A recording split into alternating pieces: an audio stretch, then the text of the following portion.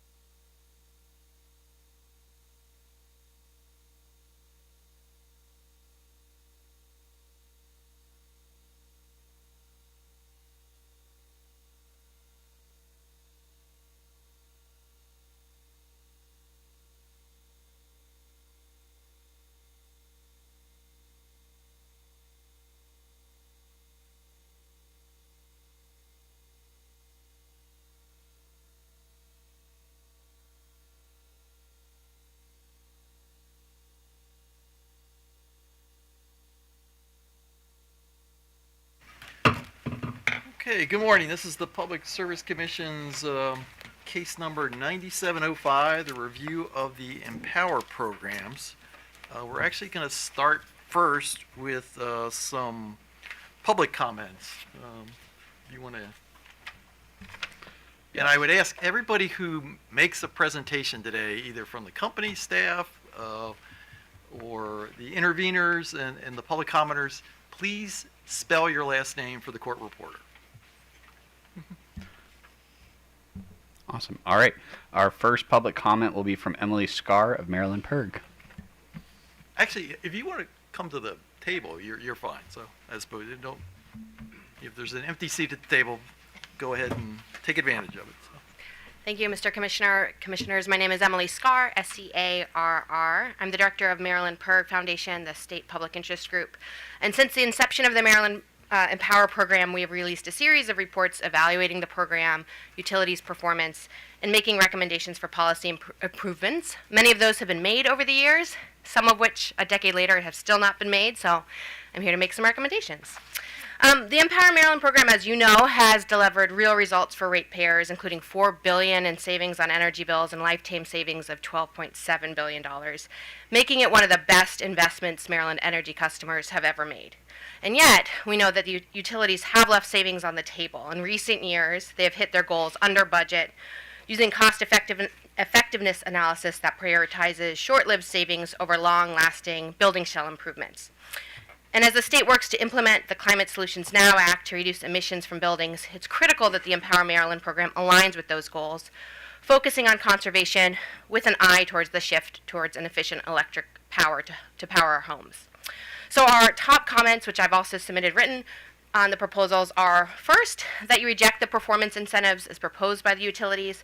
We are certainly open to performance incentives and penalties to encourage utilities to meet their goals. We think these proposals are insufficient. We also encourage you to reduce ratepayer costs through increased oversight and transparency on the utility cost plans. This can be achieved through independent audits or evaluations to determine whether the cost proposals provided in the plans are reasonable and reflective of best practices. And we also encourage you to recommend that you encourage the utilities to eliminate redundancies in their administrative structures by pursuing joint program implementation wherever they can. We encourage you to reject incentives for fossil fuel equipment and appliances in new construction. Providing these incentives is counter to our state's climate goals of reducing greenhouse gas emissions. And while we deeply support adding electrification programs into EmPOWER, we think you should reject the programs as currently proposed. They are half-baked, I think, and need to return to the drawing board and resubmit in 2024. And then finally, as mentioned earlier, we suggest that you limit behavior change to about 10% of the portfolio to really encourage those deep investments, and also reject CVR as a front-of-meter tool to hit EmPOWER goals. Since those investments have already been made and those savings will continue, we don't think it's prudent that they count towards the annual EmPOWER goals. So just in conclusion, as Maryland scales up our efforts to electrify our homes, we're counting on you to support the policies that balance the impacts of ratepayers and the demands of decarbonization. So we hope you will support efforts to expand funding to electrification and energy efficiency beyond the ratepayer-funded EmPOWER program, hold utilities accountable to their goals, and protect ratepayers from excessive costs that pad utility profits as we pursue an efficient electric future. Thank you for your time, and I look forward to this week of hearings. Thank you. Thank you. Our next will be Sean, President of Heating and Air Conditioning Contractors of Maryland. All right. Well, yeah, actually, if Sean's not here, then Joel Rosenberg of Rewiring America.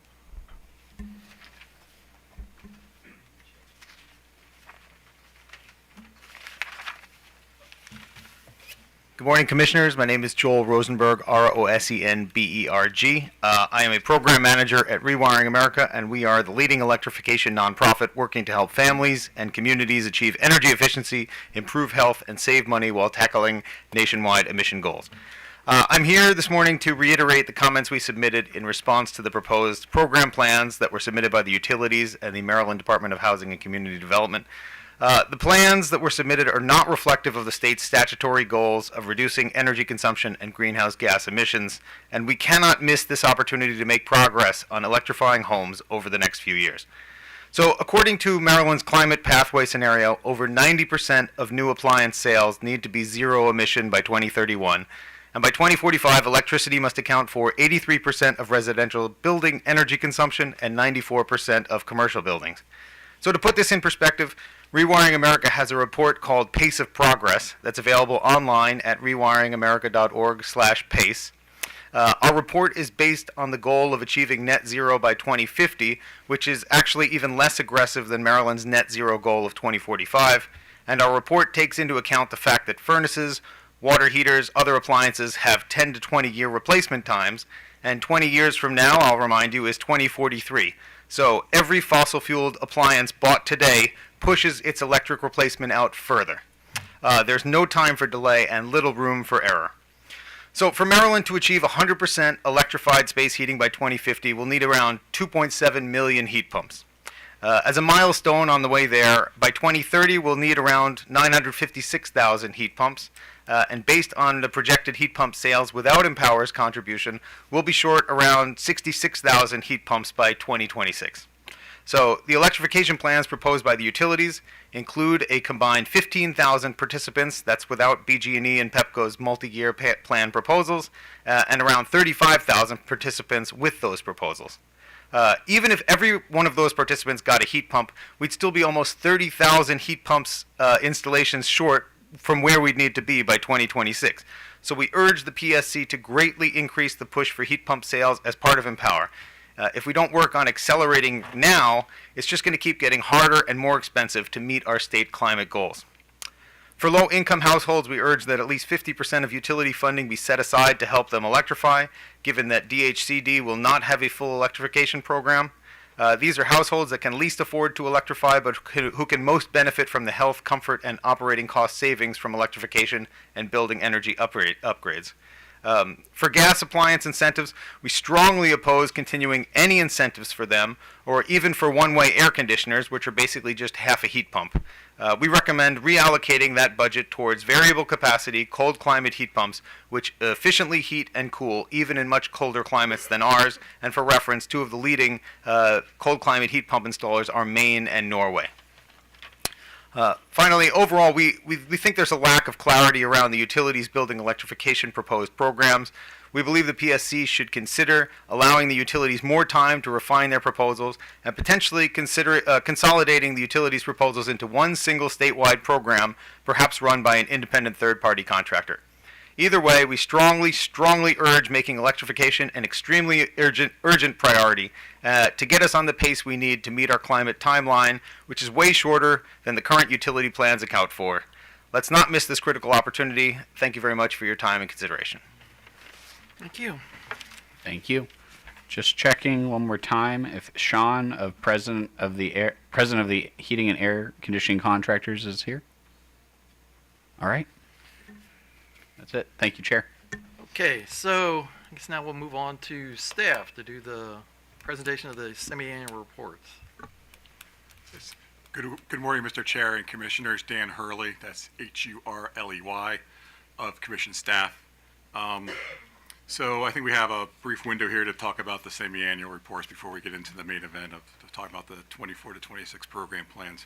So briefly, and if my colleagues in the other utilities or other state agencies wish to come up and provide additional information or insight, that they're more than welcome to.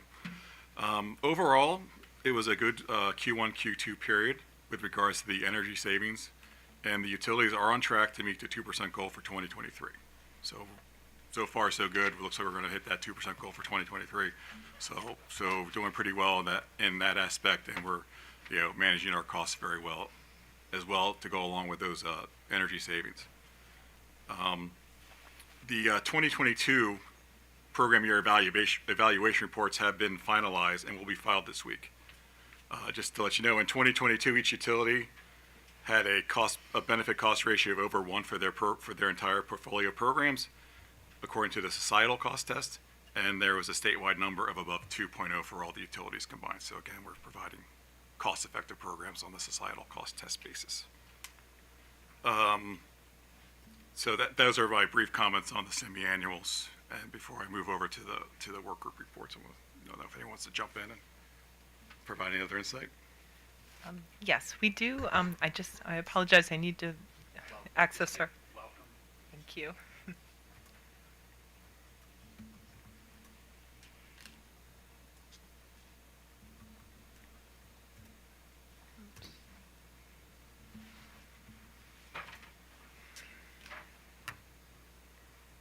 I'm sorry, where?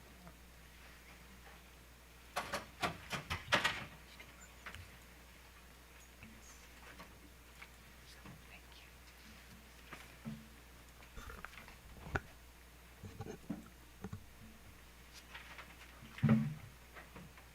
So good morning, Mr. Chairman. Good morning, Commissioners.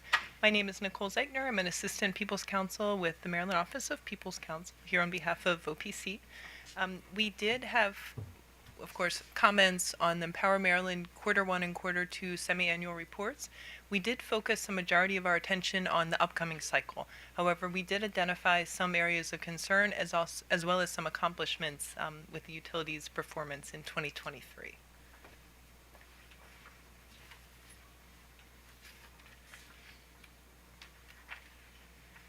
So in terms of positive findings, there were, of course, positive findings. The utilities do appear to be on track to either meet or exceed their 2023 goals. BGE, we noted, has had very positive results with its home retrofit programs and its appliance program. SMECO is doing some work in the area of demand response and reported on an expansion in eligible equipment manufacturers for its flexible load management pilot. OPC advocates for additional demand response programs, which we will discuss further in our comments on the 2024-2026 plans, but we did see this as a very positive thing. Also, SMECO has implemented an instant rebate for midstream programs with one of the distributors in its service territory. OPC will also provide additional insight on our feelings on the midstream programs later on during these hearings. But we did support instant rebates. We think that this helps increase contractor participation and distributor participation, and we think this is a positive thing. And then we also noted that Washington Gas demonstrated positive results with both its behavioral savings program and its new demand response program. This is important because OPC has long advocated for the end to incentives for gas appliances under EmPOWER. And here we see that Washington Gas can achieve savings without these new appliances. They're achieving good savings in other areas as well, and this is important. So one area of concern that OPC has focused on recently is midstream programs. We continue to be concerned by the underperformance of the utilities' midstream programs. The midstream programs must be an important vehicle for the deployment of heat pumps that will help the state meet its climate goals. Unfortunately, the midstream programs are not currently achieving what they could achieve or what other states' programs are achieving. And we will discuss this at length in our comments on the 2024 to 2026 plans. But we also will note that Potomac Edison is the only utility that achieved 50% or more of its 2023 HVAC program savings goals halfway through the cycle. So the other utilities are not on track to achieve their goals for the midstream programs. Incentives for gas appliances, as I've noted, although this is one of Washington Gas's highest achieving programs, it's simply counterproductive to the state's climate goals. Because of the useful lives of new gas equipment, this equipment will be in place in 2030 and even in 2045 when the state has to meet net zero GHG emissions. OPC continues to oppose incentives for fossil fuel burning equipment under EmPOWER, except in limited circumstances for commercial and industrial buildings where no reasonable electrification alternative exists. And then finally, we were concerned about the underperformance in limited income programs, specifically DHCD's limited income programs. This has long been a concern of the Commission, OPC, and other stakeholders. And we did note that there's far more participation in the utilities programs by limited income customers than in DHCD programs. And we believe that limited income customers should participate in the utilities programs. But our concern is that because those programs are free to residential limited income customers, it does appear that perhaps customers are not being made aware of the options available to them under DHCD. That's what we would believe from these findings, because when presented with the option of a free program or a program that has a cost, it just seems unlikely that that many customers chose to pay for an offering. So this is just an example of the work that DHCD will have to do and its upcoming plans, and we comment on that further, but DHCD has proposed a very comprehensive plan that we believe is positive and will help it meet its goals in the upcoming cycle. And I would end our comments at this time on the Q1 and Q2 2023 plans, and we're open for any questions. Thank you. So, any questions from commissioners? Commissioner Barbe? Richard?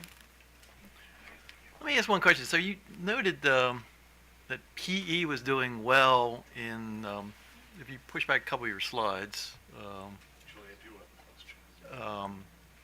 I guess the next slide. Yeah, so you were talking about how PE had done well in that as opposed to the other utilities. Is there something that they're doing that the others aren't? That's a good question, Mr. Chairman. I do not know what exactly it is. Apologize. I'm going to ask Mr. Voorhees. Oh, sure, okay. And if you could introduce yourself and spell your last name. Absolutely. My name is Dylan Voorhees, Voorhees. I work for VEIC, and we're a consultant to OPC. And first, I would like to clarify that Potomac Edison is not, by its own goals, doing well. It's the only utility that achieved more than 50% of its goals for 2023. So it may be on track for this year.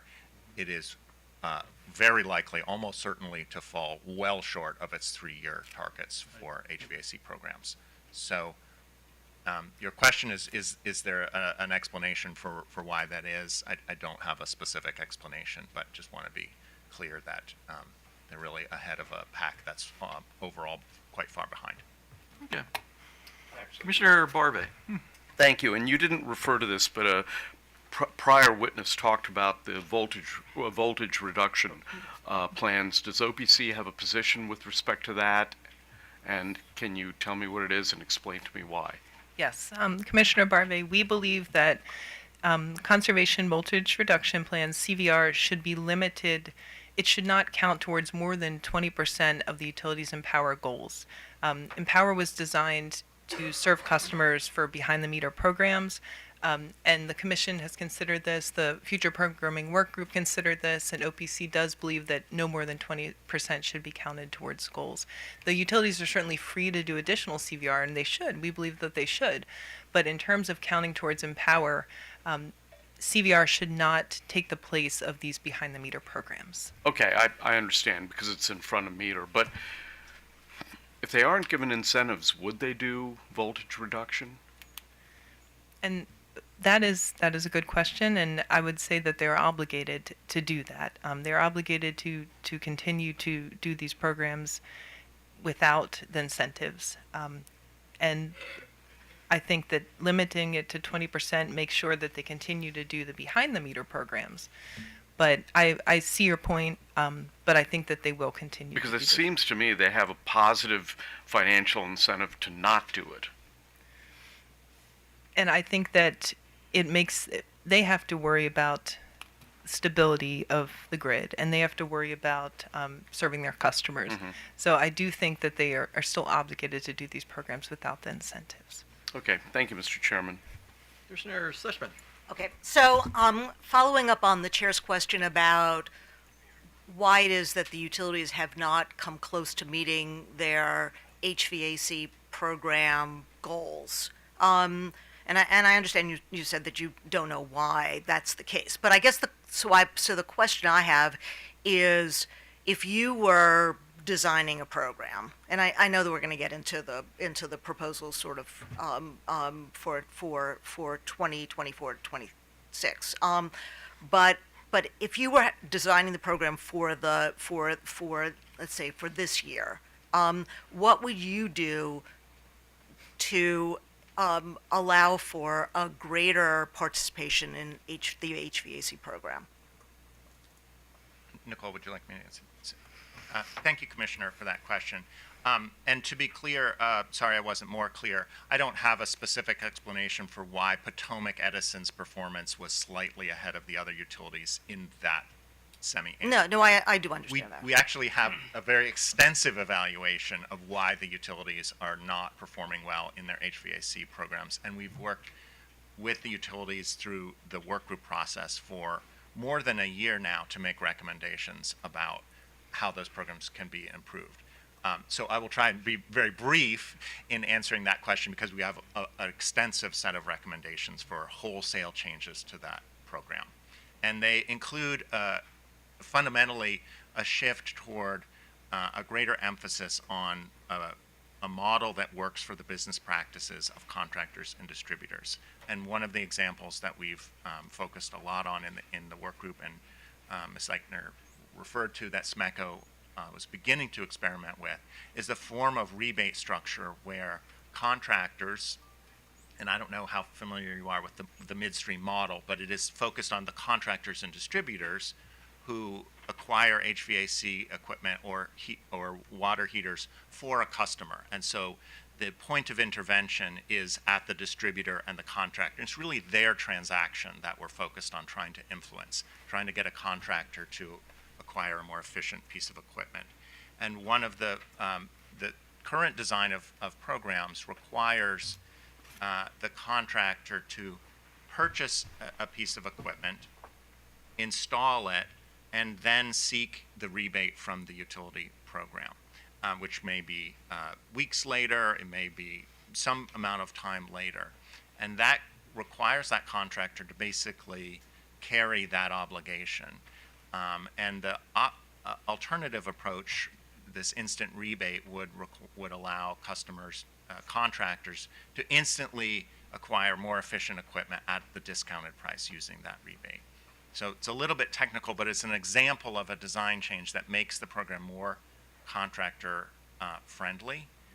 It looks, as we evaluate some of the sales data from the state, that many sales of heat pump equipment are occurring outside of the programs. And we don't know exactly why or exactly how many, but it appears that there's significant reluctance to participate in the programs by contractors and distributors. And it's those kinds of economic and commercial friction that makes it less likely for them to participate. Okay, so what you're saying is if we can find a way to make it easier for the contractor to obtain the rebate on behalf of the customer, to lower the price, to get that efficiency in place, it'll just be easier to deploy these HVAC systems. Yes, and I would say that's one of half a dozen types of changes that we think are important in terms of training, education, communication,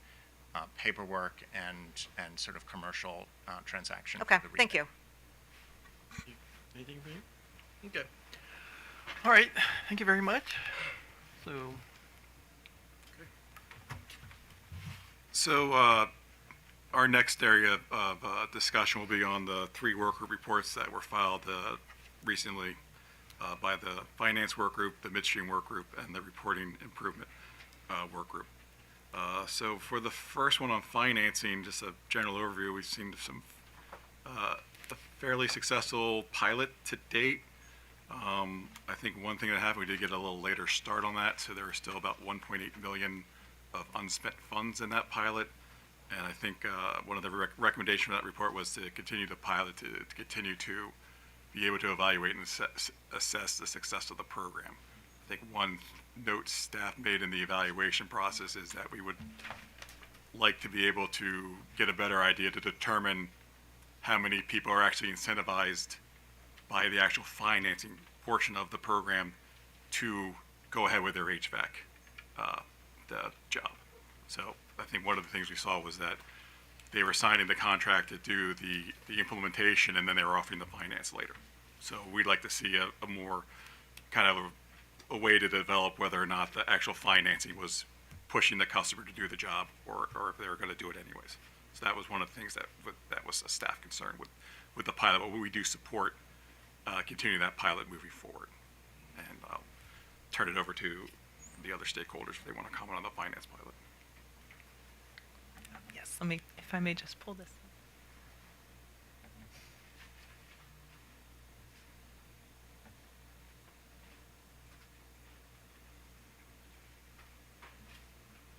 So OPC did have some views on the Finance and Clean Energy Advantage pilot.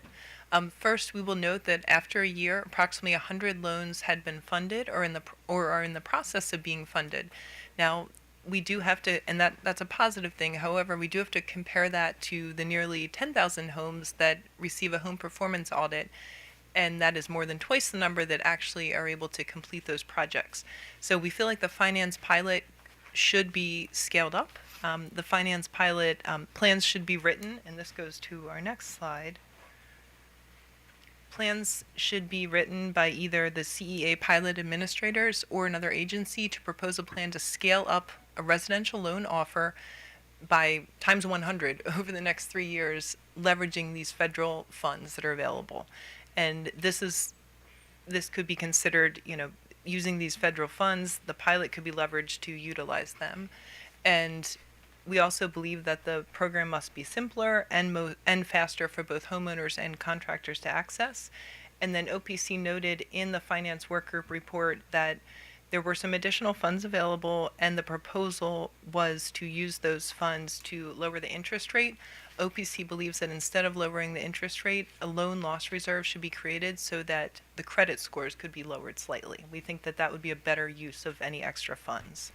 And this goes back to this slide. Apologize.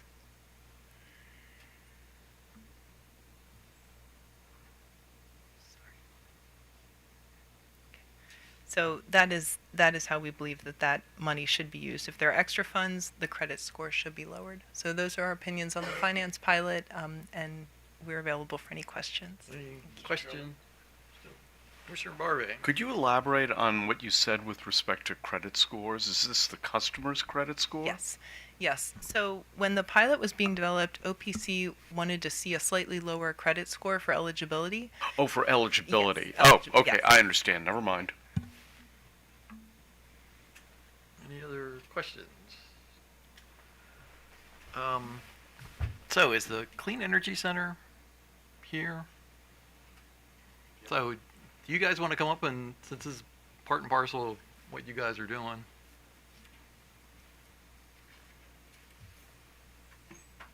Actually, if you get, we got rid of the table, you can go ahead.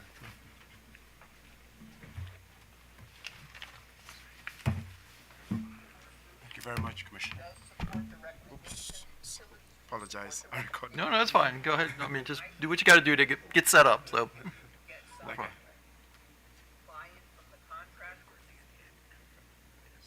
May I use this, please? Thank you. Oh, I think I have to go up one step.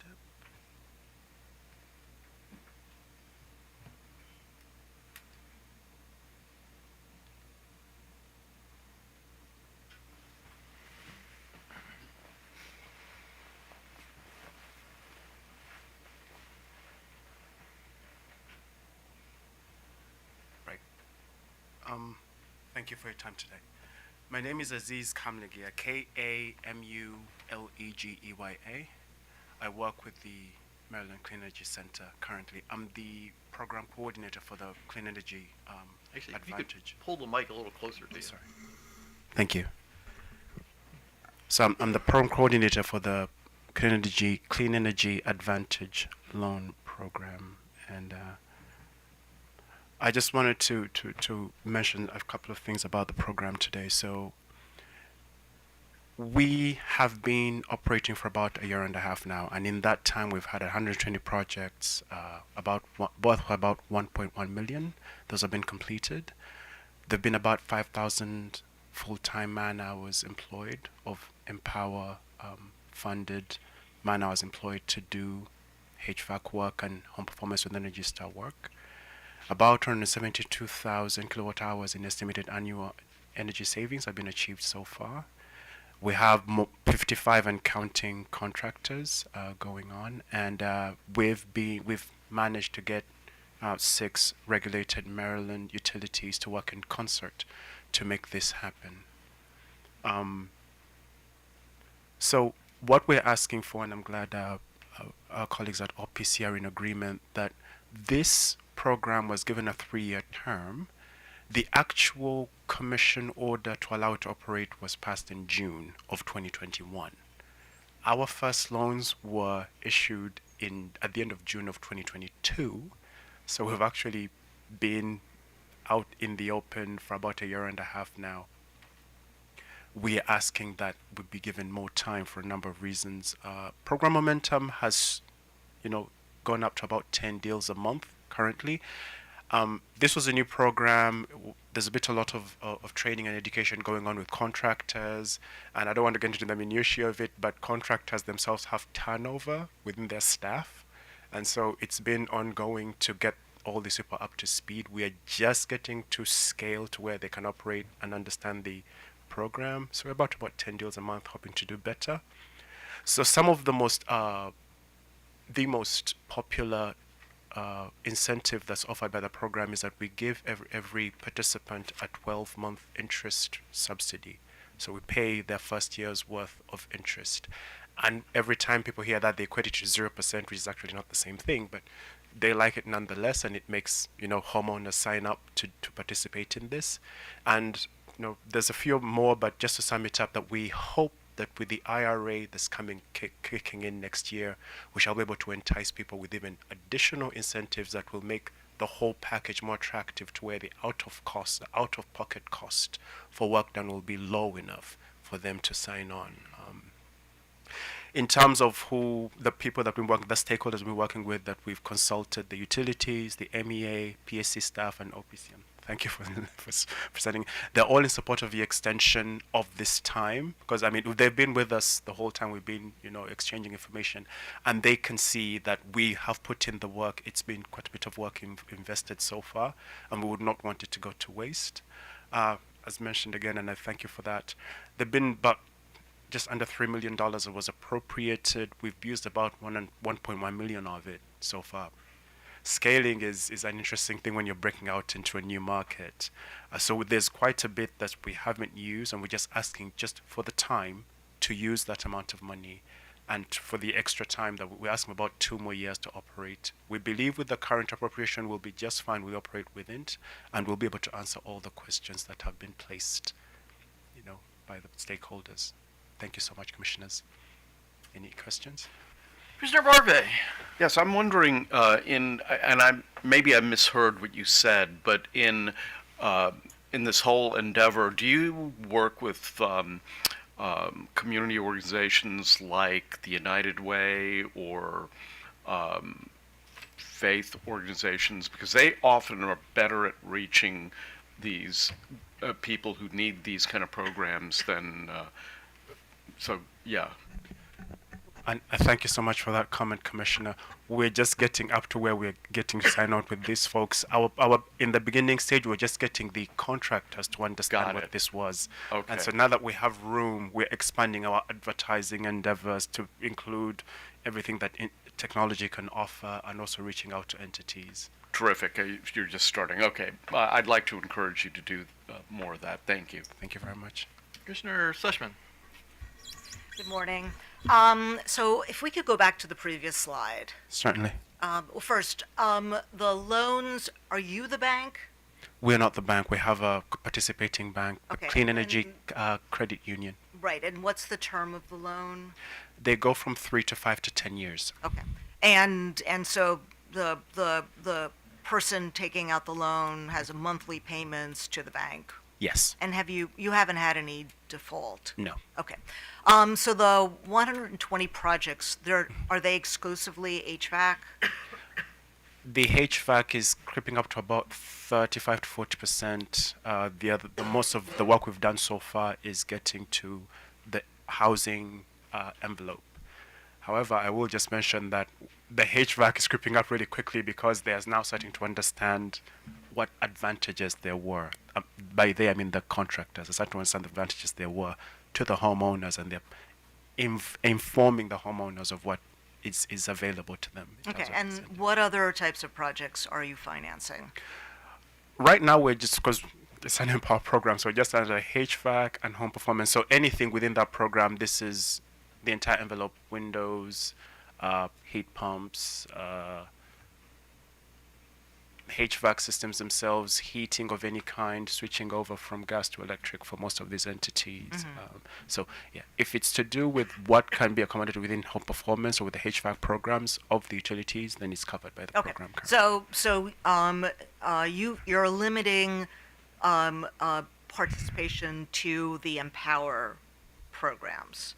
Yes. Okay, so to the extent that there's anything else out there that you've identified, or the Montgomery County Green Bank has identified as an opportunity for savings, if it's not included in an EmPOWER, it's not eligible for financing under this Currently, no. That's one of the things we're working on developing too, but currently, no. program. What do you mean you're working to develop? I mean, we're always looking to see what we can add to this. And in terms of the platform itself, because the platform itself now exists, so we're looking to add to it and see what else it can support. Okay, so if you were to add to it, do you need to get approval to add in order to be eligible for the financing? We attribute that to something that's external to EmPOWER financing.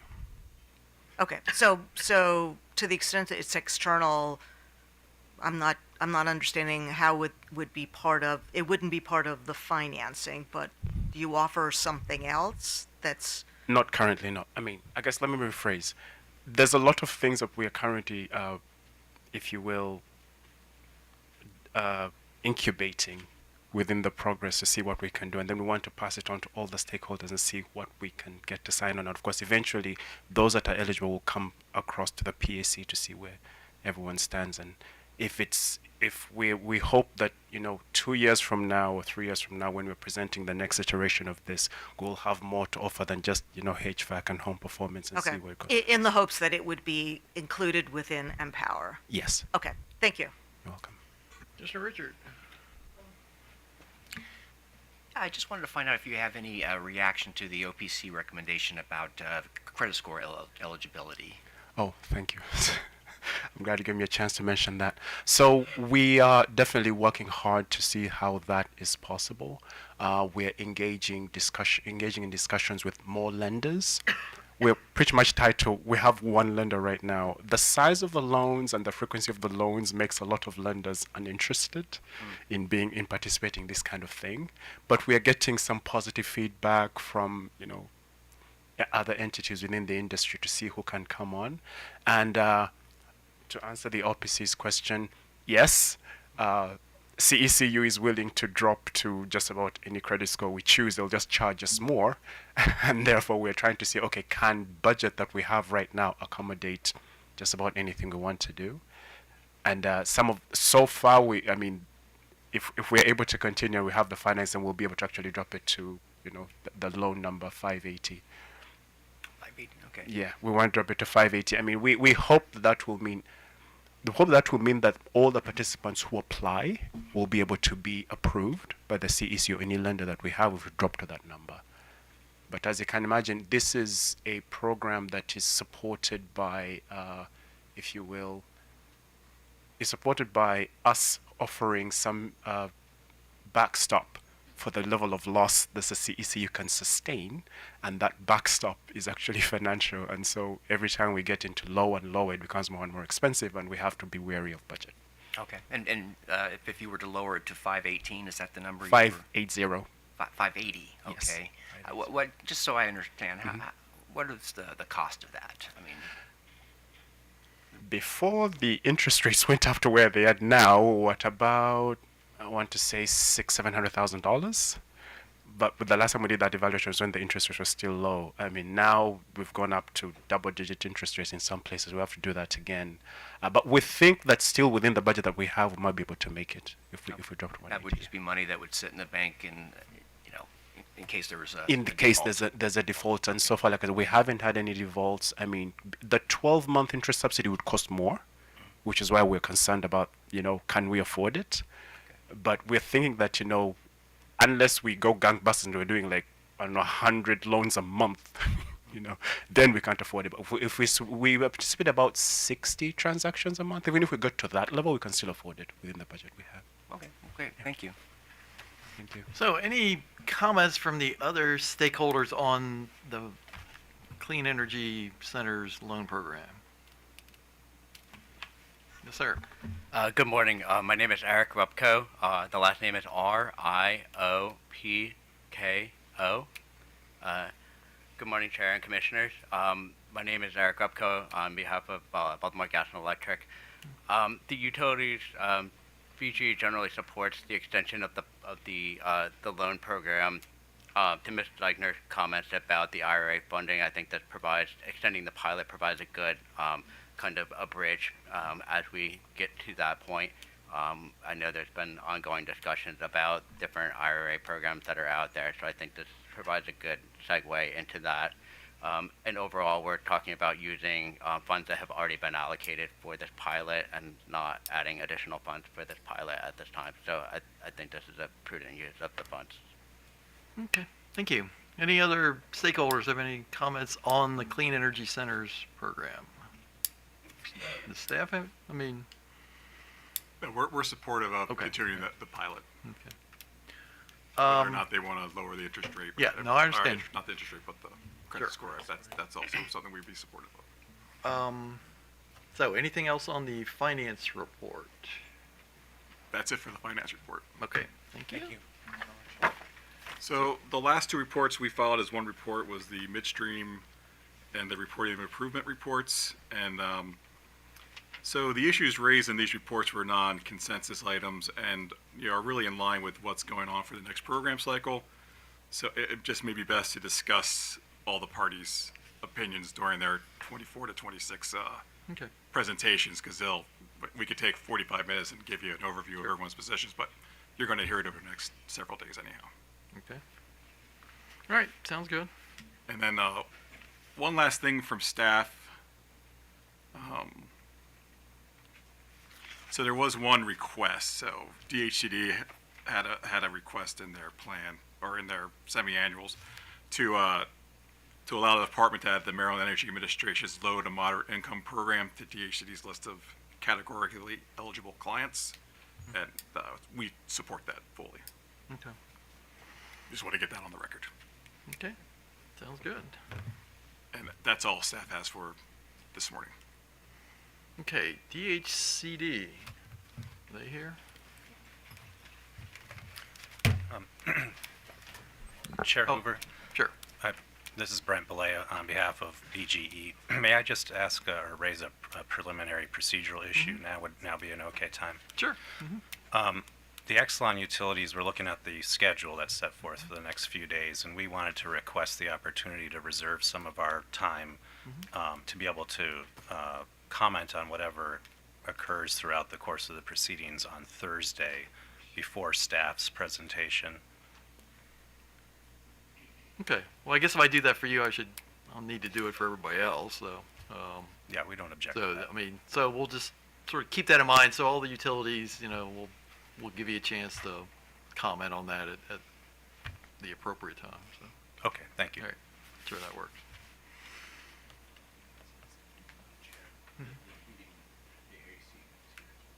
What's that?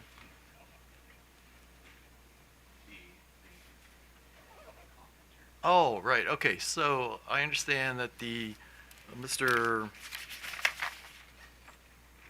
Maloney, is that how you say your name? Mal, okay.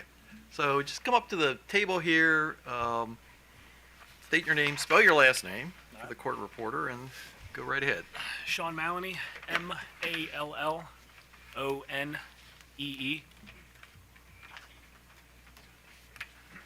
Yes, sir, go ahead. I apologize for being late. Got held no up. problem. Good morning, Chair Hoover and members of the Commission. My name is Sean Maloney. I'm current president of the Heating and Air Conditioning Contractors of Maryland, a trade association for independent heating, ventilation, air conditioning, and refrigeration contractors in the Baltimore metro region.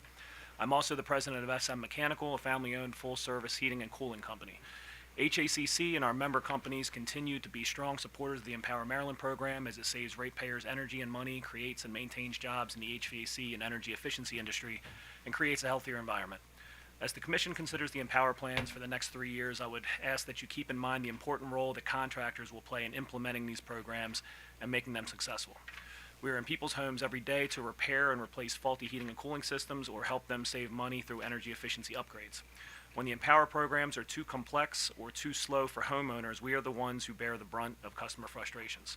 We need to make sure these programs work well for homeowners and contractors by making them easy to navigate and improving consistency across programs while still allowing each utility the flexibility to address their unique markets. HACC has remained engaged on the midstream work group process, and we were disappointed that the recent midstream work group report failed to substantively address many of the issues raised by contractors and by this Commission. We submitted more detailed comments for the record, and we look forward to continuing to engage in what we hope will be a revitalized process going forward.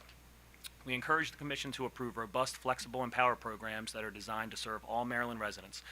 This includes support for both gas and electric efficiency programs, equipment requirements that give customers flexibility, and reducing administrative burdens on contractors, especially small contractors. The EmPOWER program is the flagship of energy efficiency efforts in Maryland, and we are proud to be a part of it. We look forward to continuing to work with the Commission, the utilities, and other stakeholders to share the voice of the contractor and help make these programs even more successful. Those are my formal comments. Informally, the way that I look at it, I've been involved for the last several years, so I'm not really sure before I came along how well the contractors were represented. I can only do with what I'm in going forward. I run a company that has 20 employees, okay, and I feel that I'm very reflective of overall the majority of HVAC contractors who are in this market. So that being said, we are the ones that we need to bear that burden that we don't have on some of the larger companies that do. So my goal is to make it as easy as possible for the program to be successful. So the way that I look at the way things are is you have 4 components here, right? We have the politicians. They set the vision and the agenda. PSC, OPC, everybody else, you guys weigh in on how these programs are going to be implemented. Then you have the utilities. Obviously, we all know what they do and what they have to work with. And then you have the contractors. And I feel like the contractors don't have a strong enough voice or just don't get paid enough attention to. But at the end of the day, we are the key to any success of this program because we are the ones who sit in the customers' homes. We feel the pulse. We hear what they're looking to do. Financing options, what the best value is for what they're getting, what the best long-term plan is, if they're going to be living in their house long-term or short-term. We know all these things, and we have a lot of issues, whether it be the burden of the resources that we may or may not have. So like myself, I look at it as if I'm not willing to do certain things because it's too much of a burden or too much of a hassle, that's how most of other contractors are going to be doing that. And I just ask that you guys, to remind you guys that we don't run Fortune 500 companies. A lot of the people who have built these companies from the ground up, they didn't even go to college, but they're successful in what they do. And they don't have these Wall Street visions of how they do their finances. They're just looking to make as much money on their profit margins as possible. And then you also have customers who, if it doesn't make sense to us, then it's definitely not going to make sense to them. And anything that I recommend, I treat every house as if it's my own. Okay, so whether I'm coming into one of your houses on a personal level or my own mother's house, I'm going to recommend this is the best deal for you. Are you living in your house for the next couple years? Are you going to live in it is this your forever home or whatever it is in between? What is going to bring you the best value? How are we going to cheapen your bills? I let people know, hey, this is the way that the utility rates are moving forward. Are they going higher? Are they going lower? What's the comfort level going to be? Because I'm not going to sell you on something that you're not going to be comfortable with, even if it's part of your agenda for electrification. We also know how things work with utilities as far as, oh, you want to go to a heat pump? Well, that's great. It's November right now, and you have the money and you want to pay for it. BG will be out here to do the service upgrade in about 3 months. So we'll have heat on ready for you come spring. Okay, these are the things that are common sense to us, and I've developed a very good relationship with several people at the utilities, BGE, Potomac Edison, ICF. So I have a very, very good ongoing relationship with them. We don't always see eye to eye as contractors and utilities, but I will say this: anytime that the contractors and the utilities agree on something, you should definitely listen. Because as I've said to Chris Van Hollen before, when I had a talk with him, it's not so much that we're for or against certain things. We want to give the best advice as we can, being the experts that we are with customers and also in the industry. So we're just here to help you not look foolish. So if you have any questions or any ideas on certain things and you're not sure, us as contractors, I've taken out a lot of my time on top of already running my business, because this is our future. And what direction you guys to go in, that's what we're going to follow. But there are certain things that would make our life easier. It'll make the program more successful. It'll make sense to the utilities in certain ways, because the goal, I'm pretty sure, is to not have rolling blackouts and brownouts, to not have sky-high utility rates, but also find a way that makes sense to manage dropping greenhouse gas emissions. I know that that's huge. And we just have to look at the infrastructure that we have and the resources we have, which includes people in our offices, people who we've trained. We obviously have issues with our labor market. There's a lot of poaching between contractors because there's just not enough guys to do it. So as we move forward and everything is higher efficiency equipment, do we have the properly trained employees to install super high efficiency equipment? And then as soon as we train them, do they get poached by another company? These are all things that we recognize on an everyday basis.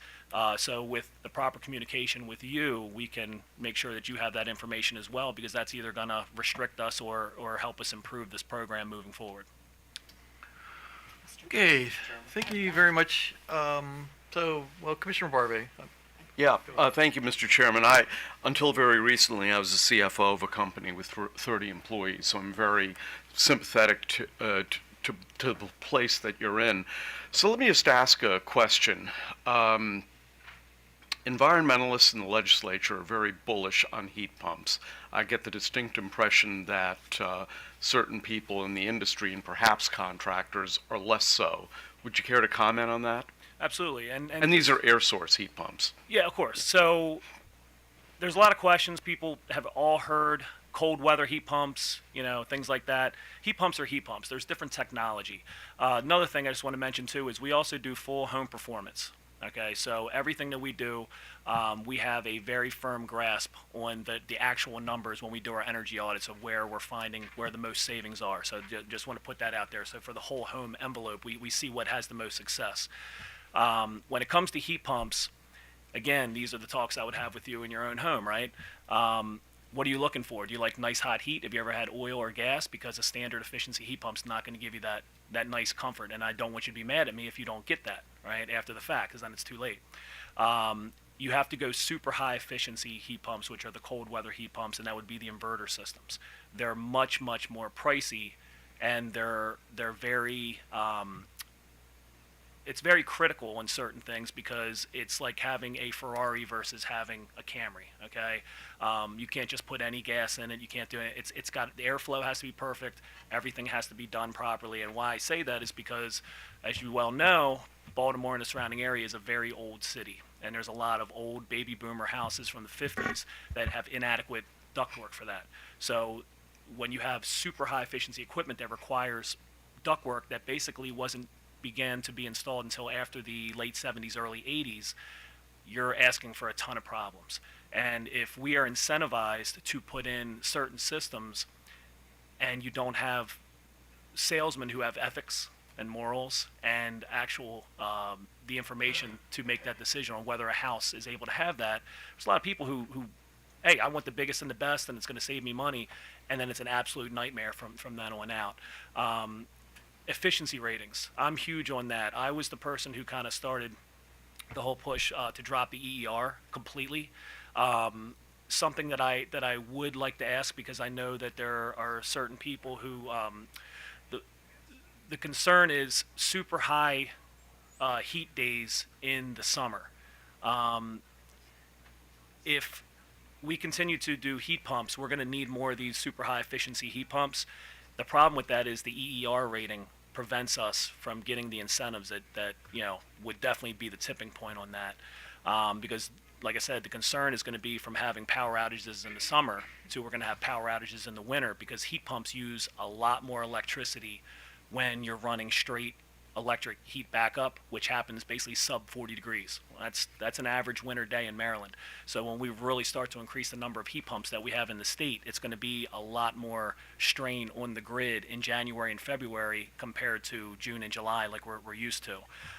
So one of my concerns on that is we need to drop EER. I'll say that repeatedly because that's going to end up being a bigger issue. But standard efficiency, super high efficiency. Something that I'd like to ask as an exception would be maybe EER ratings get dropped on super high efficiency equipment because essentially that number goes up because on the coldest day of the year, 0 degrees, -5 degrees, we don't really have those here, okay? But we're being restricted because of the numbers that come back on those days that don't really happen, which is a huge missed opportunity in my opinion. We could have a lot of people putting in these super high efficiency systems where they work at 100% capacity down to 5 degrees and 90% capacity down to -5 degrees. So imagine that. All the electricity that's making these meters spin on a cold day on a standard heat pump, you don't even need an electric heat backup. So we could eliminate electric heat as part of a system that operates all the time by putting in these systems. But the way that these incentives are set up, the customer gets zero. So we can incentivize somebody with like a $3,500 or $5,500 rebate by putting in a heat pump, but then the incentive is absolutely zero if you want to go to a super high efficiency heat pump, which is going to help the customer in the short term and the long run, but it's really going to help the state's infrastructure in the long term. Okay, one follow-up, and that is, when it comes to efficiency for customers, what proportion is installing systems versus installation? So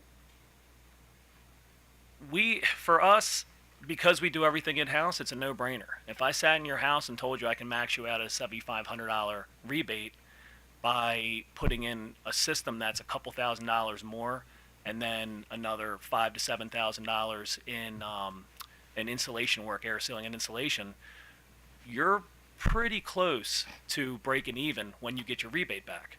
And we have special financing that we use through certain manufacturers, which I'm sure they'll kind of make some changes if it's worth it to them, to where we can kind of push it off almost like a bridge loan. So that's very effective as well, and that brings that back down. The biggest key is that we can show in our energy audits, that's why I say it's so important with that, we can show what your lifetime savings are on that, and the average house, not a big house, I'm talking an average single family home, before the most recent rate increase, like over the summer, we were on average $10,000 to $12,000 in savings over 10 years. So if you do the math between the upfront rebates and the next 10 years, I mean, it's literally a no-brainer, and and I believe somebody could verify this, but obviously everybody's going to err to the side of caution on the promises for how much money you're going to save. I believe it came in at something ridiculous, like 48%, which means if I tell you you're going to save $10,000 over the next 10 years, you're really going to save $15,000. We're paying you now at this point over the next 10 years to put that system in. And one of the big pushes we have right now is we all know the economy we're in, and we know what the interest rates are. So we've gone from people who, over the last however many years, when I sit down, hey, how long are you going to be in this house? We're not trying to spend a bunch of money. We're going to sell this house and move into a nicer house in the next couple years, so we're not interested in doing these type of things. That's flipped, because now it's, I hope you like your house, because you're going to be stuck here for a while, because at 8% you're going to move into a smaller or not as nice house if you sell. So now we have a huge opportunity again, because people are actually looking to invest back into their home for the long term, because they're intending on staying there. So this is really an opportunity over the next however long this is, to where if we can get rid of the hurdles, we can do a combination of saving a lot of money for the customers. We can do some financing on that. We can save a ton for the state, and we can kind of push towards that electrification agenda. one other thing that I think would make a lot of sense because we get into that the efficiency, or I'm sorry, the service upgrade issue. A recommendation that I would make as another exception that's not on there is dual fuel setups. So you have I'm sorry, what kind of stuff? a dual fuel. Dual fuel. So if you have a gas furnace right now, instead of switching everything over to electric, then my recommendation would be let's do a baby step. Okay, we go back with the same fossil fuel setup, but then we put a heat pump in outside instead of a standard AC. Okay, so last year, as an example, we had one brutally cold week right after Christmas. The rest of the winter was relatively mild. So if you're above 40 degrees, even standard efficiency heat pumps, you're getting the best of both worlds. Okay, you're less reliant on gas. Like this last week, right? It's been chilly, but not super cold. All that time that it's above 40 degrees, you could have a heat pump with a Wi-Fi thermostat that allows the system to run in heat pump mode, save you money, not use any fossil fuel at all, and then only switch over to gas when it's sub 40 degrees. So all spring, all fall, and then if it's a mild winter, you're going to save a lot. So I feel like it checks all the boxes, and that's another thing, like I said, a recommendation us as contractors, where I think it kind of splits the difference on what we're looking to achieve here. Thank you very much. Thank you, Mr. Chairman. Commissioner Sushman. Good morning, Mr. Maloney. I don't know if you were here when I was asking OPC questions about how to make the program work better for contractors. Specifically about the rebate. When you get the rebate, when it can sort of work to the advantage of the contractor and the customer. So here we are here. Tell us how you think the program would work better in terms of incentivizing contractors to be part of the program and incentivizing customers. So where the utility has the rebate, is holding the cash, how can we help to make the program work better? In a word, downstream. Okay. Heat pump hybrid water heaters are downstream, and we also do plumbing, but I feel that HVAC companies are held to a higher standard as far as paperwork goes than plumbing companies. I mean, take it however you want. I'm a dumb plumber myself. Okay. I feel like that's something where heat pump hybrid water heaters, if we ask plumbing companies to do paperwork, they just won't do it. Okay, and that's where I kind of come back to a common sense approach of who you're dealing with as contractors. HVAC, because the EmPOWER Maryland program and all these rebates have been around for so long, I feel like the HVAC companies are held to that higher standard. But there's a tipping point of we're not doing this. And when everything switched over to midstream, I was one of the first people to come out and say this isn't going to work. Okay, this is one of those utility companies and the contractors do not agree. Okay. When it switched into that, I said, I'm going to go out on a limb here, and I'm going to do some research myself. I talked to several of our distributors, and I said, from the day that midstream was implemented to whenever now, right, and it was like a year, can you tell me what the drop-off was for standard efficiency equipment versus higher efficiency equipment? Because that's going to tell the whole story right there. And it was a 3 to 5% drop-off of what was 14 SEER and 16 SEER when it was under downstream, and then that 16 SEER number came down and the 14 SEER equipment went up. So we're talking very simply human nature. Okay, it was a hassle. Now it used to be that when you as a customer said, hey, you're gonna get a $500 rebate. Okay, cool. Let us know if you don't get it.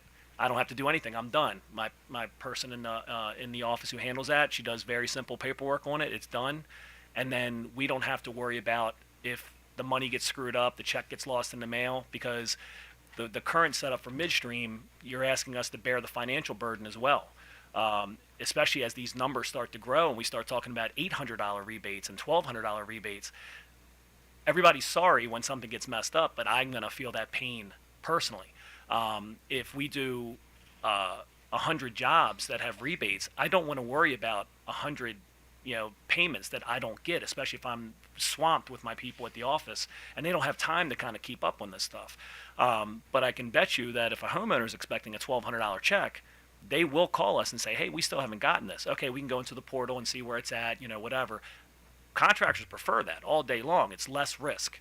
And that risk is real because we had several times where we didn't get money and we had to kind of go into it. And then the other thing is that the money that is being allocated to go to the customer, you're not getting all of that because if it's a $500 rebate, most distributors are charging you as the contractor, so it's only a $450 rebate because they're going to charge you $50 for every single one that gets processed. I feel like that's kind of a waste because that money is supposed to be going fully to the customer and you're not getting it. So that's a couple things with that. If you go back to downstream, we can go back to business as usual the way it was before. And I know it's possible because, like I said, heat pump hybrid water heaters. Home Depot has an upstream model of that. Seems to work very well. And then contractors, the plumbing companies, they still operate that as downstream. They kind of give it, or I'm sorry, even the distributors at the plumbing supply houses, they're operating as upstream. That money is kind of bringing that number down right at the very beginning, so the customer's getting all the savings, and we have no paperwork to do. So anything that we do on that end is going to make life a lot easier for the hundreds of contractors that we represent. Just wonder if there's a way that we can design the program so that there's not a risk to you or the customer, so that the money automatically goes. It's tough, and here's where I will agree with the utilities. And like I said, we try to work these things out because what's good for everyone will be the success of the whole program, including customers. The difference between heat pump hybrid water heaters is, compared to HVAC systems, is matchups. Okay, if you need a heat pump hybrid water heater, you're buying a heat pump hybrid water heater. It's cut and dried. Okay, it is what it is. If it meets, then you get that rebate. Very simple. With HVAC, there are so many different matchups for sizes of equipment, the types of equipment. Everything kind of goes into this AHRI and it kicks us out. Okay, here's what that SE, the SEER rating and the EER rating is, and HSPF. And if it doesn't hit, then you get nothing. Some companies buy floor plans, so they're going to buy all of the equipment at once. Larger companies, obviously, and they're going to pick from that stock, which now you have to kind of work that out. So there's not going to be any way that you could potentially do that to make them happy, because they're just going to buy dozens of units at a time, and then the rebate gets submitted in when that equipment is actually installed, because you can mix and match. So we can work on that because, like I said, the utilities, they want it to be as easy as possible, but so do we. But I also think that the ratepayer wants it to be as easy as possible. I'm asking you as a contractor if you can think of a way in which this is seamless, so that no one has to be waiting on a rebate. So you don't have to worry about when your rebate comes in. Customer doesn't have to worry about getting the rebate. The utility is holding the money, so that could also be sort of part. And I'm just sort of throwing it out as you're sort of in the business. We're trying to make the program work as seamlessly as possible, and it just seems to me that if there's a delay anywhere, whether it's for the customer or for the contractor, it's going to be a disincentive to get those. And I'll make you a promise, okay? If you guys are willing, and I'll hold you to it. I have no problem with that. I have no problem with that. If you guys are willing to listen to our recommendations and take us seriously, like I said, I have a very good relationship, with Eric and Amy at BGE with ICF. Same thing with Potomac Edison. But that's what we do. I am president of HACC, which is mainly Baltimore metro area, and then we have AACP, which is mainly the DC market contractors. And we're talking about quite a few hundred contractors. So, like I said, if we can find out a way to do that, we can kind of pull our own people on it. But the board members alone can do that. And with my relationship with the utilities, I don't see a problem where we have constant communication. We've been having meetings kind of leading up to this. We try to do bi-weekly because there's so many things that are going on, and right now is the time to switch this going into the new 3-year cycle and moving forward. If you guys are going to take us seriously and any recommendations we have, I will spend as much time as it takes to work with the utilities, and then we will find a way that's just not us throwing out our wish list and then them throwing out, well, that ain't going to work because it does, we don't like that. We'll come to an agreement on what we feel is the best way moving forward to where our paths kind of meet, and then we'll give that recommendation to you. And then, like I said, when the contractors and the utilities agree on something, it's probably a really good idea to listen. Yeah, I work with OPC as well, since they sort of raised it this morning. But it just seems to me, I think you all want to accomplish the same thing. So I'm sure there's a way to make that happen. Well, everything is getting more and more and more expensive, especially for the high efficiency. And a huge frustration for me is when I have a customer right there, and I'm actually recommending something that I believe in. I mean, sales is easy when you believe in it, okay? Or you would do it in your own house or in your own mother's house or sister's house, and that's kind of how I operate my business. But the most frustrating thing in the world is when you know this is the best thing, and then one little detail is holding it up, and you know that detail could go away, or at least, in a certain exception, if it makes sense. So that's where I'm at. Okay. Well, open invitation, so thank you. Mr. Richard?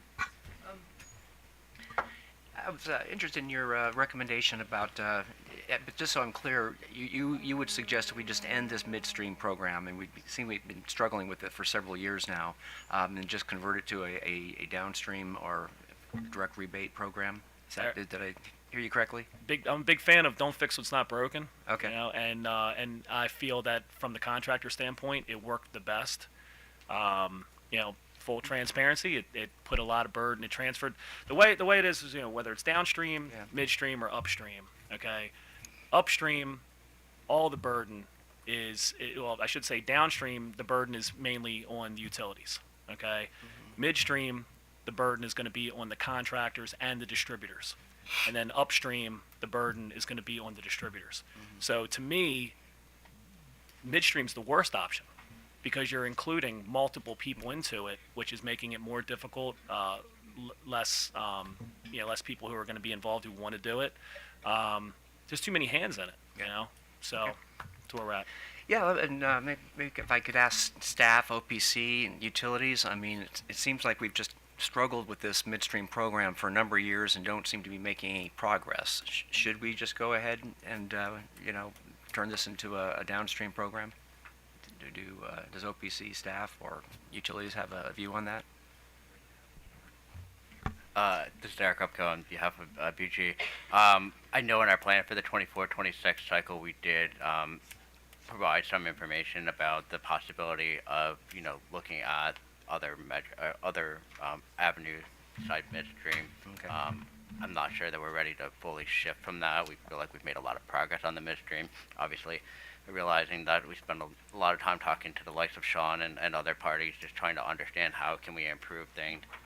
So it might be something where we need to look at some measures in different channels and then see how that goes. But right now, generally we filed the midstream plan for the next cycle. Okay.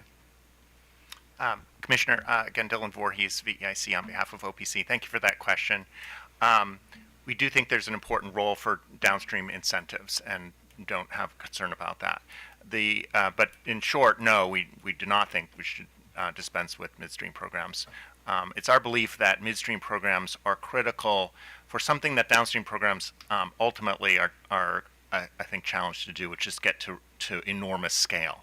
As you heard earlier, and I think you're likely to hear again, the scale of the number of systems that need to be replaced and the pace is enormous in order to meet the objectives in the state. So we need to find ways to do things at scale, and are not persuaded that downstream is the way to do that.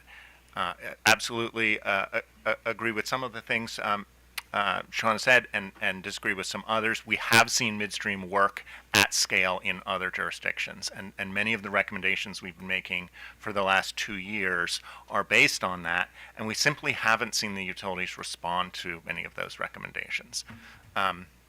That's why, as I'm sure talk more about, we think it's time for some wholesale revision of this program, including having a single implementer in charge of program design instead of 5 utilities with multiple implementers. It's just made it very difficult to make the somewhat more advanced program design changes that are needed to make a midstream program work. But we very much believe that it can and is needed, and I'm happy to sort of talk through, again, more of those recommendations. But frankly, we're frustrated that we haven't implemented many of the things that we believe the evidence shows would make the program work better. Okay, and just if I hear you correctly, none of the recommendations you've made are in the current program proposals? That's correct, unfortunately. Okay.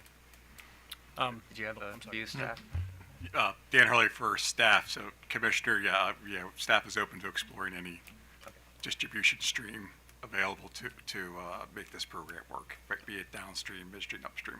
So the reason we kind of moved to this midstream model was as Mr. Voorhees was stating, we're trying to really scale this program up, and it just kind of, instead of having the utility and the contracts to purchase customer who's ready to make a change, we're going to have the equipment available so that when the customer is ready to make their change and they have the contract at their house, and they'll have the equipment they'll have their equipment on hand to actually have it there to be ready to install. So that was kind of one of the challenges we faced, 5 years ago when we were kind of moving to this midstream model. We felt we kind of might have peaked out at the downstream. We were trying to look for different ways to increase participation. Okay, you've heard that contractors don't like it, and do you have any confidence that we're going to actually solve the problems this year, or will we be talking about this again next year and the year after? We've How been the talking about midstream it so long, program is. Commissioner, but my Okay. confidence is not high, but It's not high. Okay. no, it's been a back and forth struggle amongst the work group for you've seen the reports. Yeah, We yeah. just can't find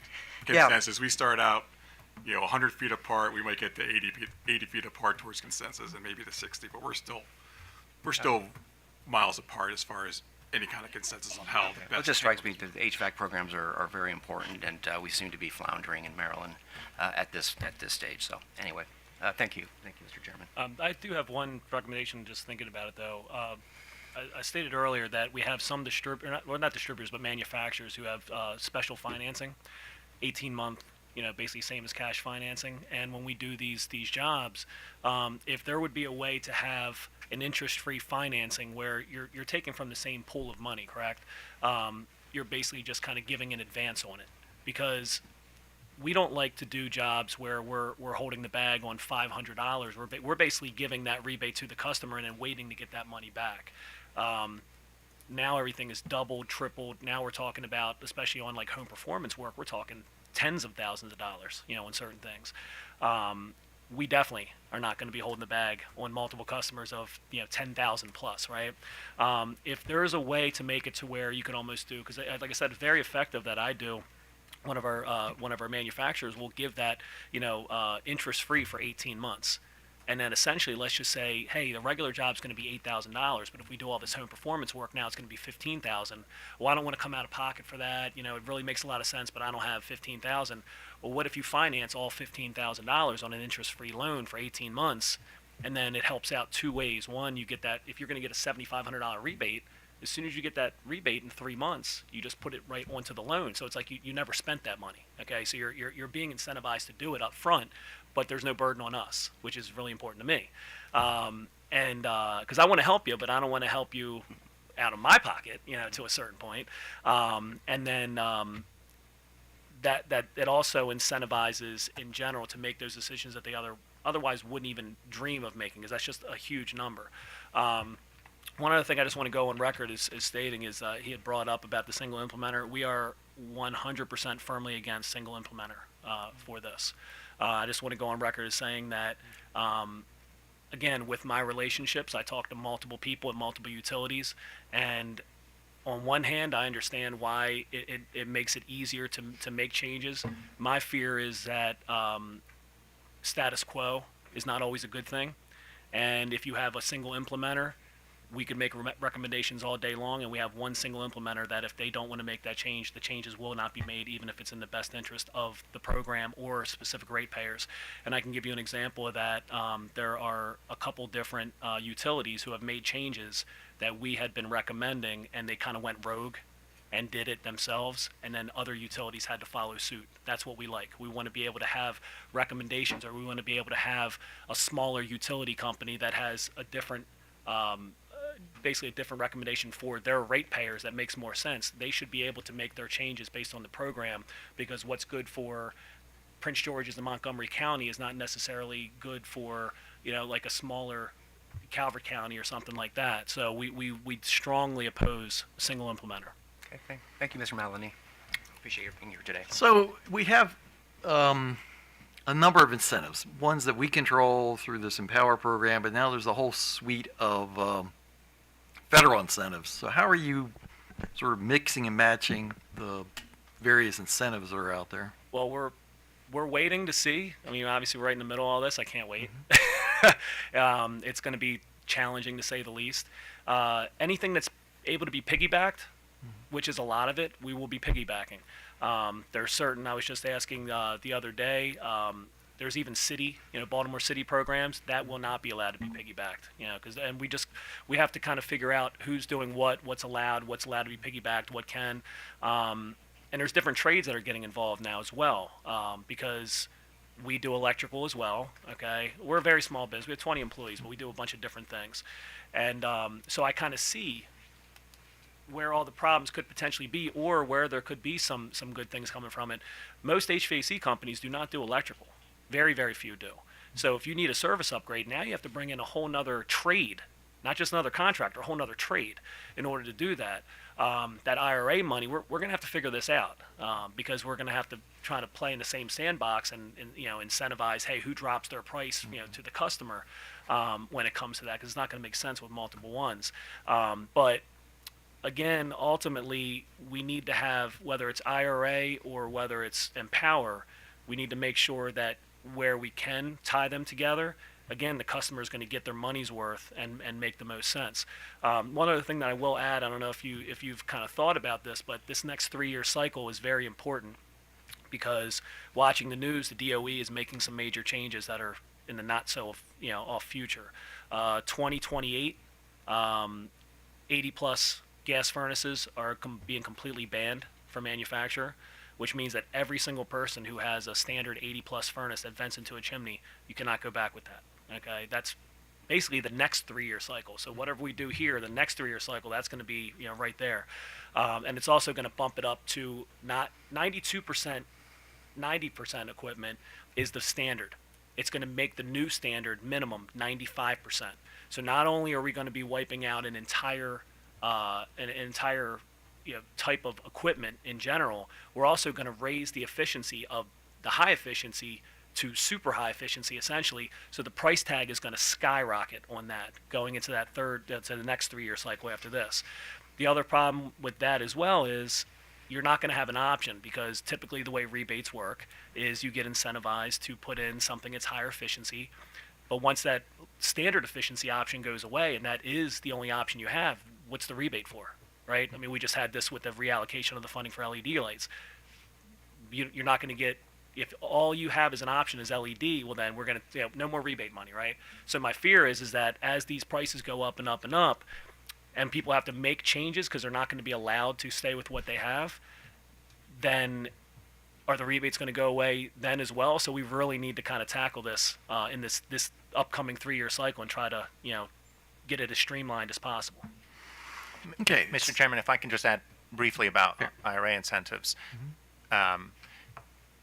As Mr. Maloney suggested, many of the core energy efficiency and electrification incentives are not yet available. They will require the development of plans by the Maryland Energy Administration and may be available as soon as next year. There are tax credits that are available now, for better or for worse. Those don't require as much alignment. Those are tax credits a customer is going to get later on. So it's really many of the core programs that need to be aligned are still coming, and that is why that task of alignment is really important, and one of the reasons that OPC recommends deferring on adding cost recovery for electrification programs, in part because the programs aren't as well developed as they need to be, but also because they really do need to be integrated, and we should make sure that happens before you approve those plans.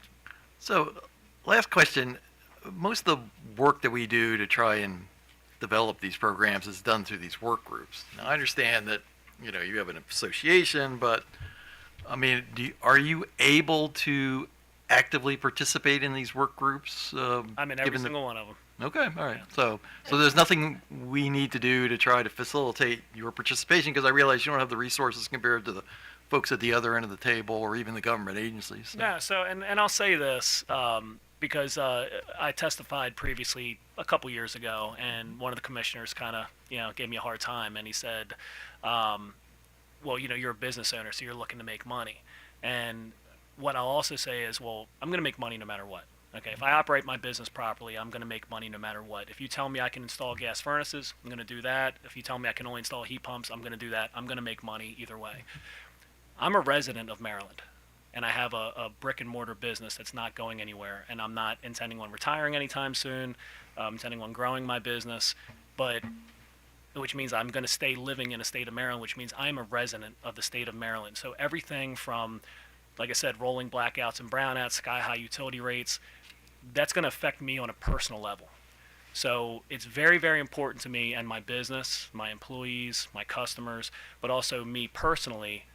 All of this is going to affect me at that rate as well. So I've grown my business effectively. Like I said earlier, I treat other people's homes like they're our own. I treat customers like I try to empathize. If I was in your position, that's why I ask these questions. How long are you going to live in the house? All these things. It's because I'm trying to help you come to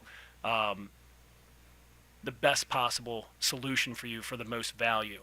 And if we can throw all these incentives on there, and that makes it a lot easier, because sometimes it's like, hey, do you want to spend Cadillac money for a Cadillac? Well, if I can get you to spend that Camry money for a Cadillac and it checks all the boxes, that's where we're kind of looking to do this, and it makes my life easier. My estimators, we all make sure they're like-minded when it comes to that. So anything moving forward, I am willing to invest as much of my time as possible, because it's all going to pay me back anyway. Okay.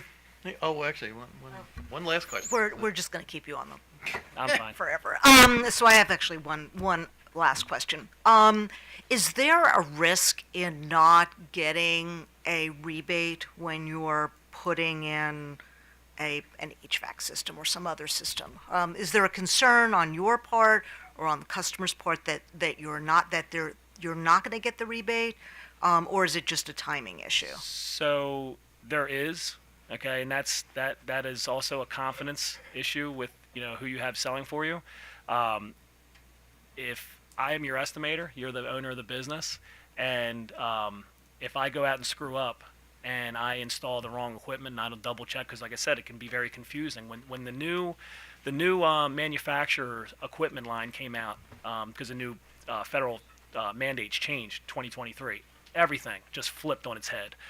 It became very, very confusing because of all the SEER ratings, the EER ratings, HSPF. I mean, literally, there's combinations. One of my manufacturers or distributors made a table for us. It's like 240 different combinations. And if one of those numbers doesn't hit, sorry, you promised that customer, $1,000 rebate. So how angry would you be at me if I messed up and cost us $1,000? Now imagine that happening over and over again. Your first response would be like, you know what, I'm not doing this anymore.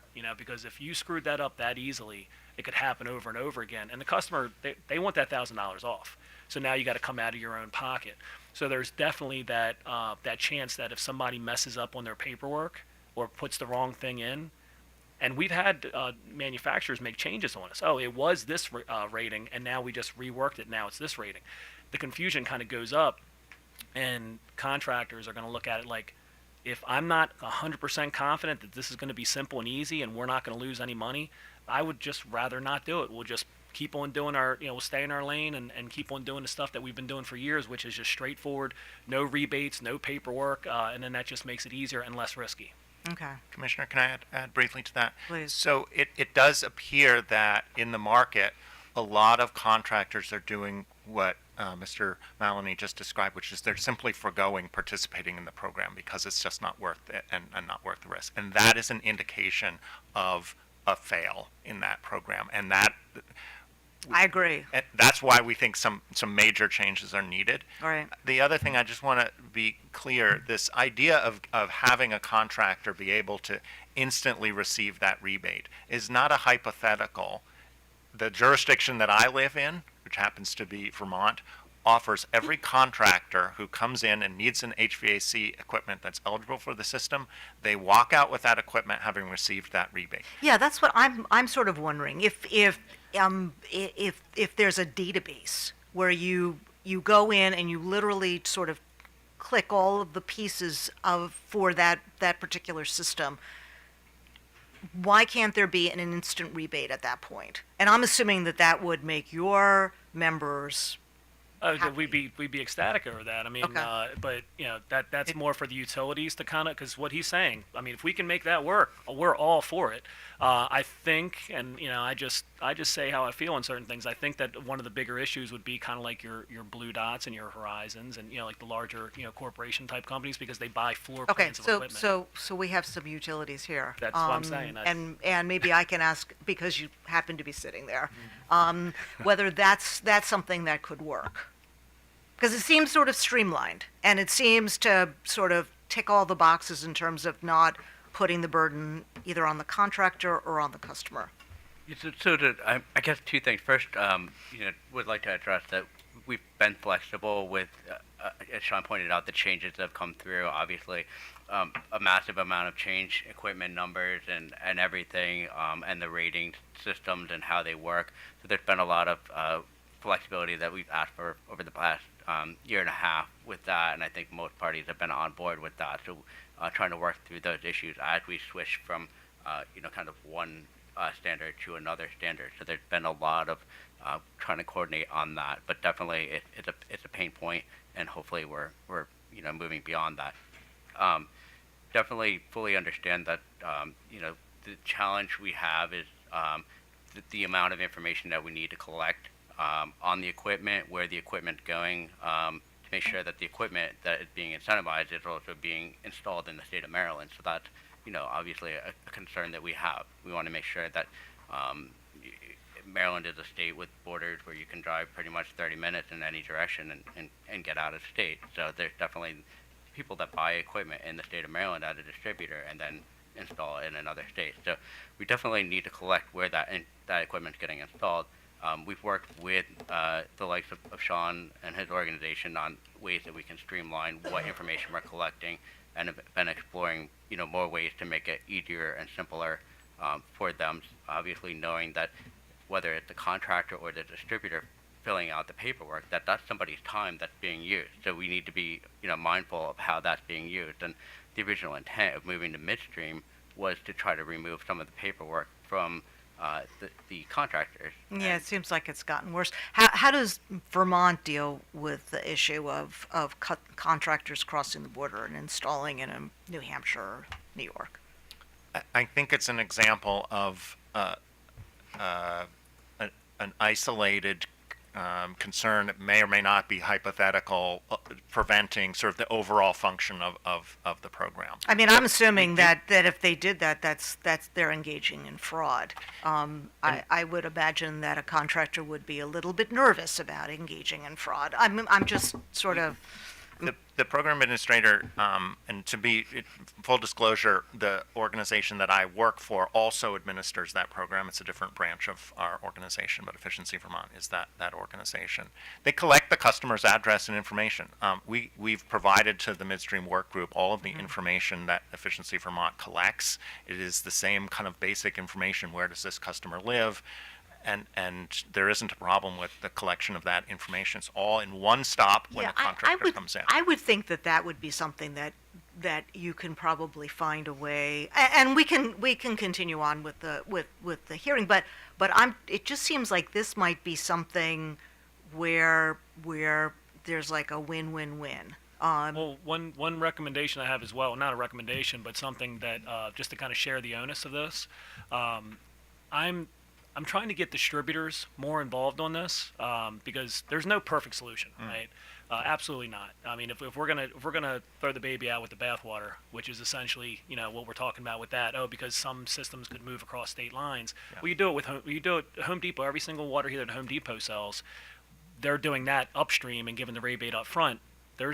Nobody's filling out any paperwork whatsoever. They could take it right across state lines and install a water heater. So we allow that. Right.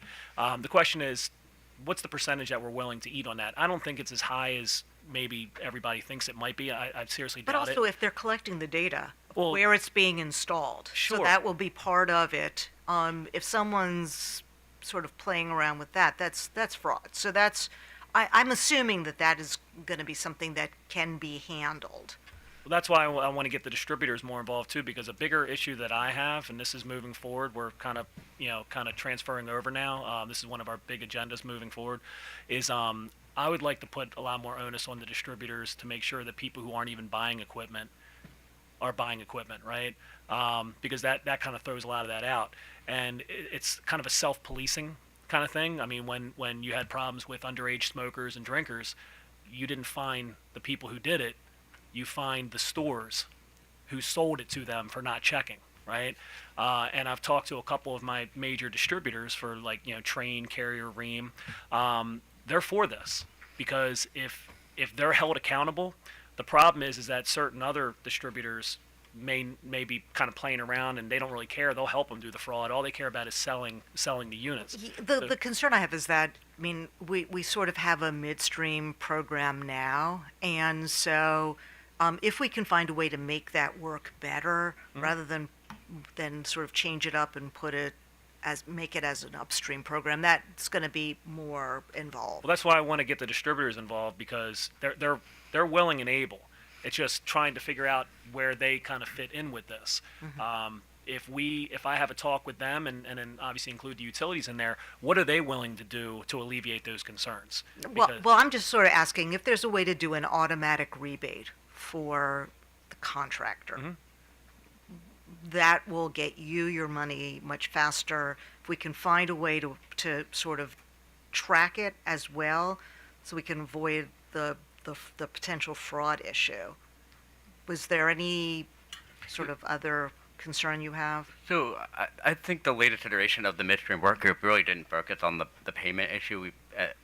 In prior work group reports, we've talked about the payment issue. I think the utility has done a lot of work on the payment issue, working with distributors. A lot of contractors have trade accounts at the distributors, so those payments for a lot of distributors now, we've tried to work it out so that those payments are hitting before the contractor has to make their payment.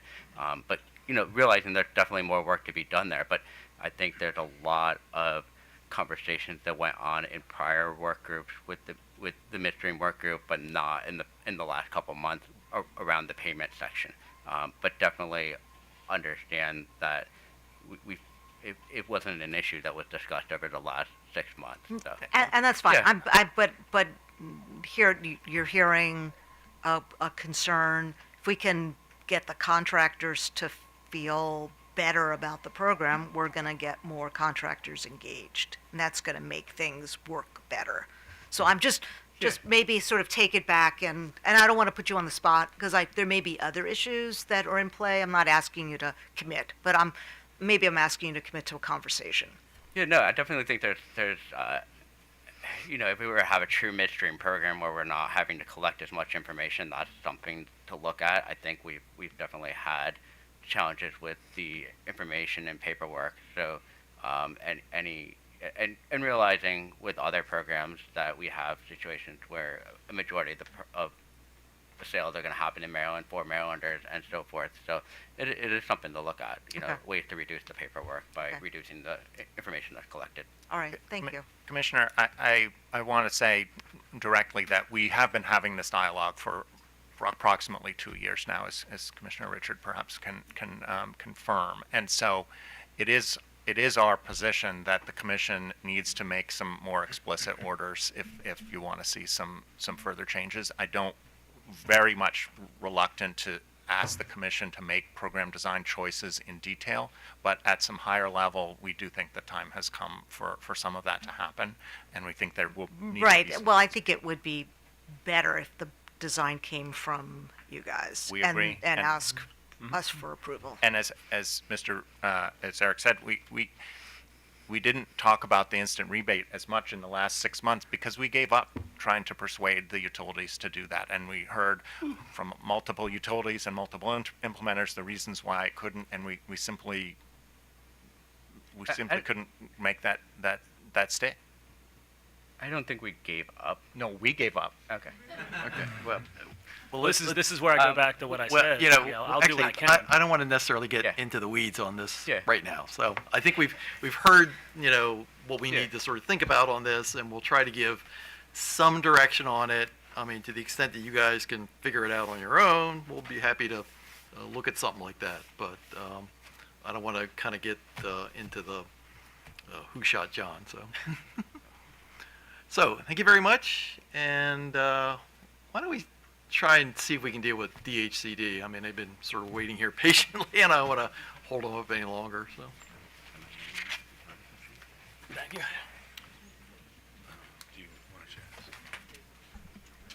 Chair, Chair Hoover. is there going to be opportunity for the utility semi-annual section, or are we just, what's that? is there going to be an opportunity for the utility semi-annual section?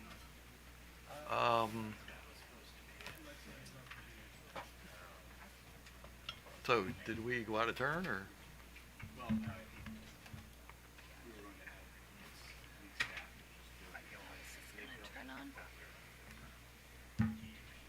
Okay. All right. So you'll get a chance to do your presentation a little later. So. Yeah.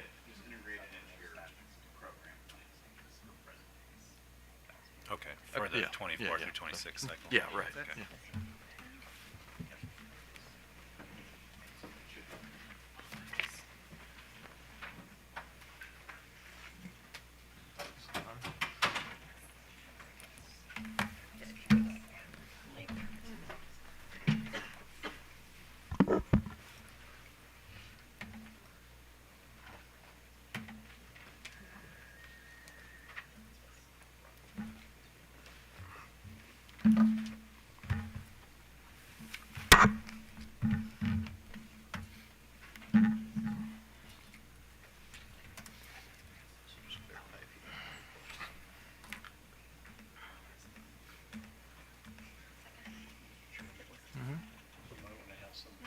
Oh, I know. Yeah, I noticed that when we started. So.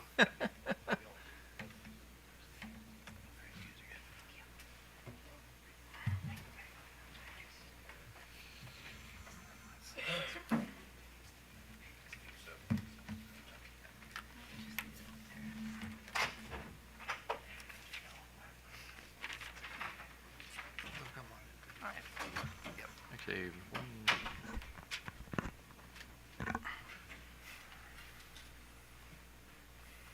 ready? Okay, go ahead. Good morning, Mr. Chairman, Commissioners. This is DHCD presenting its plan for the 2024 through 2026 EmPOWER Limited Income Energy Efficiency Programs. My name is Nicolette Tran. I'm the Deputy Director for the Housing and Building Energy Programs. And with me today, Just spell your last name, even though it's. we relatively provided simple. the last names in writing. Oh, I see. Okay, so you've got it all. Okay, right. Good enough. Go ahead. So. And with me today is Zachary Rockwell. He's the Senior Program Manager for our single-family energy programs. And Preston Thomas on my left. He's the Program Manager for the multifamily energy programs. Okay. We're also expecting Secretary Day to join us here in a little bit. We'll ask him to the table when he arrives. Yeah. And Commissioners, I'm Amy Grasso. I'm the Assistant Attorney General that represents the department. I see. Okay. Thank you. All right. So as the state's housing financing agency, DHCD is uniquely positioned to continue to successfully implement the low-income energy efficiency program for EmPOWER and ramp them up to meet new targets.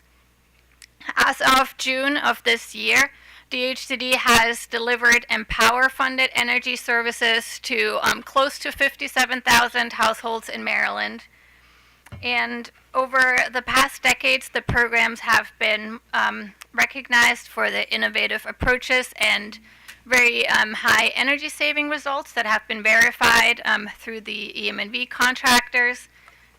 Compared to other similar programs, DHCD's low-income programs provide savings of between 16 to 23% for each household on average.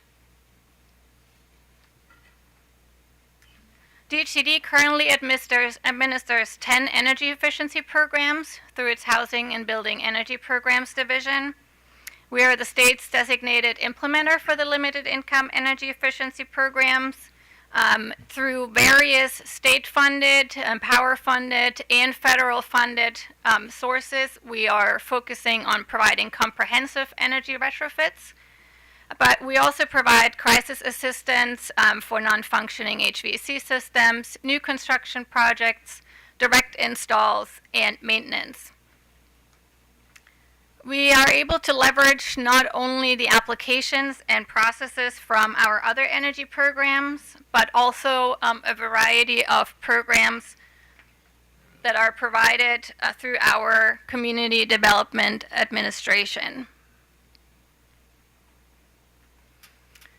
The Community Development Administration provides programs such as the multifamily rental lending program. We have a housing rehabilitation program, healthy homes for healthy kids, and other rehab programs. And between those rehab programs and DHCD's non-EmPOWER energy programs, we can provide around $120 million per year to leverage and enhance and supplement EmPOWER limited income energy projects. The reason the limited income programs require a very unique and specialized approach lies not only within the vulnerable and disadvantaged communities they serve, which is a little bit more than a quarter of all Maryland households, but also in the unique characteristics of limited income housing. Limited income homes have a higher energy consumption per square foot than the average Maryland home. They're much more likely to be rentals, are on average older, and more likely to have fossil fueled heating than the typical Maryland home. And I would add that with the older age of these homes and the limited resources of the owners, there's a very high incidence of deferred maintenance to catch up on these homes.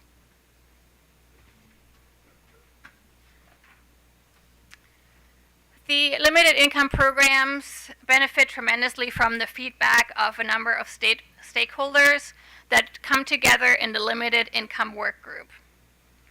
This includes other state agencies, the EmPOWER utilities, nonprofits, contractors, and advocacy stakeholders that typically come together on a quarterly basis to discuss the implementation of limited income programs and the design of the delivery. We also convened this group to design this program plan. We started with an initial workshop with over 50 participants in September of last year and held an additional 7 sessions over the following 10 months with all these participants to discuss the enhancements and improvements that we were planning to make to these programs. The stakeholders provided recommendations for enhancements, ideas for new programs, and also advised DHCD on some barriers that will need to be addressed. For the design of this program and continuous coordination, we also meet on a regular basis with the utilities to ensure that all eligible utility customers are made aware of and referred to DHCD programs. As we heard from OPC earlier, customers still pay for some participation in utility programs, and we're working hard with the utilities to continue to refer these customers to DHCD where they can get a more comprehensive offering at no cost to them. For the first time in EmPOWER history, there is a target, a legislative energy savings target for DHCD to meet, and for limited income energy efficiency work specifically.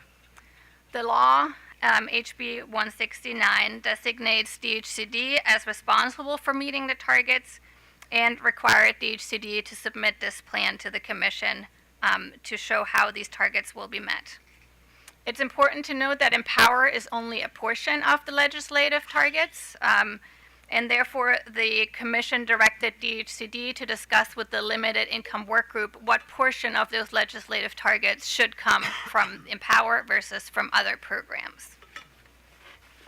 In that work group discussion that happened over the course of the past year, The group came to the consensus that non-DHCD savings can be counted toward the limited income legislative goal as far as they're aligned with the law's intent to serve the limited income population and provide long-lived energy savings. The group also agreed that the gap between the energy saving targets and contributions from non-EmPOWER programs should be generated entirely through DHCD's limited income EmPOWER program. The work group helped work through all the savings calculations and also determined that DHCD could further down the line adjust its budget based on any additional funding that may become available to the state from various federal funding sources. And I do want to point out that in such an effort to reduce the ratepayer costs, the current budget is what is needed under current circumstances to complete the work, but there are numerous efforts going on to look for ways to reduce those costs. For example, the Green and Healthy Task Force is currently working to identify additional future funding to reduce the EmPOWER costs. And then we also very closely collaborate with MEA to apply any future federal funding to these projects that is expected to flow to the state. So after it was determined how these targets are supposed to be met, there was a bunch of math involved to figure out what that target actually looks like. So to identify the baseline, we took the total number of limited income households, multiplied it by the average household consumption to get to a baseline of over 7 million megawatt hours that is occurring as limited income consumption. Then we determined the overall targets, which the law designated as 0.53% in the first year, 0.72% of the baseline in the second year, and 1% of the baseline in the third year. So that makes a total 3-year target over 157,000 megawatt hours.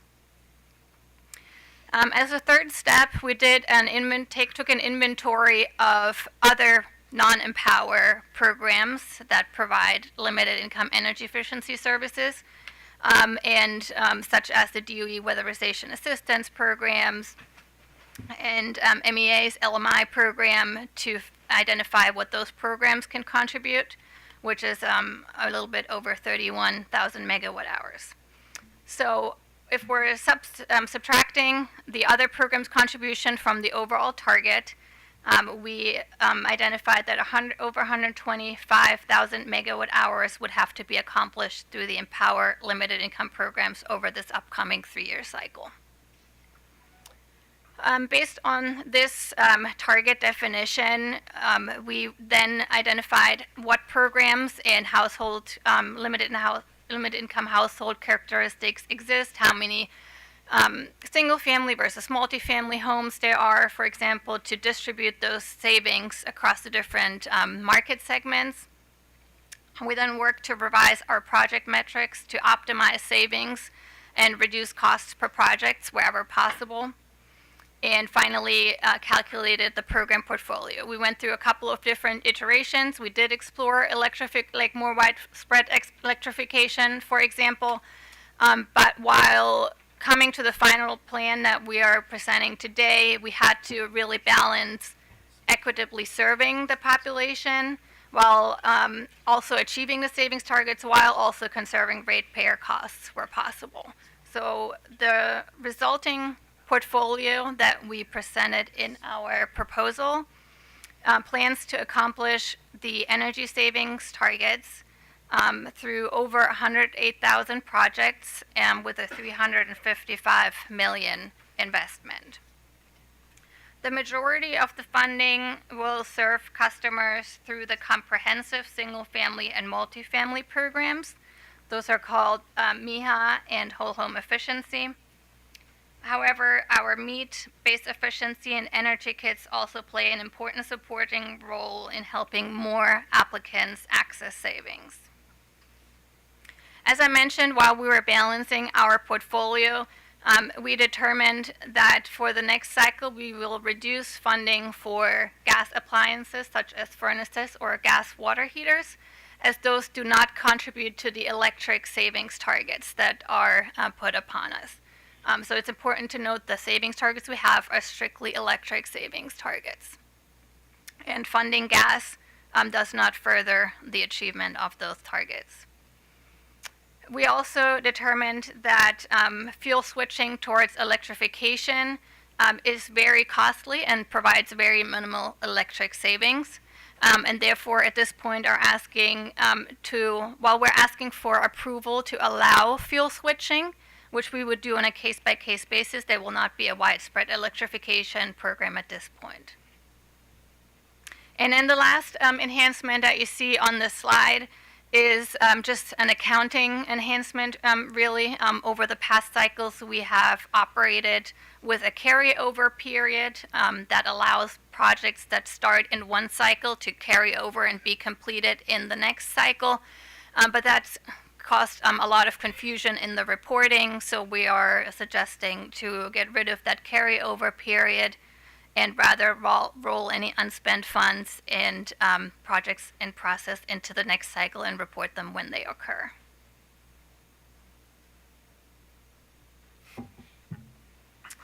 In terms of eligibility, customers can qualify for the programs through either income verification or categorical eligibility. For example, if clients have a valid benefit notice from one of the programs listed here on the categorical, and this is just a sample list, there are a lot more, they do not need to submit any additional income documentation, which reduces the bureaucratic burden on the customers that already are qualified for a limited income program. By ensuring that the eligibility is aligned as much as possible across many programs, and reducing that bureaucratic burden, we're hoping that easier access will be facilitated for the customers. There are two new modifications that we're proposing in terms of eligibility. One is to reduce the current 5-year waiting period that customers have to wait before they can access additional funding. There are a lot of new offerings, new technology, and new programs available now, and customers did not have access to them in the past, so they should be allowed to reapply sooner. And then the second enhancement is to allow customers to self-attest to their income in certain areas that have a high incidence of limited income households. There are areas designated that have about a 100% incidence of limited income households, so in those areas customers would not need to provide proof of income either and would be categorically eligible. In order to achieve the tremendous targets for the programs, the outreach and marketing plan for the next cycle will focus on increasing awareness for the limited income programs in general, but specifically try to increase awareness amongst those clients that don't have access to mainstream media. We're also planning to target historically underserved populations and disadvantaged communities. In order to accomplish that, we will continue to use our proven channels of expansive community outreach. We attend around 100 community events a year, either through our staff or DHCD staff, to raise awareness and enroll customers on the spot. We also employ more traditional means such as social media campaigns, transit ads, radio ads. We're working with a referral partner network that provide our marketing collateral and information about our programs to their customers. That includes other state agencies, local governments, and nonprofits that work with limited income population. Most recently, we installed wraps on our inspector cars so that when they're out and about looking at jobs completed, the neighbors will see that work was done, and there's a QR code on there for them to access our application. And then other means include mailing campaigns, and we're working with the utilities for bill inserts and messages on a regular basis. by expanding all of those outreach and marketing efforts, DHCD has been able to increase application rates tenfold between 2019 and 2021. And in the first half of this year alone, we received almost as many applications in the entire last year. Together with the Limited Income Work Group, we'll continue to address barriers that exist in awareness, entry, enrollment, and delivery. And one such improvement that we're proposing in our plan is to allow contractors to certify customers' eligibility. The contractors bring a large number of client leads to the program, but currently they have to send them to DHCD for approval, which causes delays and client engagement to drop off. And before we go further into our program specifically, I would like to hand the mic over to our Secretary, Jake Day, to deliver a few remarks. Mr. Secretary? Well, good afternoon. Thank you so much for having me here with you. And I know that I'm scheduled, or I believe I'm scheduled to make remarks at 12:30. Is that okay if I? You go right ahead. Do it right now? Okay. Yeah, you go All right right. ahead. Well, thank you, Mr. Chair, for accommodating me, and thank you for your time and attention. Appreciate you all very much. I apologize that this is sort of midstream interruption, and some of what I am going to say will no doubt cover things that have already been addressed, but I'll start by saying, for the record, my name is Jake Day. I'm the Secretary of the Department of Housing and Community Development. I'm also fortunate enough to serve as the chair of the Green and Healthy Task Force that was created last session. As has been discussed, the Housing and Building Energy programs of DHCD manage a suite of loan and grant programs that fund energy projects that are critical to Maryland homeowners, affordable housing developers and owners, and really all those in the residential space across Maryland. The division has been providing services since 1987. The programs are all designed ultimately to serve one purpose: to acknowledge the true cost, true and total cost of housing, both on those families, building owners, and on the environment. And ultimately, the objectives then are to better serve each of those constituencies, and to provide comfort, to provide energy efficiency, to reduce cost, and critically to spare our environment additional greenhouse gases. These programs include incredibly popular tools such as the Weatherization Assistance Program, the Net Zero Construction Loan Program, and of course, we're here. The reason why we're here today, the EmPOWER program. Before I speak more to it, I want to just acknowledge the incredible team to my right and behind me of leaders within our agency. Again, I'm really blessed to get to do what I do with professionals that contribute meaningfully to this space. I also want to acknowledge Robin Chaconis, the Deputy Director of the Division of or the Community Development Administration, CDA, within our organization, who has served as Vice Chair and leader of the task force.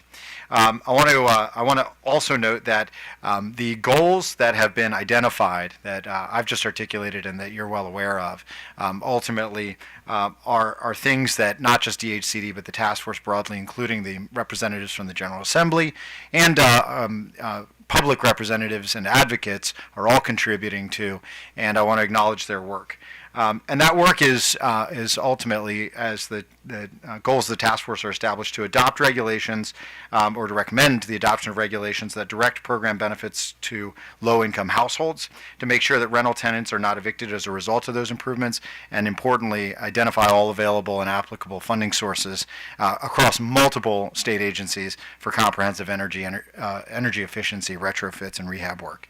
Over the last 4 months, the task force has been working together transparently and cooperatively and collaboratively to find energy efficiency solutions driven by compassion and commitment to economic and environmental equity for low-income consumers, and we'll continue to do so as we ultimately deliver the final report as mandated by House Bill 169. And we brought people together from, again, a multitude of agencies. I think it's worth noting as well that DHCD proposes to allocate $355 million to complete approximately 108,000 projects across the state through the EmPOWER limited income goals articulated under House Bill 169. And these efforts are expected to provide potential lifetime savings of over $174 million in utility costs for households that are served comprehensively, to improve homes, to provide an estimated $14,148 per household in health-related benefits and savings, and eliminate an estimated 94,350 metric tons of CO2 equivalent emissions annually, and create nearly 2,600 jobs while we're doing it, in green industry jobs, and an additional 5,800 other construction-related jobs. In our efforts to promote and refine the quote-unquote whole home approach, DHCD has recently launched a $4 million pilot project that integrates our energy programs and home rehabilitation programs. We've reorganized staff in response to that work, and approximately 300 homes are now engaged in that program that had previously been deferred because the two different colors of money could not mix. Approximately 38% of Maryland homes assessed for energy efficiency improvements are deferred due to one of those two barriers, the projects identified being articulated as or identified for energy efficiency homes or projects and programs versus critical repair, and ultimately this will help to reduce those barriers. The program has allocated funds, the whole home program has allocated funds in 6 jurisdictions thus far: Allegheny, Garrett, Howard, St. Mary's, City of Frederick, and the City of Baltimore. And we think this approach is going to lead to a more seamless approach that will benefit more Maryland families and more low-income households. And that expansion is critical because we are, as I think you can acknowledge, at a critical moment, as more Marylanders are feeling the effects of climate change not only on their health but also on their pocketbook. And that is, of course, what brings us here today. DHCD is one of a few state agencies that can have a significant impact. And through the proposed EmPOWER Maryland program plan for 2024 to 2026, that impact will nearly quadruple what we've been capable of to this point annually. And in accordance with Governor Moore's priority to make Maryland the greenest state in the country, every home that we improve will also now reduce greenhouse gas emissions and help grow our green economy and position Maryland as a national leader to fight climate change. And this work is going to impact thousands of lives, and I'll close with this. It's going to impact thousands of lives of those who have been paying their utility bills. Thousands of lives and families who have been contributing, but who haven't ultimately benefited to this point. And that equity, I think, was the mission and the purpose of the General Assembly in creating the task force and also the Climate Solutions Now Act. And DHCD serves a critical role, I believe, in supporting those objectives. We wholeheartedly agree with them, and we want to help more of Maryland's low-income families benefit. Thank you all so much. Thank you. Sure. Good seeing you, Mr. Secretary. You as well, Mr. Commissioner. Repeat for me the number. I think you said you were investing $359 million for how many homes? $355 million is the EmPOWER requested allocation, and 108,000 projects around the state. And over what period of time? That would be the 2024 to 2026 time frame. Oh, right. Okay, thank you. Absolutely. Any other questions for the Secretary? Thank you all so much. Well, thank you for being here, and obviously, you know, it's my view, and I think shared by my fellow commissioners, that you know your agency plays a really crucial role, not just in this enhanced area of trying to deal with the greenhouse gas emission reductions, but you know, in helping to provide Marylanders with affordable energy. I mean, it's an issue that we're going to be trying to tackle in the later this year and next year, but a big piece of the puzzle, obviously, is making the house as efficient as possible. And obviously, you've been doing that for, you know, since you've been getting the weatherization money back and starting in the 1980s. And And so I think that, whatever we can do to help make your job better in serving more Marylanders, particularly low-income Marylanders, and getting their houses as efficient as possible, we're looking to do. So don't hesitate to,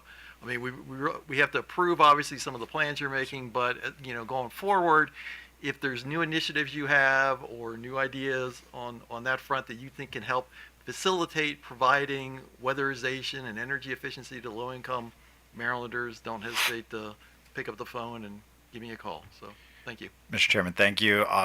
In response, let me just say that one of the benefits of the Green and Healthy Task Force is that you've got multiple state agencies that are talking to one another. That's obviously something we want to have as part of our DNA, but we're all busy and we don't do enough of that. And so the better integration is exposing gaps, as also exposing opportunities.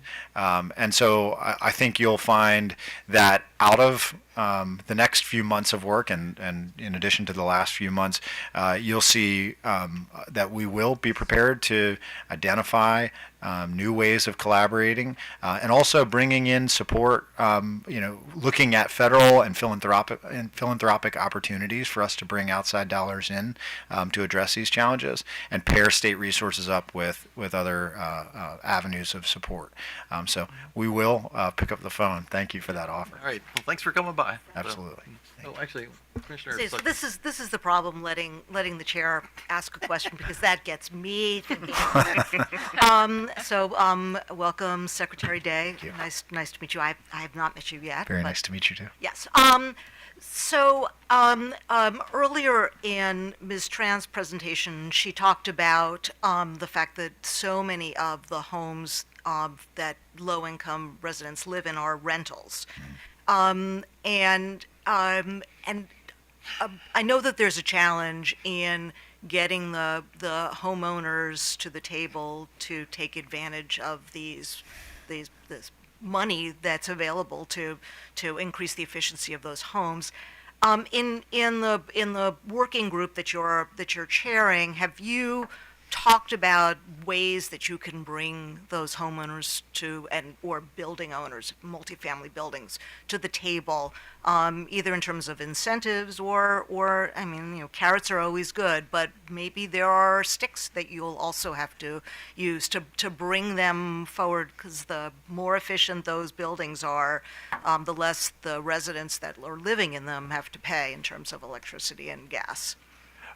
Great question, and we could really unpack a lot on this topic. I think there are some fundamental challenges in the housing market that speak to this issue.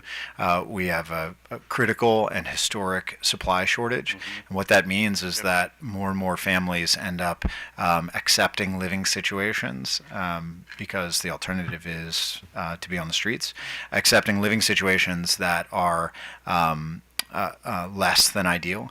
Often that means that there are issues related to critical repairs.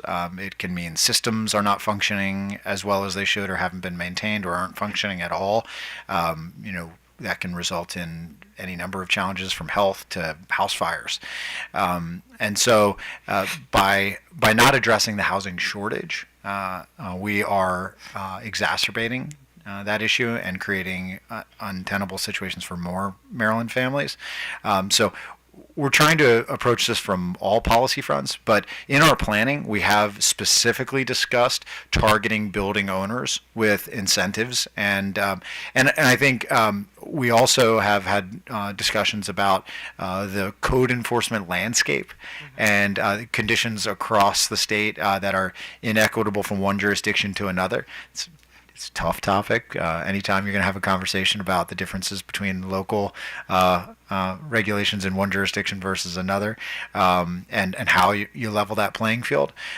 So there are so many different ways in which we can address that, and know that we won't leave a stone unturned, that we're going to continue to look into various ways of addressing both those kind of foundational issues about supply and the effects on the margins, but also directly targeting the solutions. Multifamily, while the numbers may be higher, I think the challenge is easier. When it comes to things that we've had state dollars into, projects where we've had a state investment, the moment of recapitalization is an opportunity to talk about the breadth of projects, which could include ways to reduce utility costs and energy costs. So I think we've got almost an easier lift on that front, just because we can more easily articulate the moment that we'll engage. Single family houses are a tough nut to So crack. for multifamily, do you condition refinancing, approval of refinancing on making changes to the building? That's a policy question that would be resource dependent and situation dependent. But yeah, I mean, it's a moment in time where we can have direct conversations about what that site needs, what that building needs, and that's going to be a two-way street. The developer's going to have things, the owner is going to have things that they want to achieve, both from a altruistic standpoint and from a marketability standpoint.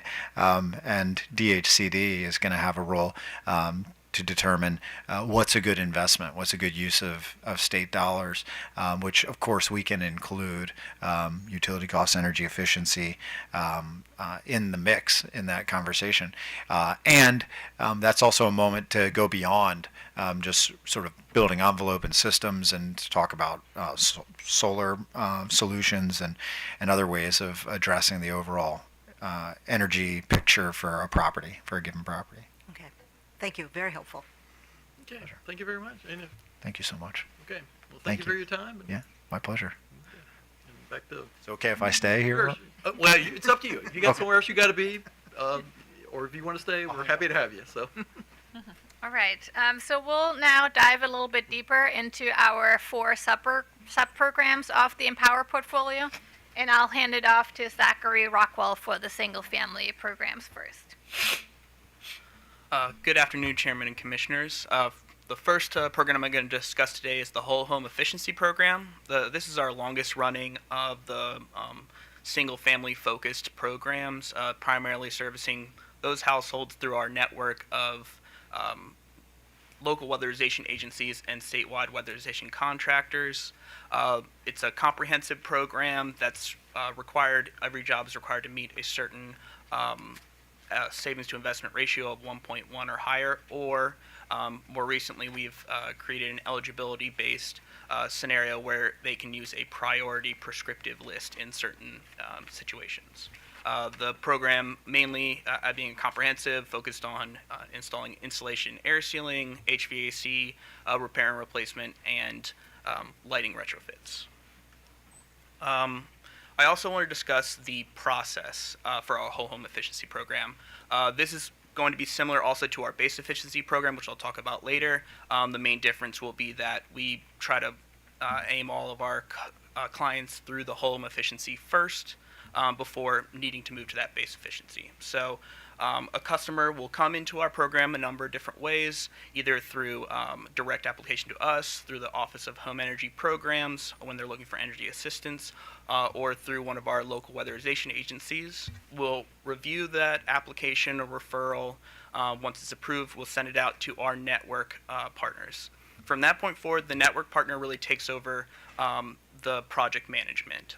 They are in charge of doing conversing with the client, setting up, scheduling your audit, performing audit, working up the scope of work, installing that scope of work, internal inspection that they do for quality control, and then we do a 10% review of all projects with our QA staff to ensure quality of work across the program. Once that's completed, they'll submit to us for invoicing. Once we have approved that invoice, we pay the contractor directly for that work. And usually that's where it ends.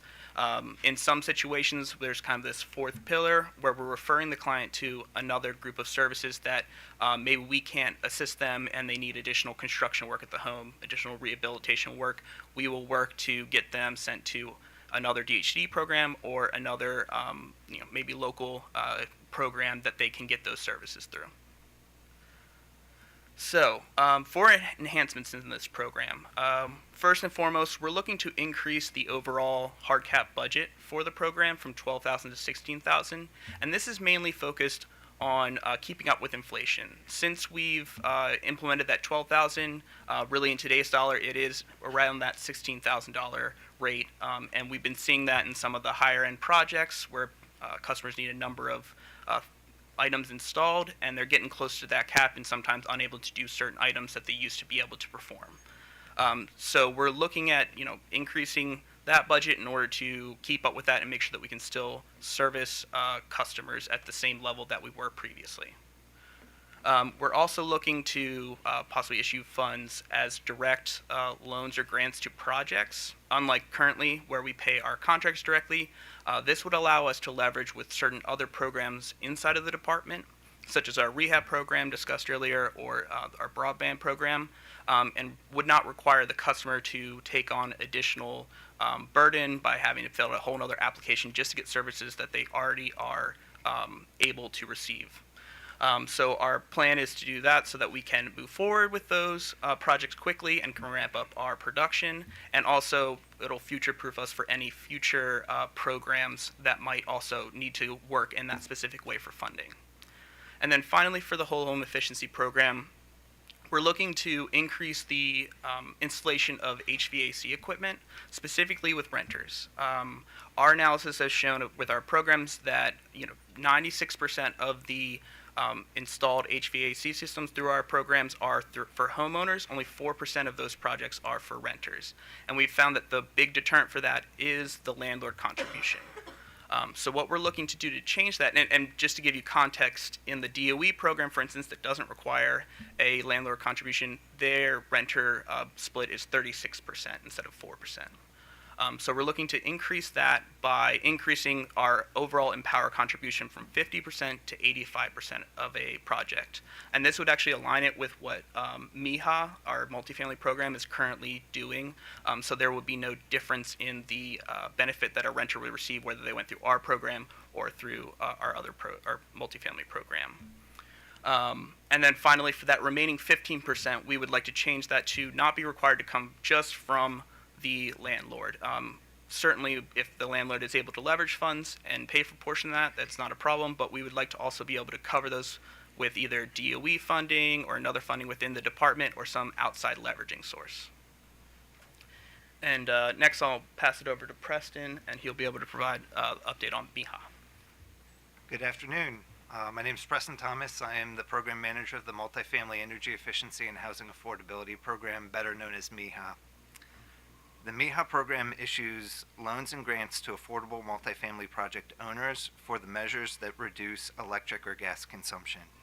These measures include air sealing or insulation, space or water heating systems, or appliances like dishwashers or refrigerators, just to name a few. Next slide. I'm going to talk about MIHA's funding process, but first I want to mention that over the past several years, DHCD has been going through the process of procuring a database for the energy programs. We expect this new database to centralize the energy savings calculations for the MIHA program and have a portal for applicants to submit application information, as well as auditors will be able to submit scope of work information. We expect this new database to reduce the application time for projects and increase the overall efficiency of implementation of the program. So, the program accepts two types of application, pipeline or retrofit, and the pipeline projects are projects that are coming into the department for other financing, such as at time of recapitalization. And the retrofit projects are coming into the department specifically for energy funding only. So that's the difference between the two types of projects. After the application has been received and reviewed and accepted, the project commissions a qualified energy auditor who completes an energy audit. That qualified auditor will then compile the information they have collected during the audit and input that information directly into the database, and calculate the energy savings and estimate the funding amount. After they do that, the project enters the project review stage where the information entered into the database is reviewed and a final funding amount is determined. The project enters the underwriting and legal review stage where any outstanding documents needed for review are collected, and then DHCD's Office of the Attorney General creates the grant or loan agreement for the project. The project then executes the agreement and the project moves into the construction stage. As measures are installed, projects can request payment for work complete, and DHCD inspects the work complete and releases funding based on the approval of that inspection. DHCD reports the energy savings only after the work has been completed. After all work has been completed for a project and been inspected and approved, the project is considered complete and then enters its affordability period, of which the MEHA program requires a minimum of 5 years. Next slide. The requested enhancements for the MEHA program include to define incentives using a measure funding list. This enhancement will remove the use of the savings investment ratio to determine funding amounts, which has previously resulted in high owner's cost share and withdrawn applications. This enhancement will lead to a more transparent and consistent method of funding projects and reduce the number of withdrawn applications. The second enhancement is request the ability to fund new construction projects by the energy efficiency certification achieved. Currently, the program funds specific measures in these projects using a prescriptive list. This certification method will result in more comprehensive energy efficiency projects. And the last enhancement for MEHA is the ability to fund solar thermal systems. These systems are energy savings devices that collect solar heat to heat something inside the building envelope, typically in like a hot water heater, reducing the electric demand for that hot water heater. That's it. So those two programs were our comprehensive retrofit programs for both single family and multifamily, and we have 3 more smaller supporting programs that Zach will go over. So first, I'm going to start off with our base efficiency program. This program is mainly designed to assist customers who have been deferred from our whole home efficiency program for some kind of issue in the home, whether it's a housing rehab needs such as water and mold issues in the home, as you can see, one of our highest issues we see, or roof leaks. And the program is meant to still provide those customers with savings. So we have, it can still install baseload measures at the property as well as HVAC measures, as long as those measures do not create or exacerbate the issues that precluded it from receiving full weatherization previously. Also, unlike the whole home efficiency program, it is a no SIR required program. It works off of a prescriptive list of what is at the home and what can be installed based on that. For the base efficiency program, what we are looking to change is also dealing with the budget. Same with the whole home efficiency program, to align with the change in inflation since we instituted it. So we're looking to increase the hard cap of the program from $10,000 to $12,500. And then the soft cap from $5,000 to $6,250. And the big thing with these programs is the difference. The hard cap is only met, and you only go above that $6,250 if an HVAC measure is included in the scope of work. Otherwise, it needs to stay underneath that $6,250 range. Next up, I'm going to talk about our MEET program. So our MEET program was first piloted in the 2018 to 2020 cycle in the BG&E territory.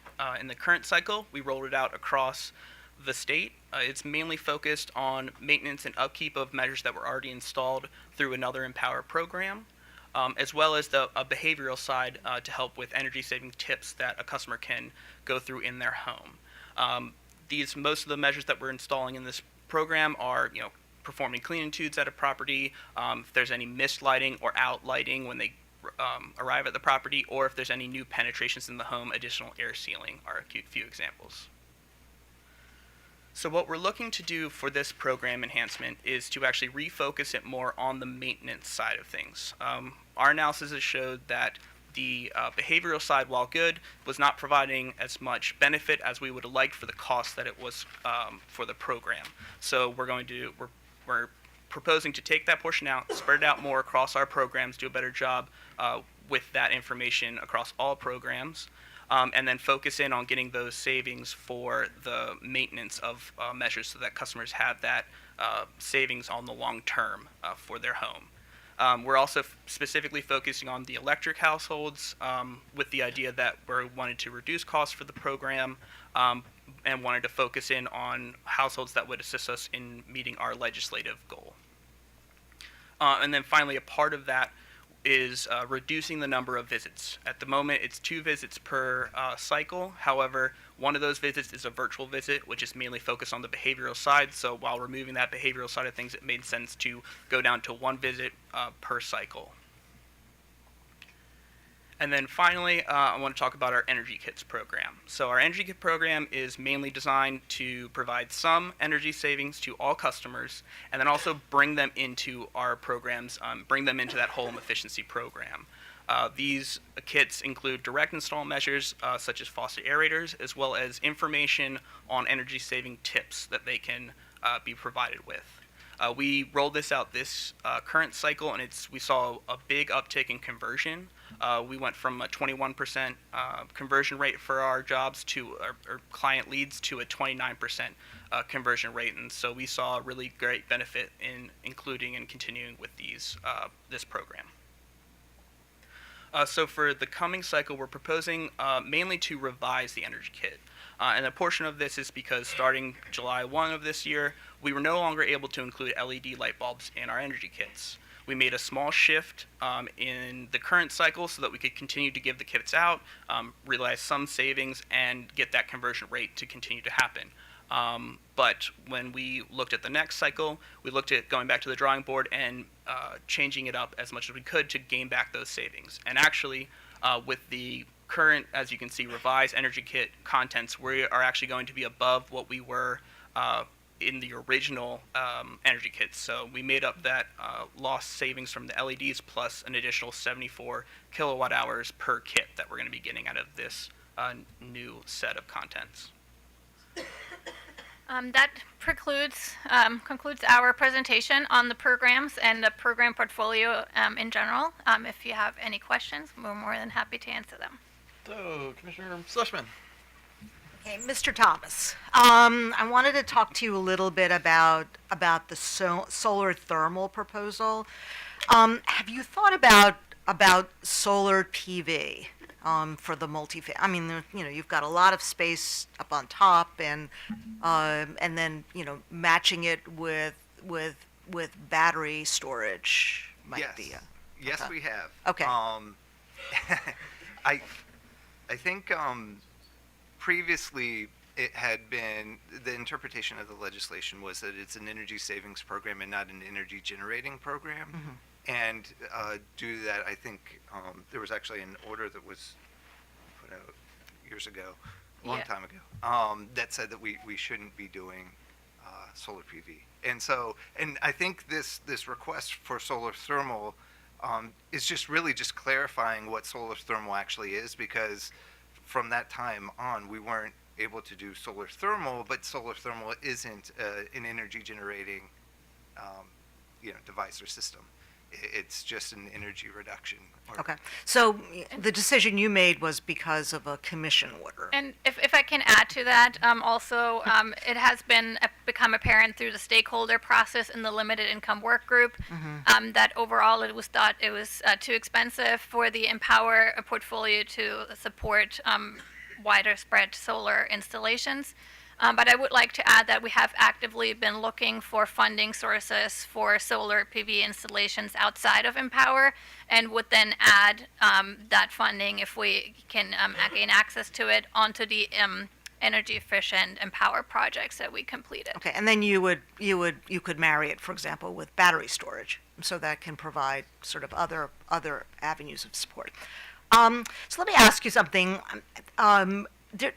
I'd not seen this, and I might have missed it. But there was sort of this period where people were talking about electricity vampires, and I assume you know what I'm talking about. So this is just devices that are just on even when you think they're not on, and they're constantly using electricity. So that people are not really aware that in the course of the day, as we sort of keep adding more and more, fancy televisions and all of that remote is constantly draining power. And I know that companies had been looking to in ways to kind of deal with that. Have you been looking at that at all as sort of, and is there technology available to deal with the issue of electricity vampires? Yeah, so smart power strips are one of the ways that can reduce that load, that vampire load.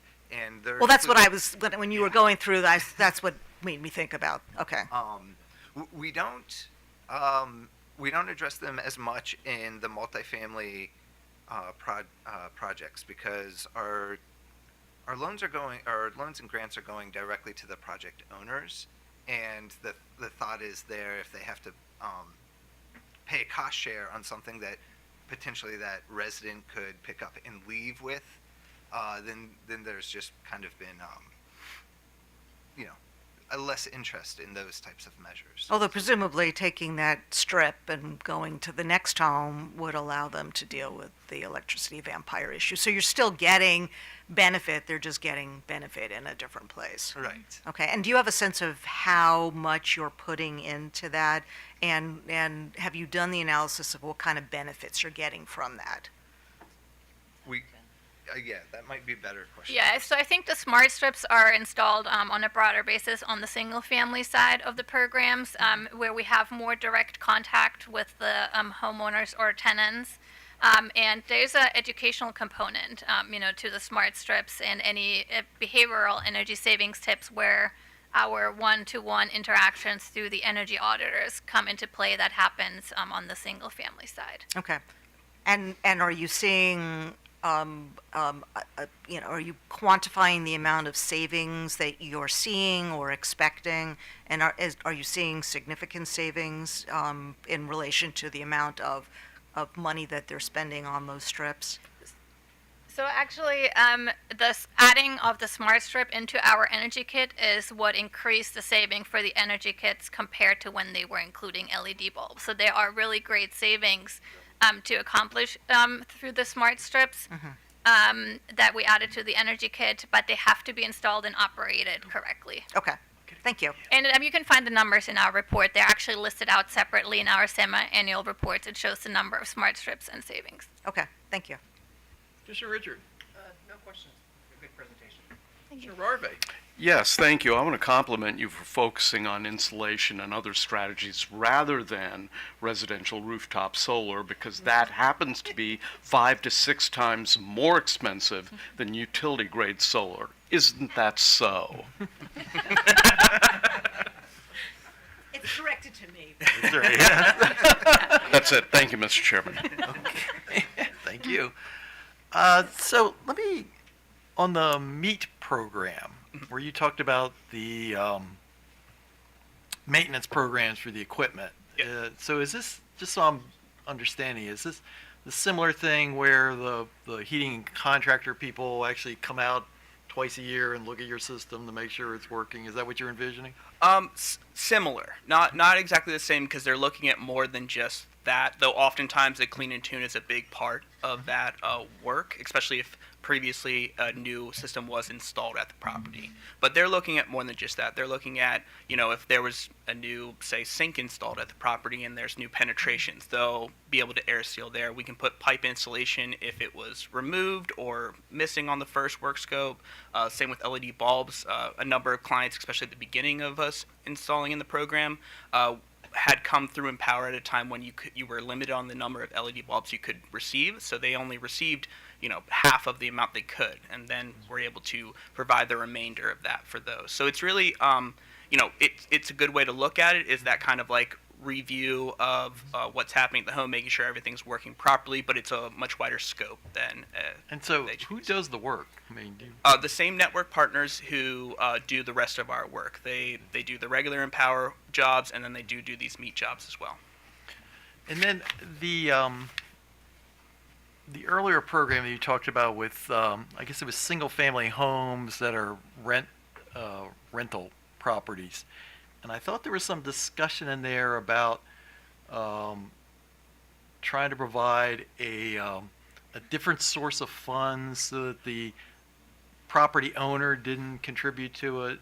Am I understanding that correctly? Yes, so currently how our whole home efficiency program works, if we're working with a renter, a landlord is required to provide 50%, or I guess at this point, we only can provide 50% of the cost for certain measures, such as HVAC systems.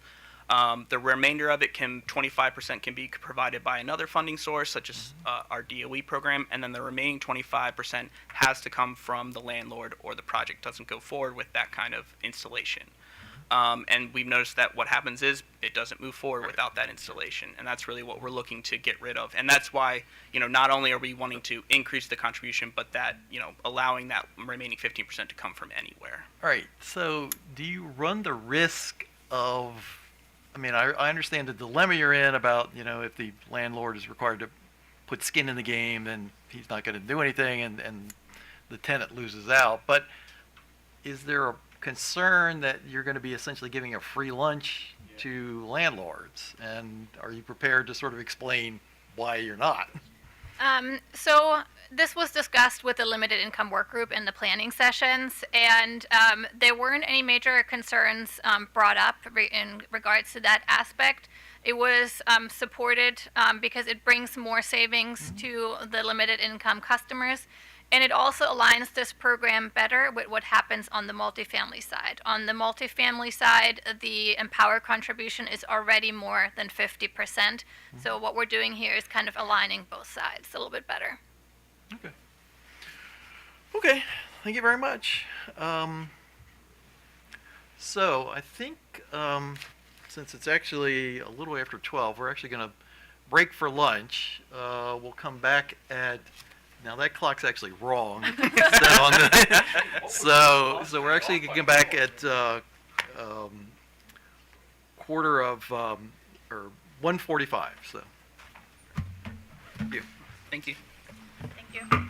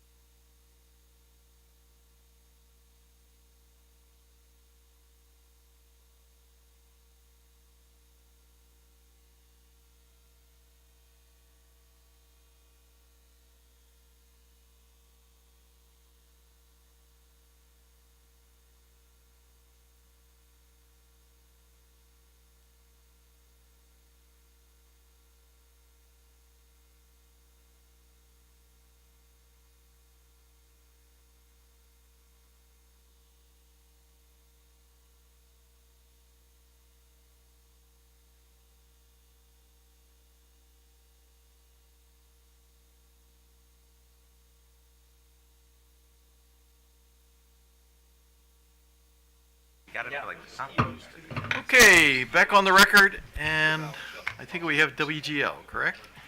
Good afternoon, Commissioners. Spencer Nichols on behalf of WGL. We've given our names to the court reporters for our spelling. We're going to kick things off today with our short and brief semi-annual report, followed up by our next cycle report.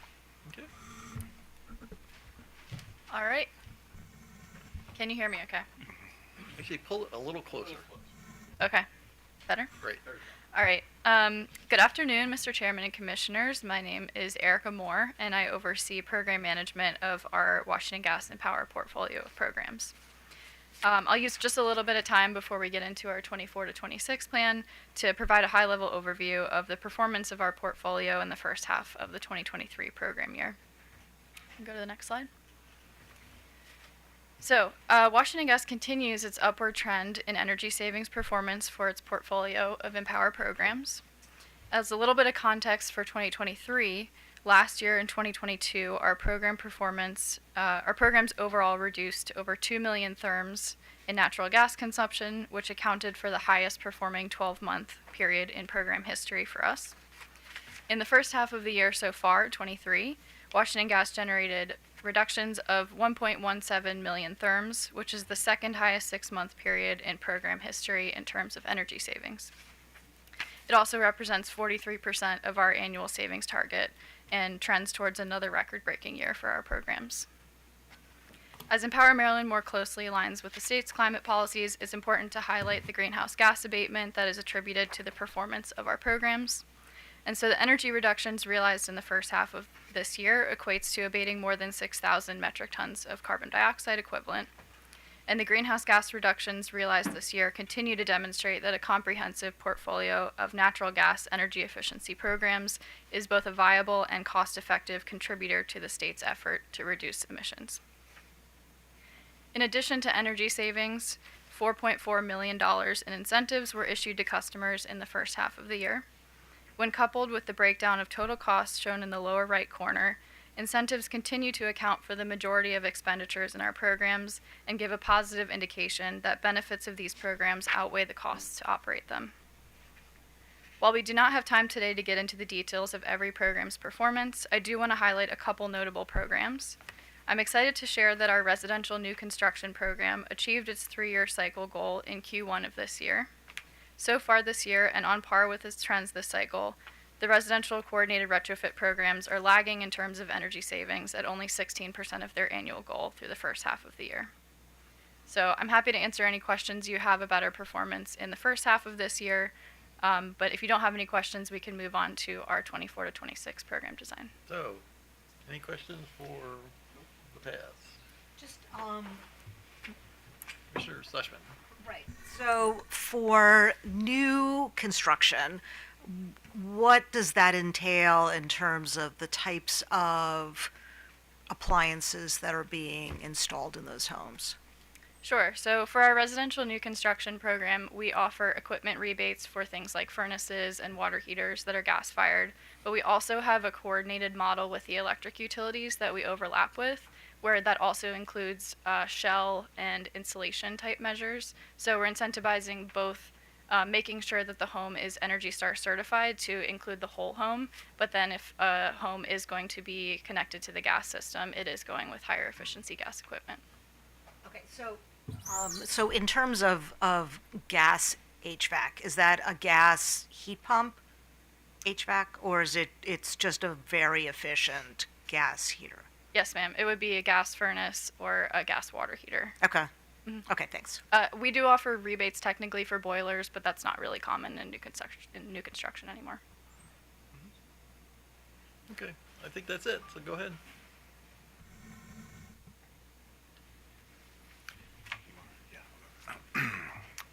Okay, looks like I'm up. Good afternoon, Mr. Chairman and Commissioners. My name is Josh McClelland, and I'm the Director of Energy Efficiency at Washington Gas. I'm responsible for overseeing the planning, operation, marketing, and evaluation of the company's EmPOWER Maryland programs.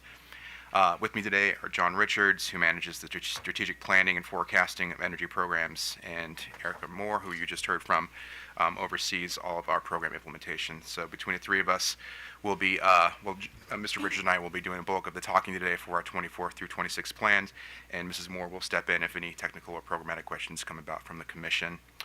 With that, we are eager to share with you the details of the company's EmPOWER 24 through 26 plan and look forward to addressing the Commission's questions and comments today. So the agenda here shows the topics that entail our presentation. We'll start with an overview of the entire portfolio and providing some additional context with comparison to historical performance and ratepayer impact. We'll then move on to more granular details by providing overviews of the programs and pilots that comprise the company's plan, and then conclude by elaborating on the company's request to the Commission with information that the Commission may consider in future decisions. So we'll go ahead and kick off with our portfolio overview. As part of Order Number 89679, the Commission directed the Maryland utilities to provide 3 separate scenarios as part of their proposed plans for 24 through 26. The scenarios are referred to as the business as usual, or BAU, a middle or mid scenario, and a maximum achievable, or max scenario. Each of these scenarios parallel similar outcomes detailed in the EmPOWER Maryland GHG abatement potential study, and provide different scales of energy saving and GHG abatement performance, as well as corresponding program expenditures for the next program cycle. The scales of each of these scenarios are represented in the table shown here, which depict a spectrum of sorts that range from a standard continuation of the company's current slate of programs to the maximum limits of GHG abatement that could be achieved through energy efficiency programs. So the table here provides the key figures of each scenario, including energy savings and reduction in GHG emissions. You'll see there that the figures in there, what they correspond to in either a million therms or a million short tons of CO2 equivalent. And it's also followed by program costs and their subsequent impact on customer surcharge. And then finally, we demonstrate that the portfolio is cost effective per the new EmPOWER standard across all 3 scenarios. So there's a very high-level overview here, but these figures will be further elaborated and detailed throughout today's presentation. So in addition to the overview here, the company wishes to purvey its sole request to the Commission, which is to approve WGL's proposed mid-scenario in its entirety for the 24 through 26 program cycle. This request will also be elaborated further later in the presentation. And so to cover additional context of the company's proposed plan, for the next EmPOWER program cycle, I'd like to now hand the presentation over to Mr. Richards. Thanks, Josh. Good afternoon, Chair and Commissioners. I'm just going to give a high-level overview, quick, of some of our key metrics, historicals, and forecasts for our different scenarios, and also surcharge impacts for these scenarios. So first here, you're seeing what has historically been the main metric for our programs, which is gross annual therm savings. So you're seeing, for these 3 different scenarios that we're proposing for the business as usual, or what other utilities refer to as the 2023 scenario, the mid and the max. And so you see, for our business as usual, it's fairly comparable in terms of the savings we're proposing. The mid is slightly more aggressive, and then the max is substantially more aggressive and with a very high increase. And that's really to align by 2026 with the greenhouse gas abatement studies max scenario for WGL. So it's really the business as usual, fairly comparable. Mid is slightly higher, and then max is very aggressive, unconstrained spending, really. So the next is for life cycle greenhouse gas savings. Now, this is the metric we're moving towards in the new cycle to focus on greenhouse gas reductions. And so you can see, we have slightly higher targets than what we saw in the 21 to 23 cycle. BAU is a bit higher. There's more savings, so we're prioritizing measures with longer lifetime measures. That's the going from an annual metric, we're just focusing on 1-year savings. You're focusing on programs more like behavior, whereas you go to a lifetime metric, you're focusing on those measures that have a longer lifetime. And so we're seeing those substantially higher targets. So for BAU, mid slightly higher, and then max substantially higher. And next is the expenditures. And so for expenditures, for BAU, I think it's also relatively comparable. We're seeing only a 13% increase in what we're proposing for costs from the 21 through 22 cycle to our next cycle. Mid, a bit more aggressive at 40%, and then again at max, looking at a near tripling of our overall budget. Yes. So I'll go on to the surcharge impacts, and so that is, I think, a very important piece of context here for how we look at our programs and how we go about considering what we recommend. And so I think it's really important. We want to provide here. You'll see in the top left corner and the top right corner, basically the proposed residential surcharge over the 3-year period for each of the cycles, business as usual, mid and max, under the current mechanism for the rate, which amortizes expenses, I believe, over a 5-year period. And so that shows you that if we were to maintain that same surcharge mechanism, the impacts to ratepayers would be a bit smaller. For example, for a residential customer, they would see an increase by 2026 in their 2023 rates. It would go up about 43% over that 3-year period. However, when you look at the bottom 2 tables, you'll see the updated surcharge that essentially starts paying off the amortized balance. And this is across all utilities, right? This is based on the order issued by the Commission. And so by moving to pay off that balance, you're seeing that the magnitude of the impact about how much additional cost goes into that. So we thought that was helpful context to see, in the business as usual scenario for a typical residential customer, 43% increase in rates. But with the new surcharge mechanism, it's going up 133% in that scenario. And in the mid scenario, which is what we're asking to increase, it's a 161% increase. Same thing for non-residential customers. It's also a fairly high increase, but a significant portion of that is being driven by the new surcharge. So just highlighting that here. And with that, I'd like to pass it back over to Josh to talk about some of our programs in more depth. Great. Thanks, John. So the table shown here represents each program in pilot that comprises the company's 24 through 26 plan as they correspond to each of these 3 scenarios that Mr. Richard just described in a little bit more detail.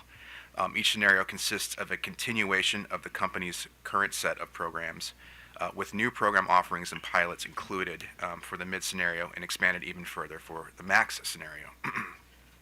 So we'll go ahead and move along to a little bit more of the details of these programs. I do want to make a quick side note here. So we will not be touching too much upon the low-income contributions that Washington Gas provides to the DHCD, but we are still a contributor to that set of programs, and we consider the department a valuable partnership or working into providing these very valuable resources and benefits to our low-income and vulnerable communities. So that is still very much part of our program portfolio, but we'll be touching more on the Washington Gas implemented programs for the remainder of the presentation. So next slide, please. Thanks. So we're going to start with the residential sector. This sector accounts for the vast majority of the energy savings performance for both the company's currently operating programs and those proposed for the upcoming cycle.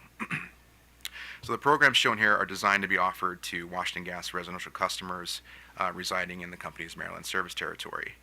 The tables on the left provide the key metrics of therm savings, GHG abatement, program expenditures, and cost effectiveness for the entirety of the residential programs for each scenario, starting with BAU at the top and max at the bottom. So the residential sector follows the same trajectory of the 3 scenarios at the portfolio level, with the mid and max incrementally scaling up from the BAU scenario. So the list on the right represents the individual residential programs that make up the residential sector, all of which are continuations of programs currently being implemented as part of the 21 through 23 program cycle. So I'll just briefly highlight on each one of these programs and what they entail. So Home Energy Savings Program is directed towards our existing residential customers, and this offers a wide array of different measures and energy saving opportunities for our homeowners. That includes the installation or the promotion of installing high efficiency gas equipment and appliances like furnaces and water heaters. There's also measures that optimize existing heating systems, such as boiler or furnace tune-ups. We also have some very low-cost opportunities for customers by sending do-it-yourself energy conservation kits that are at no cost to our customers. Things like faucet aerators, door sweeps, window caulking, things like that that could be easily done around the house that lead to some substantial energy savings. Next is the Behavioral Conservation Program. So this is the one that's more informational based. So we want to provide context and insight to our customers that lead to behaviors that result energy savings and more conservative use of energy. That entails home energy reports that get mailed to customers via email and regular mail.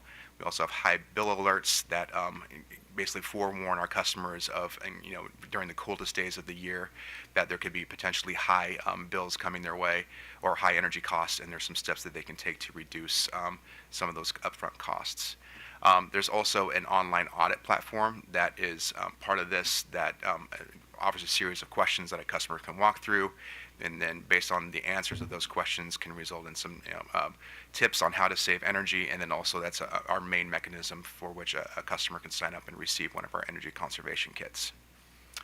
Next is our new construction program. We do consider this our flagship program. It's one of our highest performing and most successful and popular programs in the residential sector.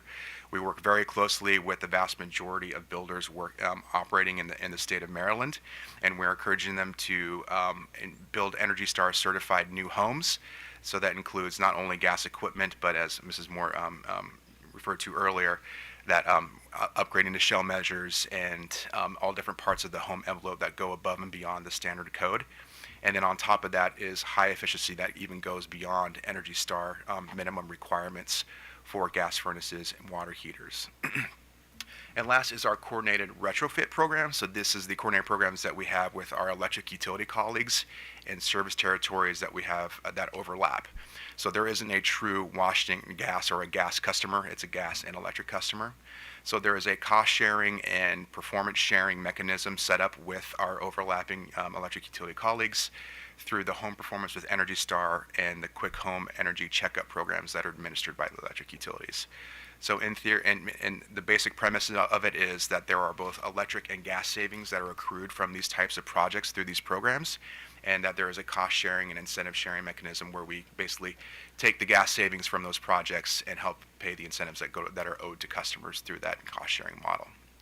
So those are the four main programs that make up our residential sector, and again, they are continuations of programs that are operating right now.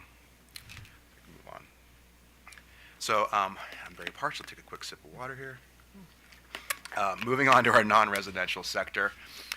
Again, in the same vein, you can see here that we have the BAU and the middle and the max for our non-residential sector programs. And so for this one specifically, these programs are designed to be offered to Washington Gas non-residential customers also located in the company's Maryland service territory. They provide energy efficiency opportunities to an expansive list of market segments such as education, multifamily, healthcare, hospitality, and small businesses. Similar to residential offerings, the non-residential programs offer a range of measures starting with easy-to-install energy conservation kits and scaling up to large-scale retrofit projects for heating and energy management systems for commercial buildings. The tables on the left provide the same metrics as we showed in the previous slide, and on the right are the two programs that make up the non-residential sector, and again, these are continuations of existing programs. So we can go ahead and keep moving. So transitioning to the next category, the company has proposed a new demand response program for the mid and max scenarios for its 24 through 26 plan. Although unique within its own category, the proposed demand response program is focused on residential customers. It is designed to automatically curtail energy usage during peak energy consumption events through the manipulation of smart thermostat technology. In the case of Washington Gas customers, those peak events equate to the coldest days of the year. So you'll notice on the tables to the left that the program does not meet the MJST, which is the Maryland Jurisdictional Specific Test ratio of 1 or higher, which would denote the program being cost effective. Despite this fact, there are a series of benefits and supporting information to be considered that are expressed as key takeaways here on the slide. To summarize, the demand response program as proposed is an outcome of the company's successful demand response pilot, which concluded earlier this year. The pilot proved the concept of a gas-specific demand response program implemented through a bring your own thermostat or BYOT methodology. The pilot produced verifiable energy savings during the course of the most recent winter season. And additionally, and most notably, the pilot produced exceptionally high customer adoption and customer satisfaction rates, showing a tangible demand for this specific type of offering. So while the program itself may not be cost-effective, it's important to note that the cost-effective requirement through EmPOWER Maryland is set at the portfolio level, or the entirety of all the implemented programs combined. By the company's reckoning, this requirement was intentionally set at the portfolio level for instances where certain programs may not meet cost-effectiveness thresholds, but still offer an intrinsic value as part of EmPOWER Maryland. So the company is confident that a gas demand response program would offer that value and produce energy savings, albeit modest in scale, that leads to even further reductions in greenhouse gas emissions. So we can go ahead and move on. So we're going to transition over to our pilot proposals that are part of the plan. So we've identified 3 pilots that offer promise of expanding the measures and methods that could be implemented through EmPOWER Maryland that result in driving deeper reductions in greenhouse gas emissions. Starting to the left, the company proposes installing and monitoring an energy management system that is specific to gas boiler heating systems in commercial buildings. The system would deploy sensor arrays, software interfaces, and machine learning to reduce the runtime of existing boiler systems, thus making their operation more efficient and resulting in tangible reductions in energy consumption. This pilot is proposed across all 3 of the scenarios. The next pilot aims to install and monitor electric air source heat pumps that utilize a secondary or auxiliary heating application that is produced by natural gas. This system is typically referred to as a hybrid heat pump, and the intent behind installing and monitoring these systems is to collect more accurate data on how these heat pumps operate within Maryland-specific conditions. This data will provide a better understanding of the energy efficiency and GHG abatement performance of the hybrid heat pump systems, which can then be used as a valuable resource for future planning and evaluation activities for EmPOWER. This pilot is proposed for the mid and max scenario. Lastly, the company aims to explore GHG abatement opportunities beyond the standard gas energy efficiency program offering.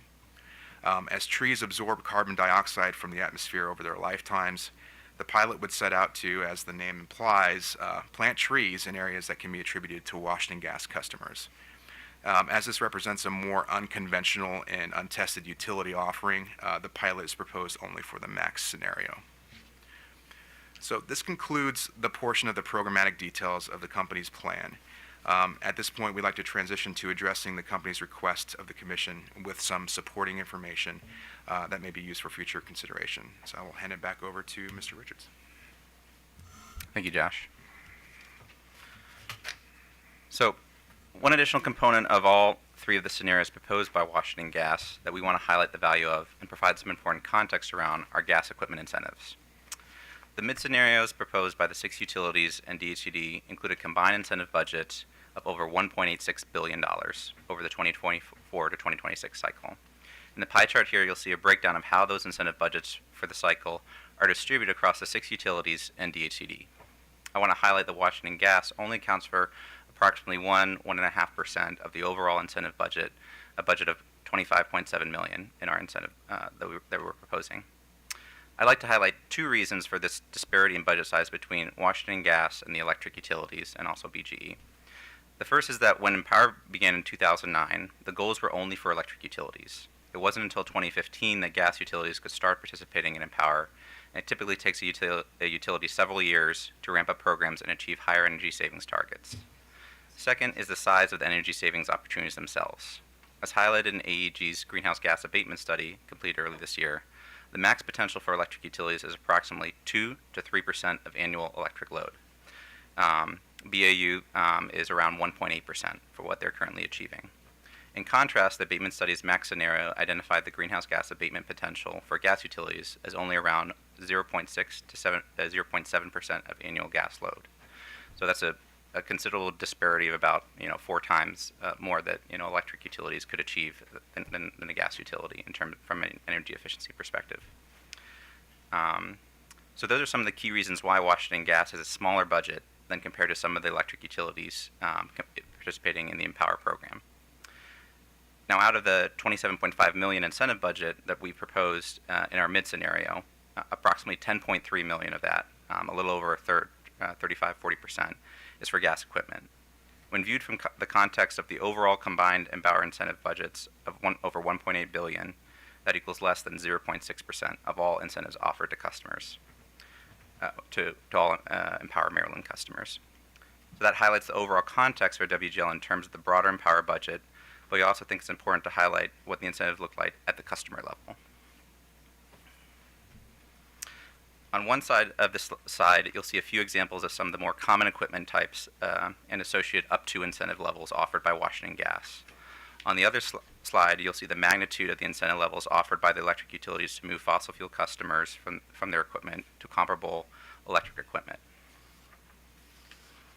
So, take for one example one of the more common types of equipment we offer and incentivize in our residential home energy savings program, i.e. our retrofit program.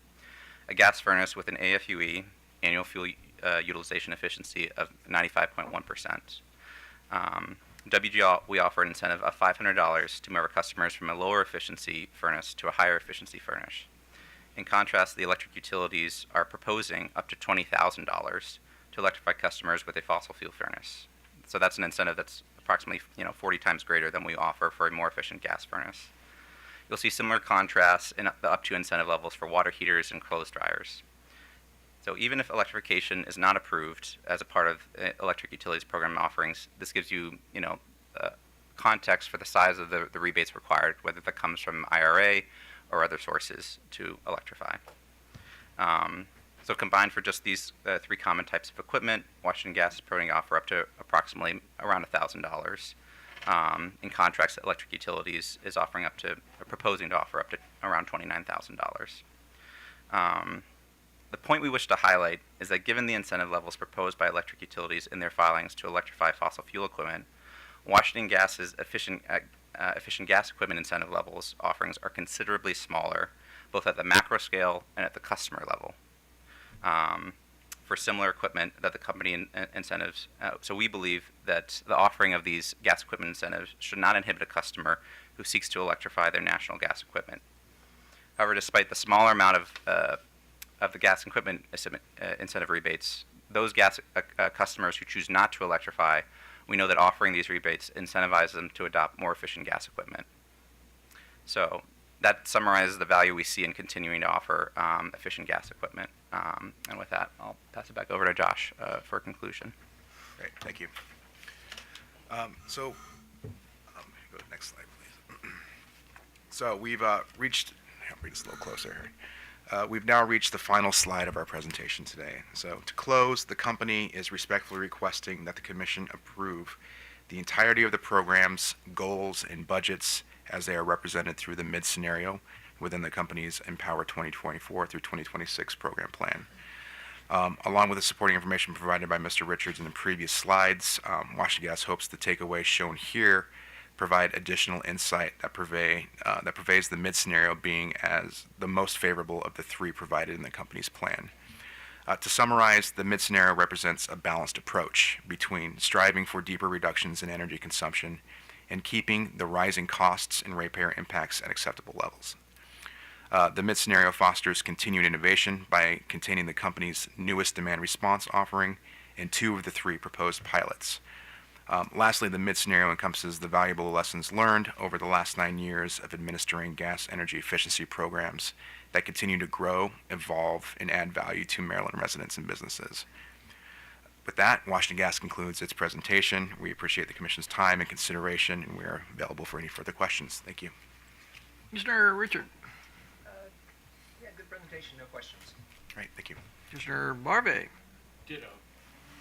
Commissioner Sussman. Yeah, sorry, you're thinking, oh my God. Sorry. Okay, I have a couple questions.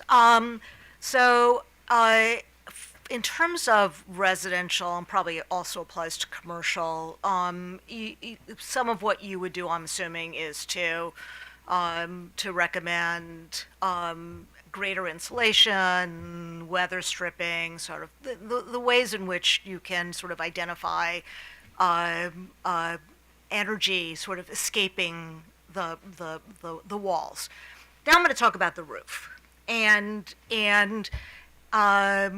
particularly green roofs, because I know that, I mean, I know DC's been pretty aggressive on green roofs, and there's a huge benefit, not just energy, but also for purposes of controlling wastewater. And have you looked at green roofs? And I would put within that category the painting of roofs with that very white paint that seems to have huge benefit in terms of avoiding bringing heat into the roof during the summertime. So you're proposing trees and planting trees, and I'm wondering if you're also proposing planting trees on top of roofs. So currently, so we are aware of the green roof concept and the the albedo effect kind of painting that goes on rooftops to reflect solar energy. And I think we do understand that there are GHG emission reductions that are part of that that kind of type of measure. I will say that it is not a part of our plan. But there isn't really anything that would sort of bar us from exploring that a little bit further. I think the reason why we looked at the tree planting pilot is because there is sort of a methodology in place for that type of program. There's an evaluation protocol. It's a little bit more prevalent, across the country, at least to our understanding and our awareness. The green roof type of measure, I think, is a little more nascent, at least in terms of utility administered types of program measures. So it didn't really kind of jump out of us when we were doing our research and development for planning for the 24 through 26 plan. But with the new goal structure starting with the next program cycle that allows the utilities to look at these non-energy programs that reduce GHG emissions, it very well likely could be something. But it's not really non-energy. I mean, when you're putting weather stripping in, right, it's to prevent the escape of heat that was created through gas. And so and it's not really nascent. I mean, it's been around for a while in DC, and you're in DC, so those programs have been in place for a while. This seems to be among the low-hanging fruit where you're looking with lighting kind of off the table. You're looking at new ways in which to gain some real benefits for both GHG reductions and also energy usage reductions. And this seems like it's pretty low-hanging fruit, and I'm surprised. I mean, I'm surprised, and those in the audience who are from the other utilities, I was surprised not to see anything in the proposals on this, because this seems to be a pretty easy way in which you can gain some real efficiencies. Mm-hmm. Go ahead. Oh, I was just going to add too. So the scope of our residential programs, at least, is primarily around the types of equipment that Josh mentioned. So like furnaces, tune-ups, those kinds of measures. We do, as he also mentioned, work in concert with the electric utilities who implement their home performance programs, which are more focused on, for example, like an energy audit, where they would look at things like leaks in the house and look to insulate or do some air sealing. And I think that would include like roof insulation and those types of measures. So for what we were offering directly, we wanted to make sure that the weatherization type programs that the electric utilities are offering, those types of measures all stay in one package under one program. We didn't want to necessarily cause confusion with customers by offering incentives for roofs, for example, under our program, but then insulation and everything else under their programs. So I think that might be an opportunity for us to talk to them more about like including green roofs as a measure in their programs, but it is more of, it's the program they implement, and then we Well, but for a utility, for a company that for a house, I can just tell you personally, I mean, we have gas heat, and we have gas stove and we have gas hot water. So when I'm thinking about and gas AC. So when I'm thinking about ways to be more efficient in heating and air conditioning, I'm not thinking Pepco. I'm thinking WGL. And so I'm just saying that seems to be a great opportunity to gain a lot of reduction, and it's not being tapped. So how do you account for free riders for people who would normally replace an appliance, but will take advantage of a rebate if you're offering it? That the person who sort of has the incentive to take the measure, but will also take the cash. How do you account for free riders? How do you avoid situations where you're going to have a free rider issue? Do you want to? I can kick it off. Yeah. Okay. Yeah. So I'll kick it off. Short straw. Sorry. Free ridership is definitely a concern of ours, and along with all of our fellow electric utility administrators. So, but one of the main tools that we use to avoid free ridership is through the evaluation protocol. So it takes a look at equipment and incentives that have already gone through the program, and there's sort of a survey mechanism that asks these questions about what were some of the elements that led to a decision being made to participate in the program. So we do ask is, how much influence did this incentive have over you making this purchase? And so that gives us a good indication of how prevalent free ridership is within our programs. And so I am pleased to say that free ridership is not as prevalent of an issue. I mean, it's a non-zero number, but it is at a pretty small level of what we consider acceptable within our programs. But usually it's trying to figure out, get a better understanding of the decision-making process and how our rebates influence the customer decision to invest in equipment.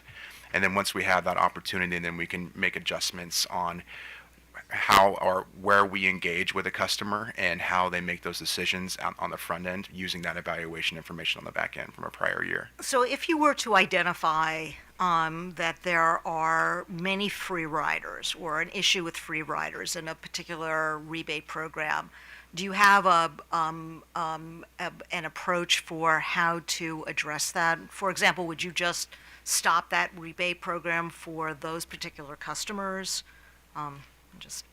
Yeah, I can answer that. Okay. So in terms of managing the programs on a day-to-day basis, we have had conversations between our evaluators as well as our implementing partners on how do we manage free riders or how do we avoid them to keep those numbers as low as possible.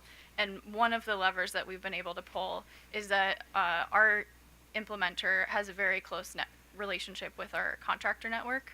And so we provide trainings to them on a regular basis, and we will have conversations with them about particular projects, especially on the commercial side that are getting lots of incentives. We want to make sure that that's not going to be a free rider and that's not going to cause us issues in the evaluation process that Josh was talking about. And do you have an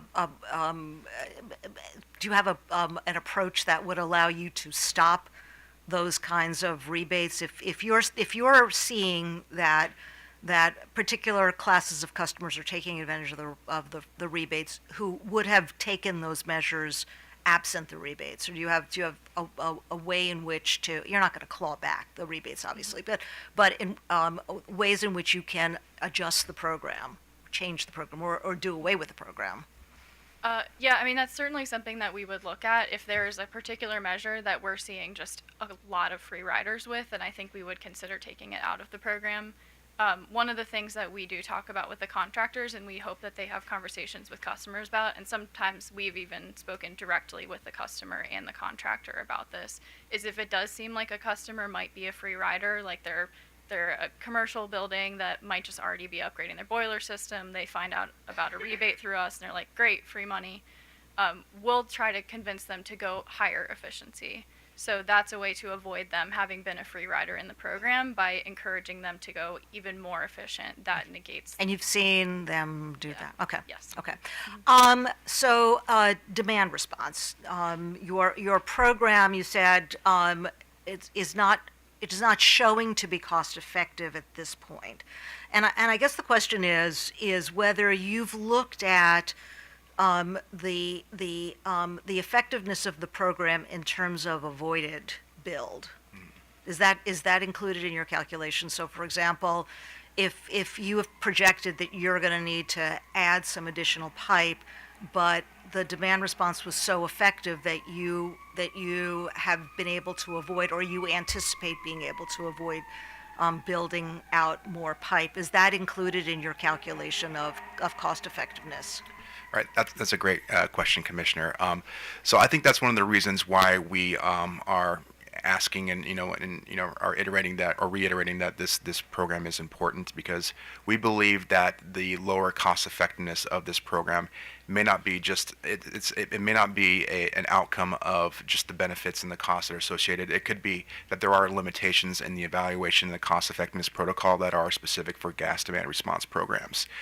So to answer your question, I do not believe there is that sort of what we would call defrayed capital cost or capital investment, where these programs, this demand response program could mitigate enough consumption during peak events that we don't have to put additional pipes in the ground, right?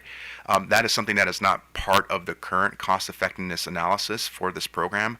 But what we want to do is we want to keep this program operating and continue to evaluate it over the next program cycle to see if there are those opportunities that could basically add those type of elements into the the benefit side of that calculation to see if it could actually have a positive impact on cost effectiveness. Oh, okay, and can you explain to me why it's not part? I mean, because to me, Right. it seems obvious that you're doing demand response, Right. Not just to flatten the peak, but you're also doing it to avoid having to do any build out. Right. So I would like to see that as part of it. But are you constrained by statute or previous commission orders? Right, I wouldn't consider it a constraint. I think that the MJST is a standard protocol, a benefit cost analysis that is used for all the programs, and so there is a set list of prescribed pieces that go into that calculation. And so I think as of right now, the MJST does not have that specific piece. But again, it is also subject to the EmPOWER Maryland Evaluation Advisory Group. All the stakeholders in EmPOWER Maryland are constantly looking under the hood of benefit cost analysis to see if there's any ways we can make those improvements for specific programs like demand response. Okay, so if I were to say that I would like to see the cost benefit analysis to include one of the key reasons why you do demand response, how much of a heavy lift would it be to put that into the calculation? I think it would be subject to the statewide evaluator and the evaluation advisory group to do an analysis to see if that could be included in the overall cost effectiveness test. So in terms of heavy lift, that is something that has been done in the past. I think that was the MJST is an outcome of guidance from the statewide evaluator and the EAG working together to come up with a new protocol. So I think we have perhaps a response. I don't know whether this is working. Yeah, actually it is, but Okay. if you could. My name is Joe Loper. That's Loper. I'm the independent evaluator working for staff in the commission. It's so nice how you can just say, I really wish I had the independent evaluator, and then you just appear. Right. So that's, So there's nothing stopping any of us or Washington Gas from doing a locational benefit analysis, which I think is what you're talking about. Basically, they're already including transmission and distribution avoided costs in the MJST. So at an overall level, it's already included. But I think where the demand response, that bigger bang for your buck is going to come from locational benefits where you have constraints on their gas pipelines. And so that's not something, though, that I go get the number. I don't have those numbers to provide Washington Gas. That's something that Washington Gas would need to provide and incorporate into the analysis. But there's nothing stopping them from doing that. At least I'm not stopping them, and I don't think there's any statute or anything like that. okay, so now that you know that you can do it, or you're permitted to do it, I guess the question is, can you do it? Do you have the data that can? Because I'll tell you, if we assume that your demand response is going to be effective, that's going to show greater. Not just, it's going to show a positive cost benefit, or presumably it's going to, but it's also going to show greater reductions, GHG reductions, and that's going to be beneficial to all of us. Right. So, To answer your question, I don't know off the top of my head if we have that information readily available, but what I can say is that we can definitely, we know the right people to ask to see if that exists at the company, and we could definitely find that out and see if that's an opportunity to incorporate into the benefit cost model. that's great. We'll That's consider- all I have. We'll consider that a bench data request, Commissioner. Thank you. So explain to me how this demand response program's actually going to work. Right. So oh yeah, you can bring up the slides. So the basic premise of demand response, it's a bring your own thermostat methodology, and what that means is that we set up a program for customers that already have a smart thermostat installed in their home. And we offer this program that they can enroll in, and kind of sign the terms and conditions. There's an incentive that's provided for them to enroll into the program, and then there's continuing incentives incrementally, over time for them to encourage them to stay within the program. That's one of the benefits is that you as a customer can opt out at any time. If you don't feel like you want to be part of it, you can adjust your, you can tell the utility, or you can adjust your thermostat during those events at your leisure or at your discretion. So, but the way that it works is we have partnerships with those smart thermostat manufacturers through a third party, and we basically design or plan out the events that we think are going to be the really cold days of the year, and we set at certain temperature thresholds on when we think we want to curtail people's temperatures of their thermostats in their homes during those events. Obviously, there are some limitations or some caveats to that. We don't want to do run these events during weekends or holidays where we know there's going to be a lot of people in the home. We try to do it either in the wee hours of the morning where people are asleep, or we know that there's going to be low occupancy in these homes. We try to do it when it doesn't have a big comfort impact on people living in the home. So when the cold days come about, it's essentially as simple as pressing a button to activate that event, and we slowly sort of just throttle down the temperature of that thermostat for, I think, up to 4 hours. I don't have the details in front of me, but these certain events last for a few hours, and then once that event is over, it kind of slowly goes back up to where it was before the event started. Okay.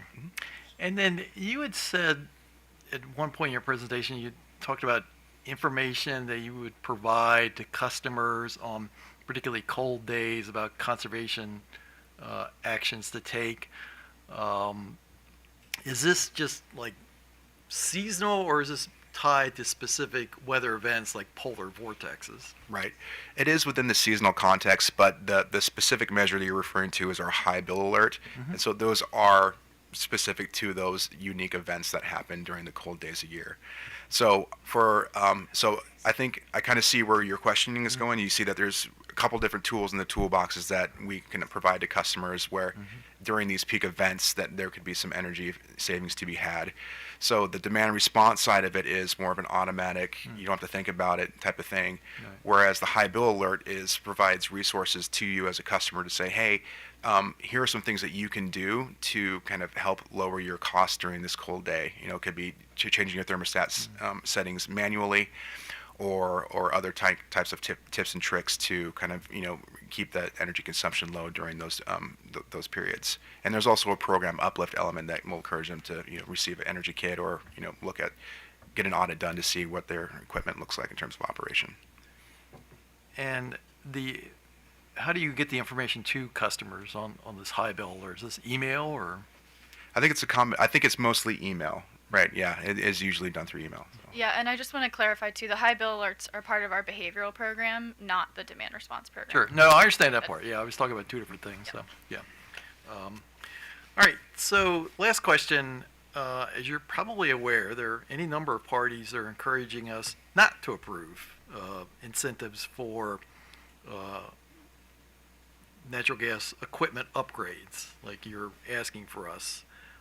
And earlier this morning, one of the people that was talking about this was saying, well, the problem is, you put in new gas appliances, it has a life of 20, 30 years, and if you're in a situation where you're trying to move away from fossil fuel things, this is almost counterintuitive. Now, I understand that your service is still legal and available, but I mean, what's your response to this concern that approving this incentive for you is running against the state's goal of reducing fossil fuel use? And anybody who wants to take a shot at it, I can. so, Like one thing that comes to mind about that is when there's the argument of the long life of gas equipment. So I think the best thing that we think about in terms of the trajectory of the state moving towards electrification. So as of right now, the way that we view our gas incentive programs, they're not mutually exclusive. Like it's not you can have one or the other. There is opportunities for electrification to be a part of EmPOWER Maryland and for customers to electrify. But there's also an opportunity for folks to stay with gas and invest in high efficiency gas equipment. As of right now, the state of Maryland, you as a customer, you as a consumer, have a choice in how you use your energy. You can use gas or you can use electricity. And as long as that customer choice exists, the state needs tools in its toolbox to help reduce emissions. And one of the best and cost-effective ways to do that is to promote high-efficiency equipment and appliance installation. So there's going to be folks out there that will choose not to electrify, or there'll be folks out there that can't electrify for one reason or another. It could be a housing configuration. You heard Mr. Malinay this morning saying that there's some ductwork considerations. If you have an older home in the Baltimore area, it's going to be extremely difficult to electrify and extremely expensive because it's not just swapping out one piece of equipment for a new one. It's redoing all the ductwork. It's redoing the insulation, and there's a hefty price tag that goes with that. So yeah, we see them as almost complementary to one another. It's another tool in the state's toolbox to help reduce emissions where electrification may not be feasible or economical. Okay, thank you very much. Okay. Thank you. All right, thank you, folks. So next on my list is SMECO.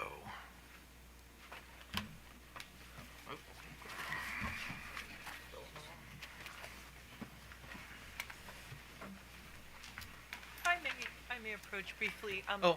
Will parties have the opportunity to respond after each individual presentation? Well, actually, I think what we were going to do was when we're going to bring you up and you can sort of comment on all of them. So, and we'll try and keep track of comments with the others. So. Thank you, Mr. Sure. Chairman. Thank you. Well, you will get a chance to make comments. So. Thank you, sir.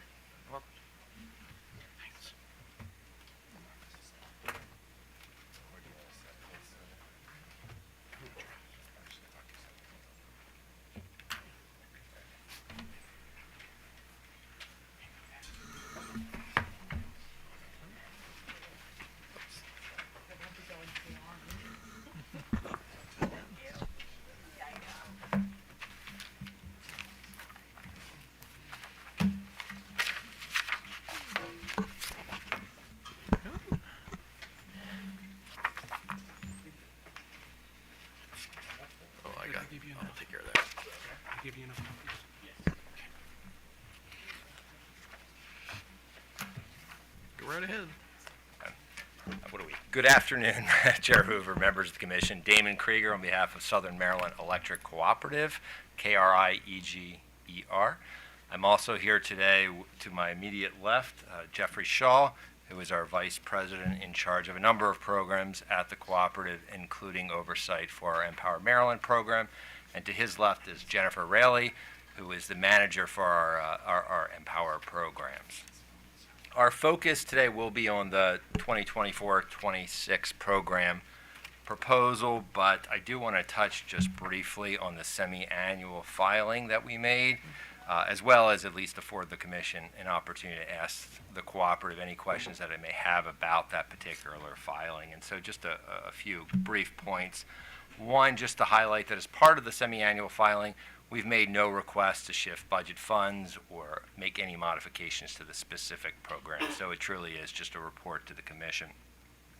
Second, sometimes SMECO gets overshadowed by the larger group of Maryland utilities, and so I do want to clarify a few points with respect to the midstream HVAC program, since there was so much discussion about that particular program this morning.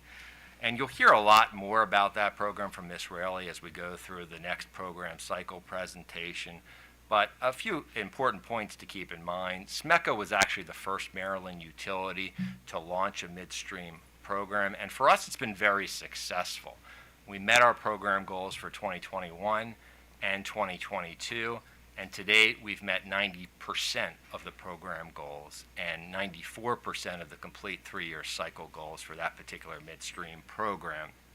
There is a seasonal ramp up to the program, and so it's not out of character for the first 2 quarters of the year to have a lower performance output, but then it continues to ramp up throughout the year, and that's why today we're staring at a 90% goal achievement for the 2023 midstream program. So I just wanted to make sure that that was clarified for the record.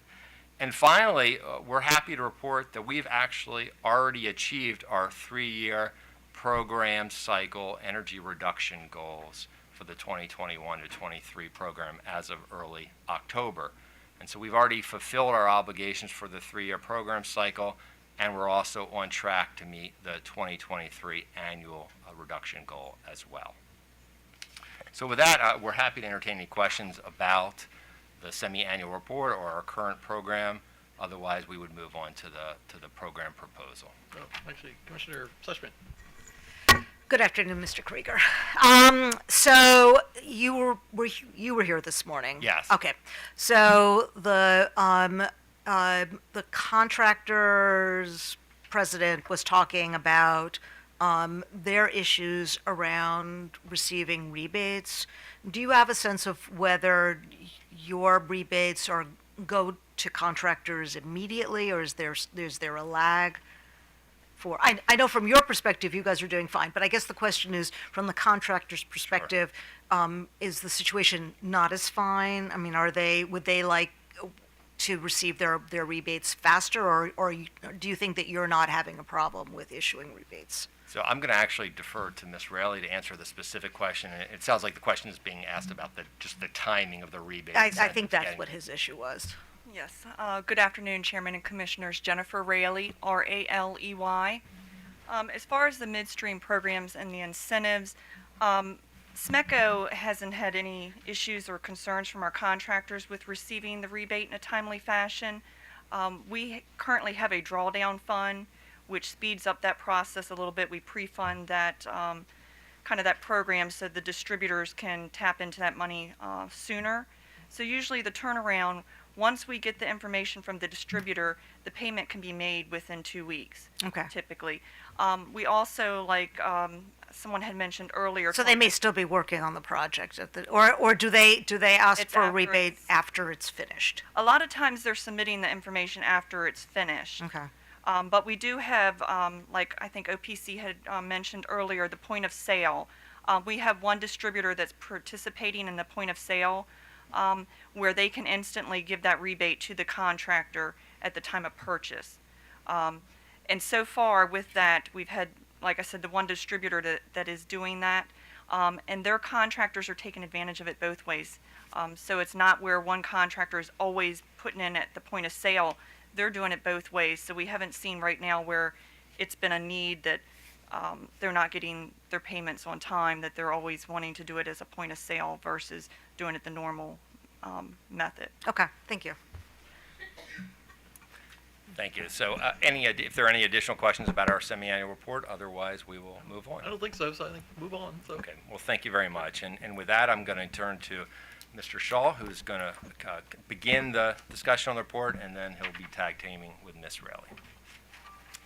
Good afternoon, Chairman and Commissioners. Jeff Shaw, that is S-H-A-W, your Vice President of Distributed Energies and Sustainability for SMECO. Typically, when I'm before the Commission, I tend to handle policy and guidance and direction, overall strategy for the company, and Ms. Raley will handle the programmatic specifics. But to touch on a few topics before I launch into this, Ms. Suchman, if you recall back, Mr. Maloney said there's a rogue utility out there that likes to do different things. That's us. We like to try and do unique things and be first to adopt and be responsive to the contractors, as well as many others, but to the contractors, because as you heard, they are the ones at the kitchen table delivering the program. So it's in our best interest to meet them there. So with that, here's what we have going forward. No surprises there. The three scenarios that Washington Gas touched on. The 2023 baseline as usual. The middle, where we begin to bring in some greenhouse gas reduction And then as I refer to it, the sky's the limit, or the maximum, or no spending is considered there, so, or no caps are considered there. All this has implications, and this is where I want to spend some of my time here this morning. Back in May, I believe, I was before the commission when we were closing out some future programming working group efforts. We were talking about Q3, Q4 from previous year, and we didn't have hard and fast numbers, but I sat here and talked to the commission about the potential for bill impacts to the SMECO membership. And what I don't want to lose sight of again is we are a cooperative. We are responsible to our members. They elect our board of directors. They own and operate us, so they give us guidance. We're just a little bit different. And I was talking about the possibility of bill impacts that we were seeing. Happy to report that I was a little high with my projections back in May, but these are not projections. These are actuals that the membership will see depending on which program is instituted or which levels we institute. SMECO in our filing brought forth business as usual. I think that gives me and you a possible sense of comfort because overall we are meeting the Climate Solutions Now Act with the business as usual. We are meeting the 2% goal that's inside of there. There are greenhouse gas reductions ongoing that always happen with EmPOWER. It's the lowest surcharge impact. It's the highest cost effectiveness of all the different levels. So there are certain levels of comfort there. The Maryland Energy Administration recommended that SMECO adopt this and that the commission direct us to adopt that. There's still a lot of unknowns out there. There's uncertainty around what's going to happen with Climate Solutions Now and EmPOWER coming this upcoming legislative session. We've got some reports that are going to come out of the Maryland Department of the Environment by the end of the year, giving the state a lot of guidance. And then two other working groups I want to point to is there was some back and forth, Commissioner Suchman, with you and Mr. McClellan there about cost effectiveness. There's a working group out there working on that unified benefit cost assessment, where we're kind of taking what we've learned through EmPOWER. We're trying to marry up these distributed energy resources in total, which would be electrification, and different other DERs. So the state's trying to figure that out, as well as the distribution system planning working group that's out there. And those efforts are not finalized yet, and how the utilities are going to better plan and build and design and guide their electric grid to be ready for electrification. So there are still several things out there on the horizon that aren't quite perfect. I'm not asking you to stop EmPOWER whatsoever. Again, business as usual will meet the letter of the law, but that's what we're looking to continue with there. When I give presentations as well, feel free to interrupt me. I could sit here and ramble and drone for a while, so don't hesitate. You typically don't. This is something else SMECO has been tinkering with, and this is energy burden. It's been talked about in several stakeholders' filings. We've been taking our CCMB data, our customer AMI data, and we've been looking at our known limited income customer recipients. And we're trying to define with those bill impacts that you just saw, they don't get to avoid those. Those hit them as well. So what does that mean as an overall energy burden? So we're bringing in some census data, we're bringing in some demographic data to see what that means. As you can see, it is an ever-climbing percentage, and I believe ACEEE's highest level of energy burden is at 6%. So as you can see, fast approaching a high level of energy burden for those most vulnerable. They don't get to avoid that surcharge that was on the previous slide. So we're trying to just point this out, and we'll be working on this for the rest of the membership as well, just to see what these bill impacts will do to the overall energy burden. The first slide I had in there was about business as usual. It's just about anything other than the name infers or says it is. We've gotten rid of lighting. You know this. We've got our cycle to date goal has increased You can see what that means to budgets. We've added some dollars in there so we can begin to do further and deeper cross-promotion of DHCD, and Ms. Raley will talk about that a little bit later as well. But we haven't had dollars for that before, and we want to do it. We just haven't had the money to do it, but now we're asking for that money to do it. So all of that goes into what we're referring to as business as usual. And then earlier this morning was conversation around conservation voltage reduction. We would like to keep it. It was talked about, and we'll call it negotiated within the future programming working group at that 80-20 split. We're happy to report that we came in with our CVR at 11% over overall savings, so well under the agreed upon 20%. And we have some figures down there at the very bottom. If it's taken away from us, and others have asked for that to happen, those budgets on my second slide go up by 20 million. The bill impacts go up again simply because we've gotten rid of basically a little to no cost measure that is delivering energy savings to the membership at very little cost. And I think with there is where the transition is going to begin. Okay, good afternoon. I'm going to touch a little bit on some of the program enhancements and stuff we have for 2024 through 2026. SMECO has designed the 2024 to 2026 scenarios based on the success and momentum its existing programs have had to date. Some enhancements include increasing rebates, marketing, and outreach across programs to induce higher participation and savings, creating flexibility in the programs to align offerings with federal programs and requirements for greater participation levels. We'll also be adding new offerings within the existing programs, such as expanding our online store to not only give members access to discounted energy efficiency products, but adding installation services for things such as heat pump water heaters. Also looking in our appliance program, adding appliance kits for the food banks.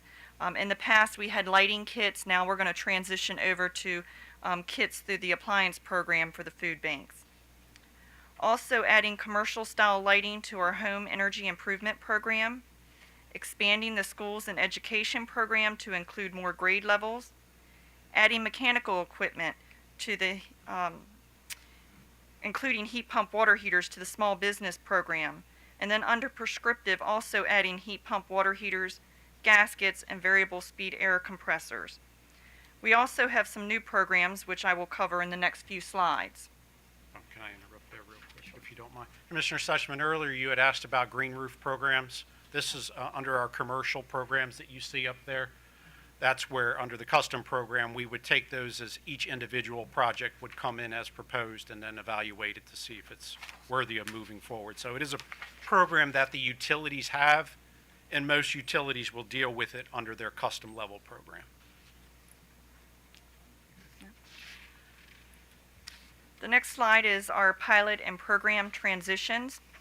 Energy Perks pilot achieved 148% of the active participant goal for the pilot during Q1, Q2. SMECO has filed to transition the Energy Perks pilot into a program in 2024 through 2026 cycle.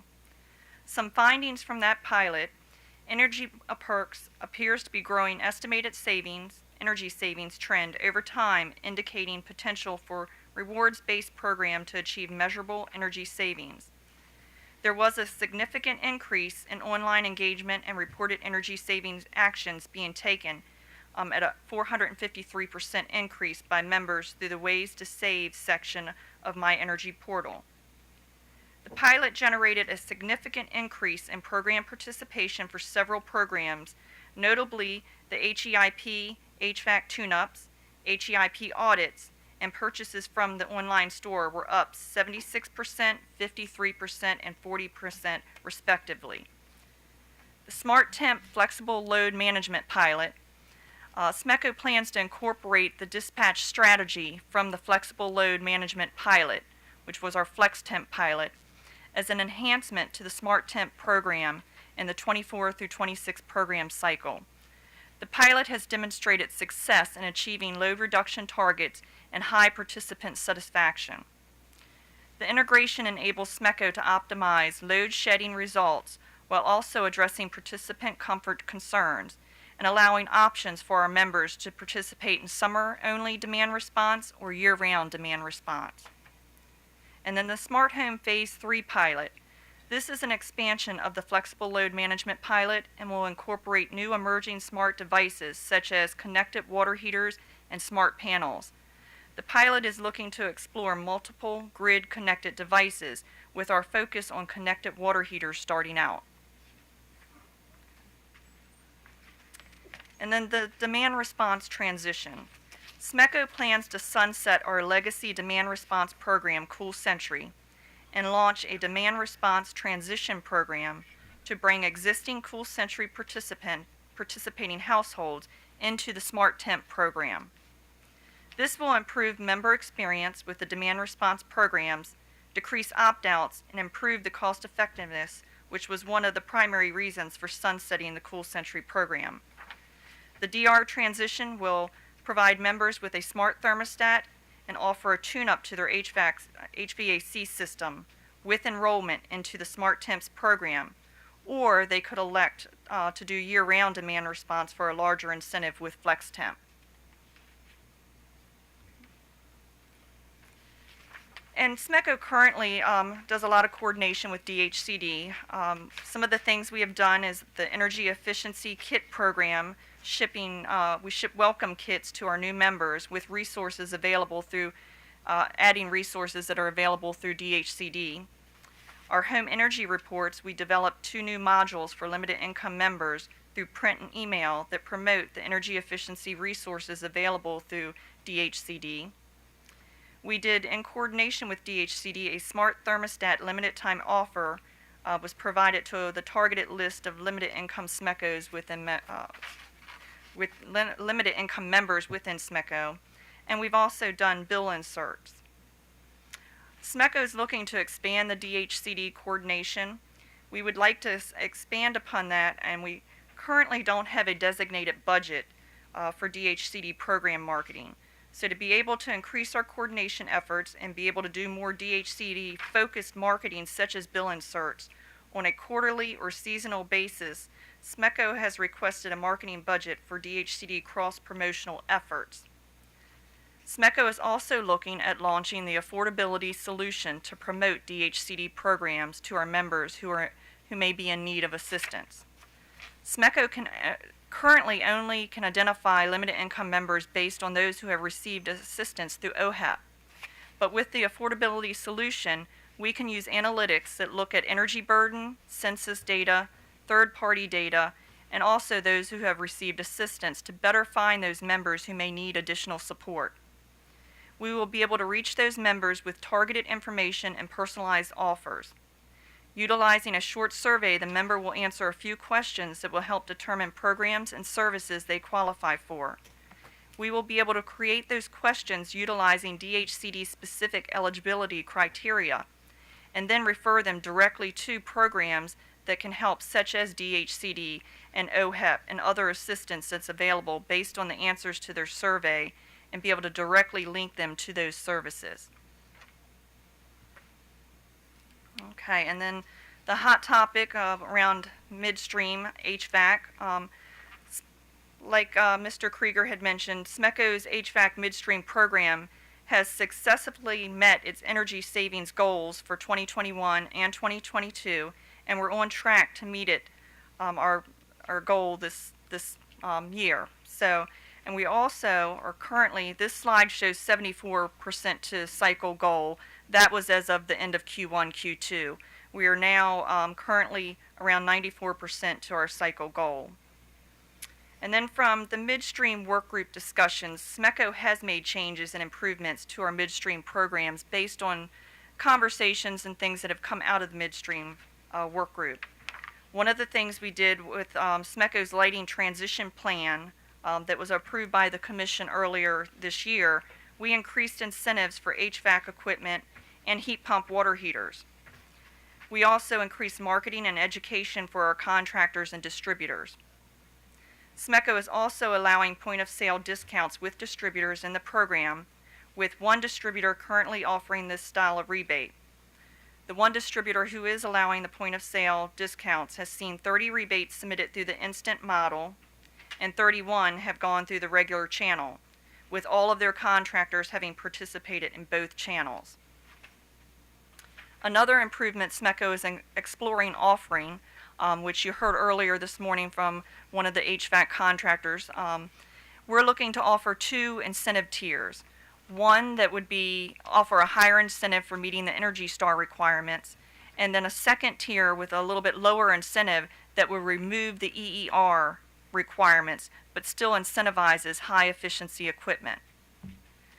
There have also been discussions around a single implementer for midstream programs, and through the work group, some discussions around a unified statewide manual. SMECO supports a unified statewide program manual versus a single statewide implementer. An aligned program design and requirements manual could allow manufacturers and distributors to prioritize the sales and stockings of qualified equipment to their contractors, but it could also take away flexibility from the utilities to make budget adjustments and respond to market changes quickly, as changes would have to go through the work group and multiple stakeholders and utilities to make changes to the manual. But the alternative of transitioning to a single implementer would incur substantial costs in terms of time and financial resources. This would involve the need to reissue program bids, renegotiate contracts, establish new database systems, and provide retraining for all participating trade allies. SMECO's midstream HVAC program has been successful, and we are very concerned we could lose that momentum with a transition to a single implementer, and also lose relationships that we have built with SMECO contractors and distributors, and as a smaller utility, not be prioritized by a single statewide implementer.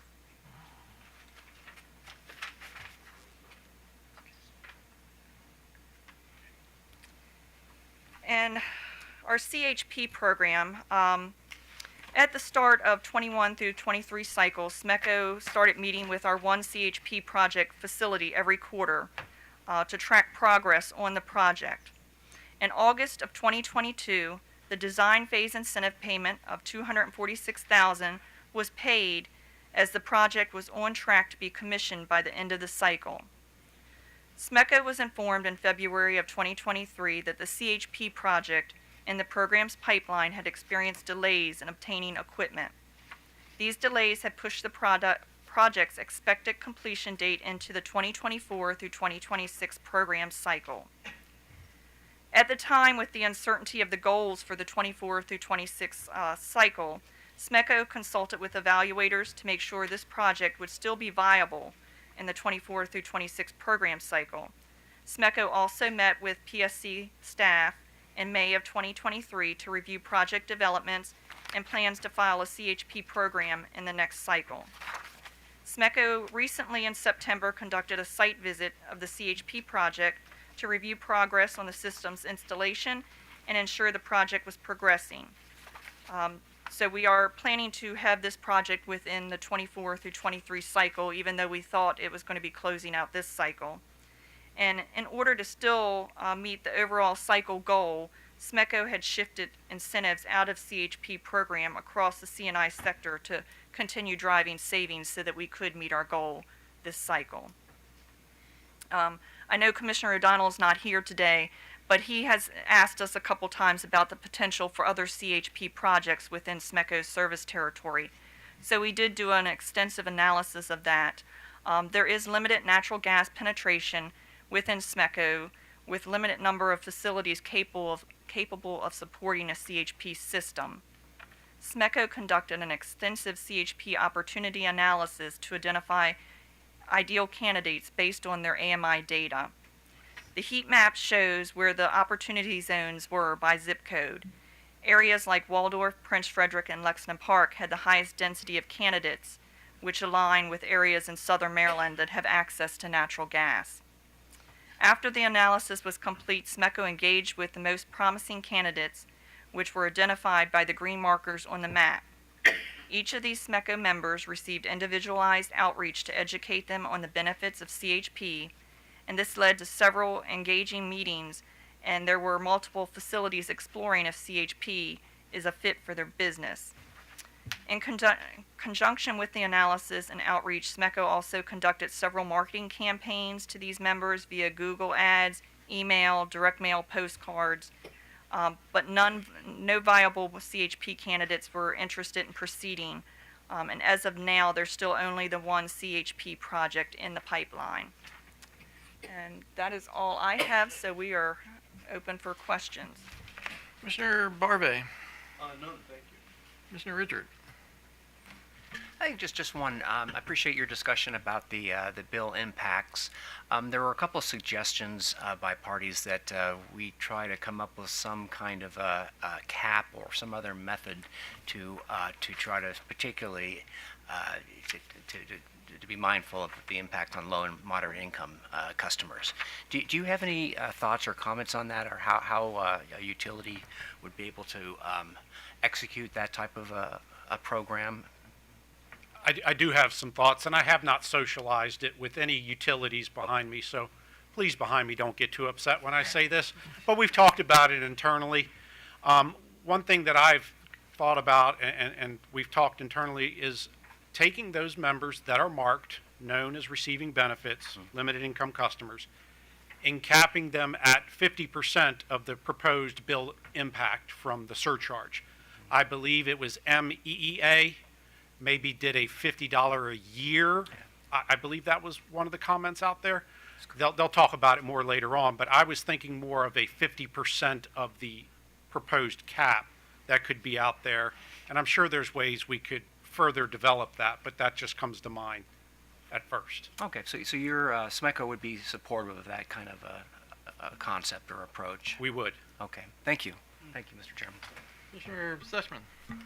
Okay, to stay on that topic and that page, have you looked at, so you have on, this is the Helping Vulnerable Members page.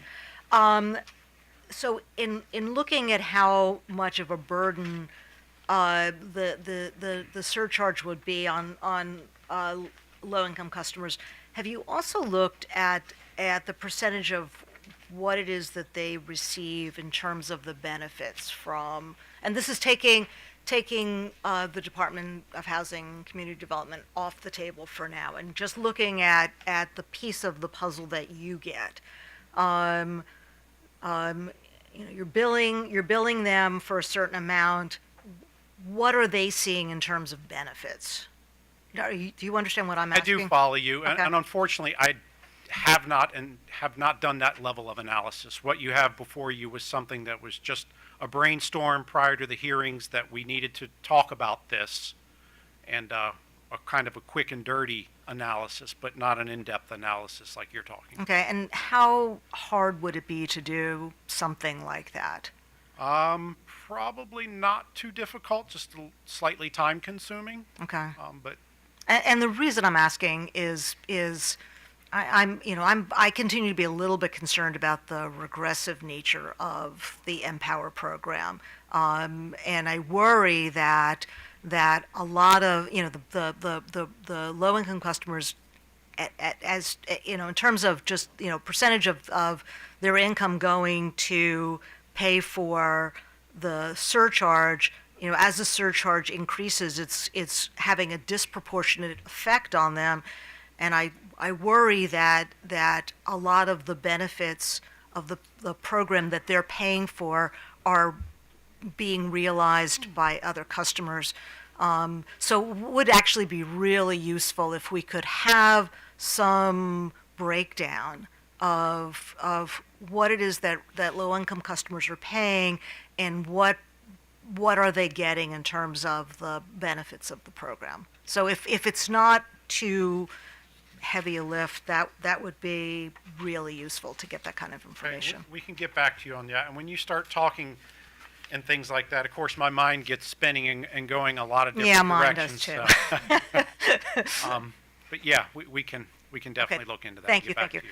to you. For the demand response transition, and I guess Ms. Riley, Riley, yeah. So that's going to be your bailiwick. Do you have a sense of when that program is going to start? as soon as you approve it. Oh, okay. So you are sort of ready to go. And do you have a sense of what's going to be the level of participation in that? Well, currently our Cool Century program has about 38,000 members that participate in that program. So this would transition them over to the Smart Temp program, which is a smart thermostat program. Okay. It's going to take some time. Once we get approval, we'll start ramping up. And I think we filed, I want to say I think it was 8,000 a year that we're trying to get transitioned over. But it will take time, but we plan to launch right away once we're given commission approval and start transitioning those participants in the Cool Century program over. Those that don't have smart thermostats, we would be installing the smart thermostat and doing an HVAC tune-up for them if they sign up for the Smart Temp program. And that would be a pretty much seamless transition for them because they're doing summer DR under the Cool Century program right now.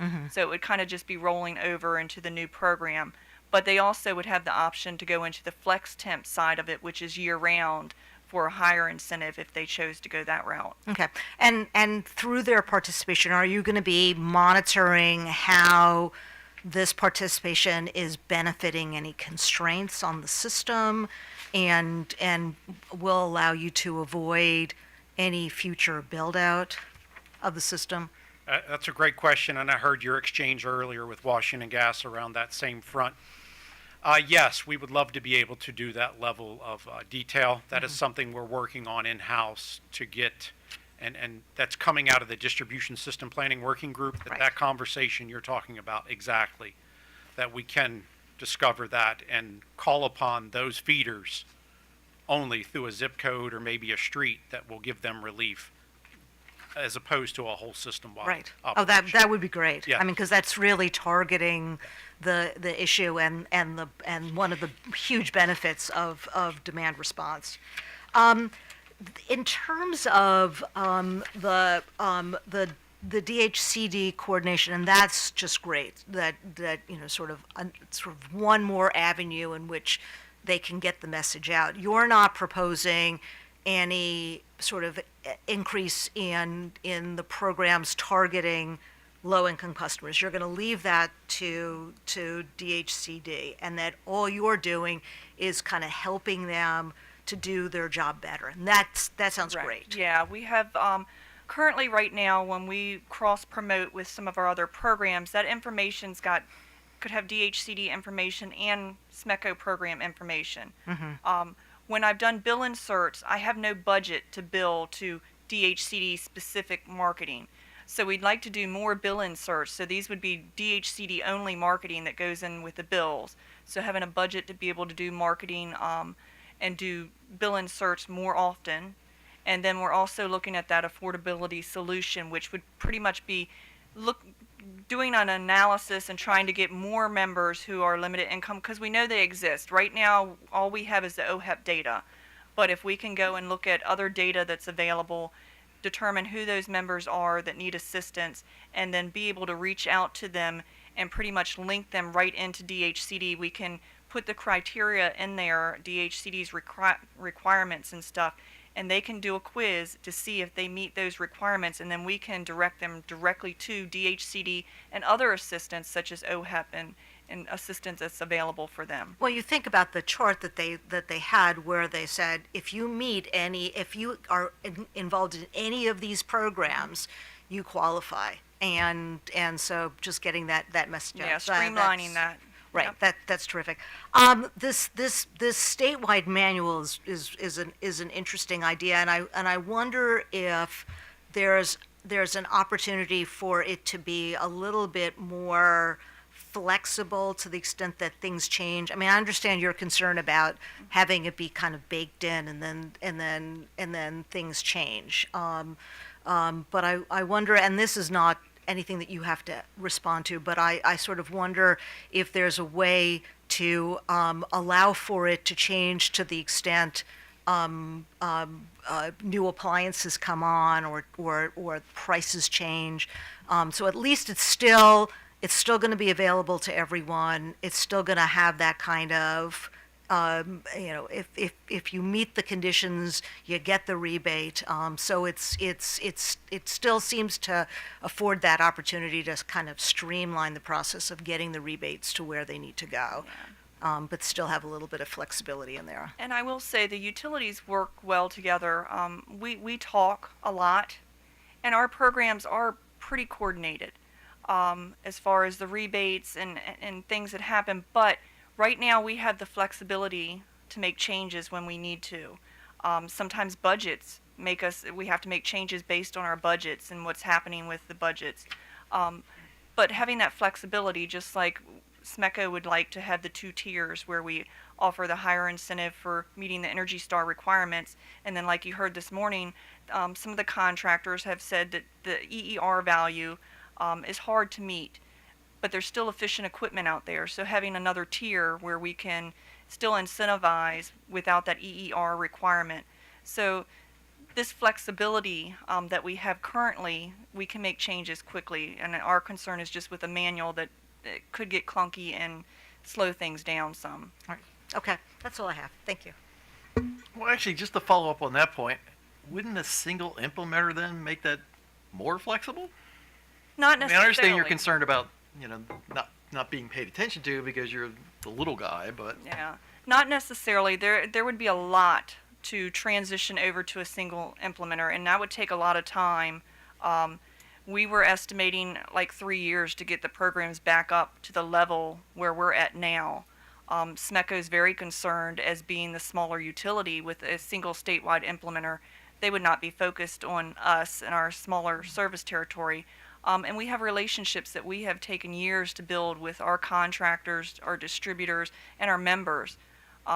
So we feel that a single statewide implementer would not have those connections with our service territory. okay, fair enough. So on the CHP program, you said you reached out to the various qualified entities. Did that include facilities run by the Department of Defense? Any facility within SMECO's service territory that has access to natural gas, we did an analysis and reached out to those members. I'm not sure exactly which members we reached. If you look at that picture, that one member you're referring to is not within the orange area. They do have gas there on base, however, highly constrained at the size of their service level. There's no room for expansion of service down there. So the force main that comes onto the Navy base down there is as big as it's going to get, and they're using everything they got. Okay. Okay, thank you. I think that's everything from us, so thanks for coming. Okay. Thank you. So we'll next move to Potomac Edison.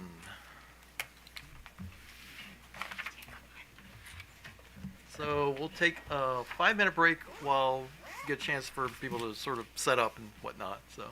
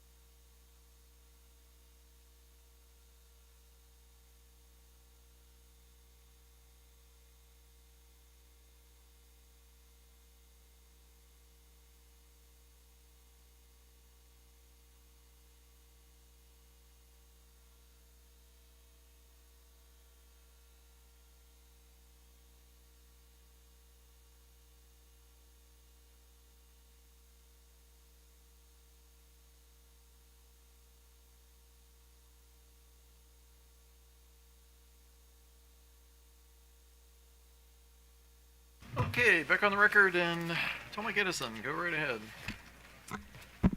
Good afternoon, Chair and Commissioners. Jessica Reba on behalf of the Potomac Edison Company. With me today, I have Kurt Taras. Did you give your name to him, or? We did. Okay, good enough. Yep, got them all. Thank you. Kurt Tarosky, our Director of Energy Efficiency Compliance and Reporting. Eric Rundy, an engineer in our Energy Efficiency Compliance and Reporting Department. And Aaron Demaray, Manager of Reporting for Energy Efficiency Compliance and Reporting. I think Mr. Rundy is going to be doing the bulk of the heavy lifting this morning, so I will turn it right over to him. Good afternoon, Chair and Commissioners. My name is Eric Rundy. I work for the Potomac Edison Company. So I'd like to start our presentation about our 24 to 26 EmPOWER plan. We're going to be discussing an overview of that plan for the overview and approach, to discuss some of the plan scenarios, the programs and the sub-programs that we're proposing. We'll move on to some of the plan enhancements that we are proposing in there regarding our key program changes. I'd like to also go over the flexibility requests that were in the proposal and our financing proposal that is new for 24 to 26. We'll follow it up with some portfolio impacts to take a look at the savings and the GHG reductions, the costs of the 24 to 26 proposal, and moving on to bill impacts. We'll follow that up with our PIM proposal, and we'll go to some closing remarks. So I'd like to start off with the overview of the plan. The Climate Solutions Now Act for Potomac Edison at 2% and 2.25% in the following 2 years is a very increasingly aggressive target for the energy efficiency requirements. Due to some of the other things we've heard here today regarding the changes in federal standards, which referring to the loss of residential lighting, some of the other changes in federal standards regarding HVAC and some appliances have reduced the savings opportunities for us to be able to claim towards those CSNA targets.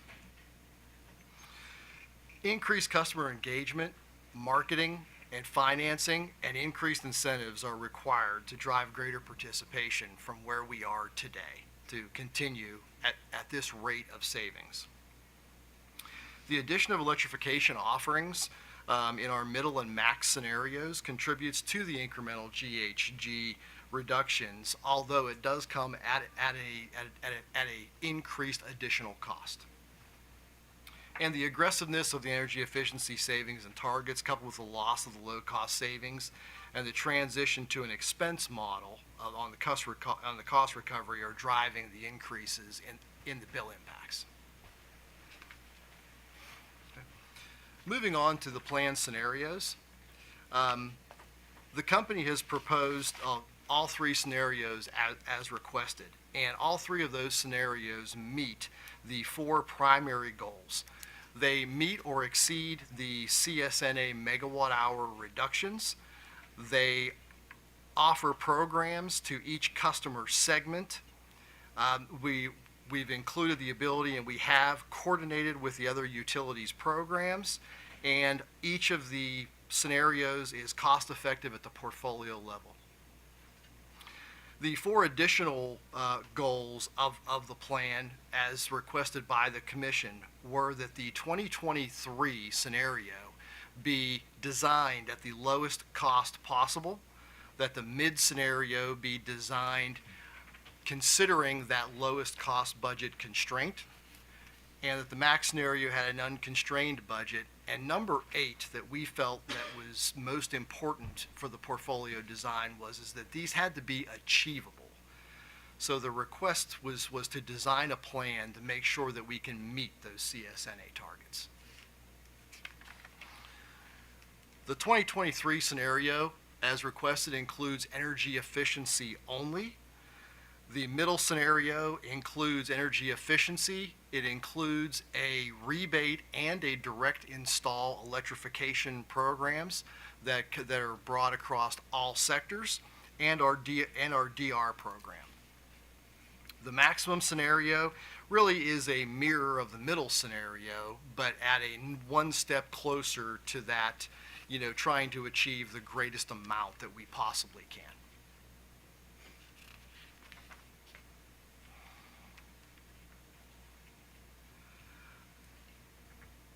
our design approach was really to build upon the success of the existing plan and improve and expand the offerings.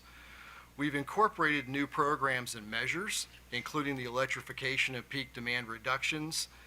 We've included and considered some of the stakeholder input, our past experience, our peer offerings, and other industry information into our designs.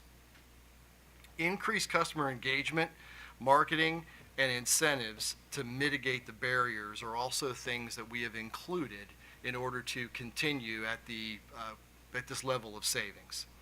We've expanded or adjusted our delivery channels to improve access to the programs for all customers. We've enhanced our program implementation flexibility to react timely to changes in business, economic, and market conditions. Another requirement that we had during our plan design was per the future program working group's goal requirements were that we had a minimum of 80% behind the meter and a maximum of 20% in front of the meter.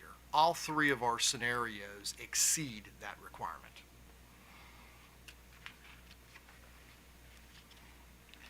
I'd like to go on and just briefly go over some of the programs and sub-programs that the company is offering.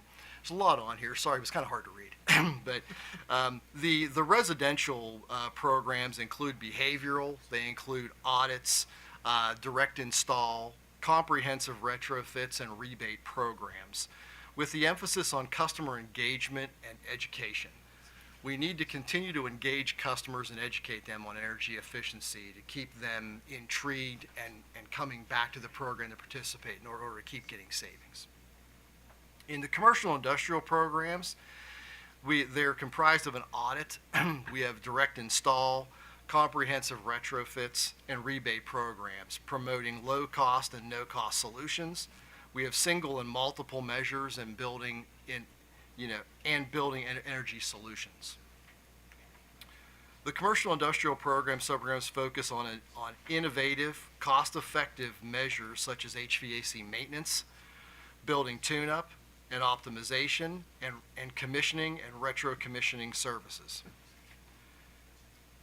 Customer engagement, as I mentioned, was the center around our marketing, our outreach, audits, education and awareness, and incentives forms the basis for strategies to help customers identify and complete energy efficient projects. Our portfolio also includes the other program, which includes the streetlights, transformers, T&D upgrades, and a CVR program that is a continuation, but we have expanded it.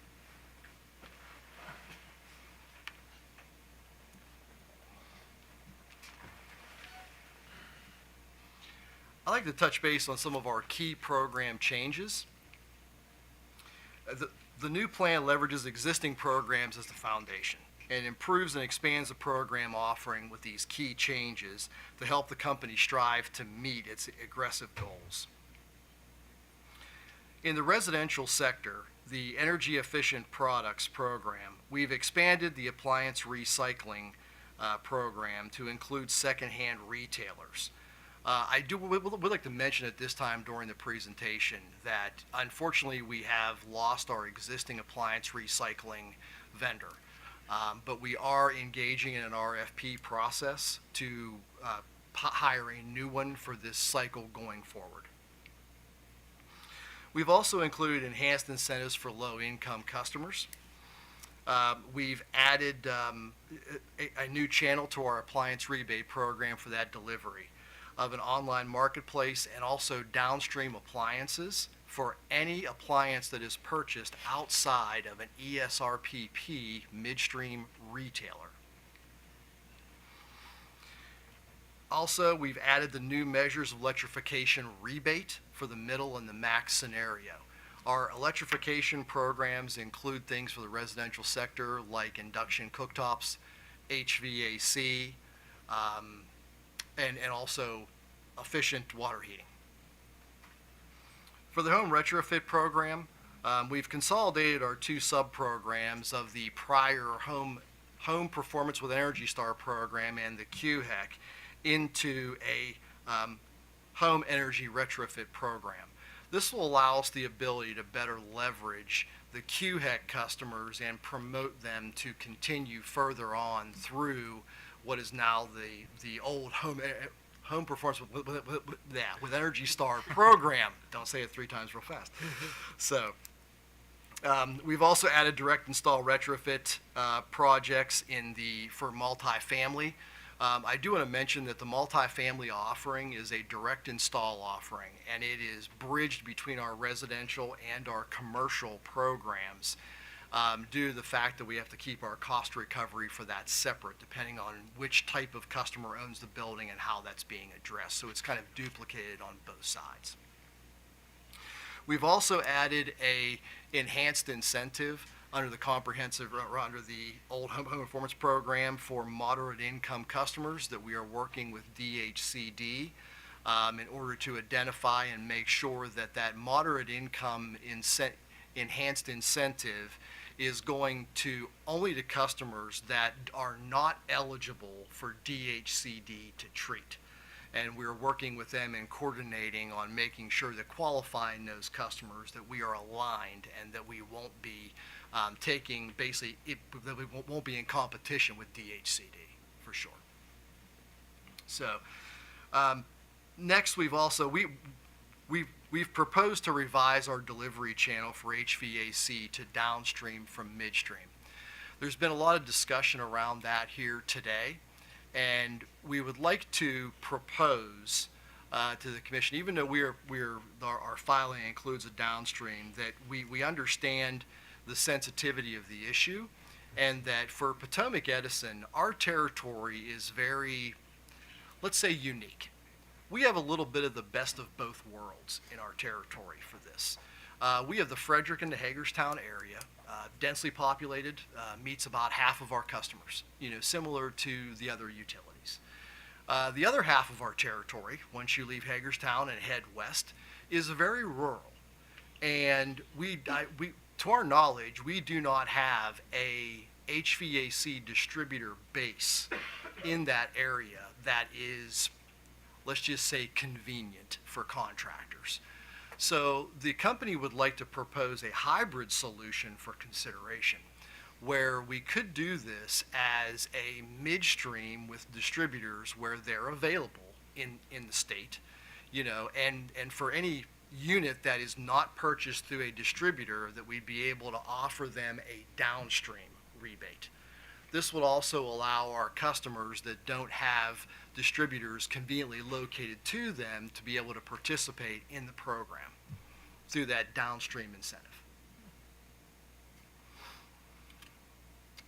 Also for home energy retrofit, we've added new measures for electrification for the mid and the max scenario. This is more of a direct install methodology through our contractors for those electrification technologies.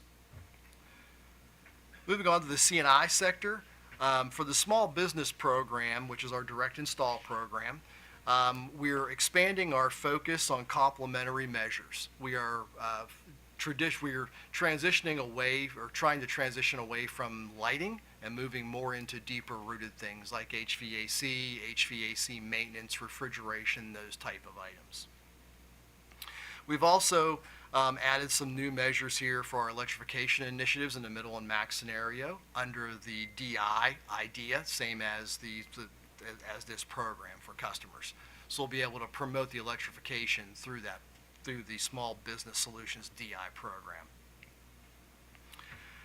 The Energy Solutions for Business program, also again, we're expanding our customer engagement. We've expanded our delivery channels and our focus on building rehab and new construction. We've added retrofit projects, as I mentioned previously, for multifamily. So we have these on both sides of the fence, whether it's master metered or multi-metered. Master metered or multi-metered, and this way it allows us the ability to focus on and treat the entire building regardless of how it is metered. We've expanded the focus on the complementary measures under retro commissioning and building operations, and again we've added new measures for electrification under the Energy Solutions for Business program as a rebate offering. Some of the other key changes are the addition of our demand response program in the middle and the max scenario. As I mentioned before, we're expanding our CVR program. And I do want to mention that for all programs, we've updated our incentives and incentive structures across all, including the enhancements for low-income customers.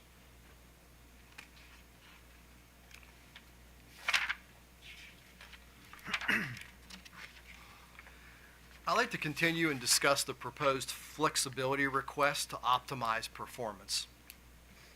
Presently, we have the utilities have approval for the top main bullet, and we would like to request that these flexibility items continue for the previously approved budgets.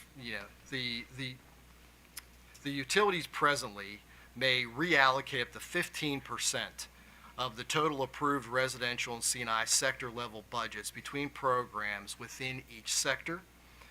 The utilities may also reallocate previously approved incentive funds between programs within the residential and C&I sector. Both of these are subject to providing staff within 10 business days and advance notice and reflecting such shifts in the subsequent semi-annual reports. The utilities also have the flexibility to describe and award customer incentives in up to the filed amount that has been approved by the commission. And we have the flexibility to decrease or increase those residential and C&I incentives by an amount within the approved up to range without commission or staff approval. The commission approval is required if we were to go above the approved up to value. Potomac Edison would like to further request two adjustments, to improve the program implementation flexibility. We'd like to request the ability to include measures that are approved for other EmPOWER utilities, common programs within our approved budgets. Said another way, if BG&E offers a green widget, we would like the ability to also implement that green widget.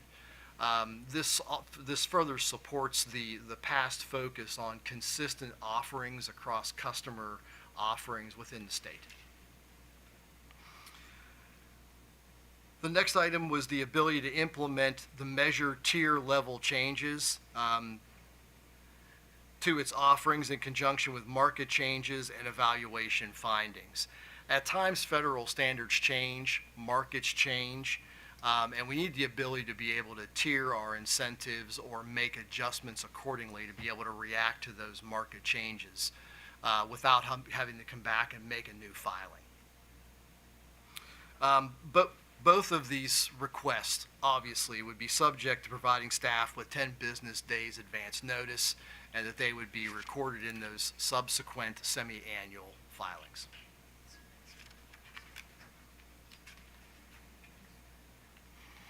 I'd like to move on to our financing proposal next. The company's new plan integrates a financing mechanism to help the company strive to meet its aggressive EmPOWER goals. Some of the cost barrier mitigation, this mechanism aids customers in the overall initial energy efficiency upgrade costs. The program basically buys down the interest on the loan to, at or near 0%. This program basically aligns with a home equity line of credit application that a customer would go to, get a loan to do a project, whether it's residential or commercial. The company plans to contract with a third-party entity to administer the loans and back them financially.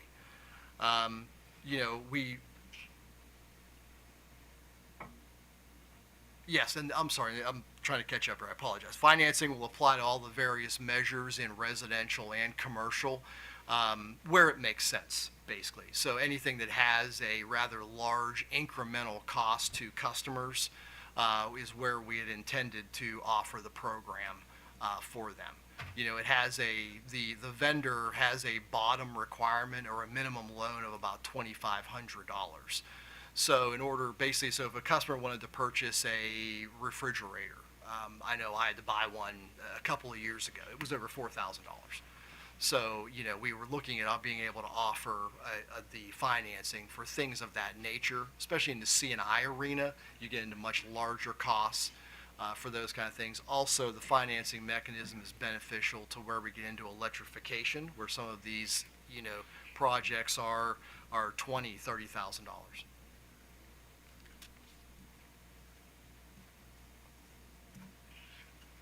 That's it.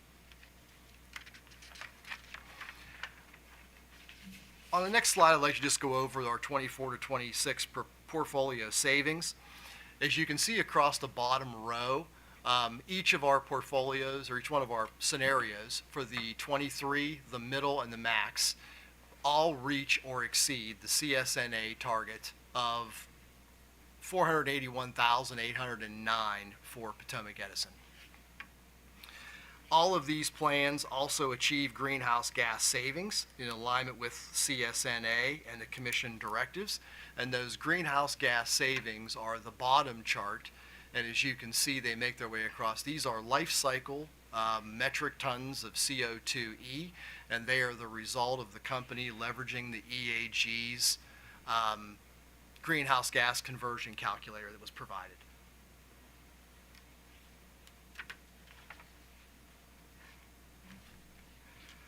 The next slide is our portfolio cost slide.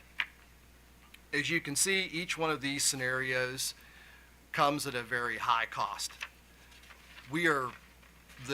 Our 2023 scenario is over double what our 21 to 23 plan was at about 150 million.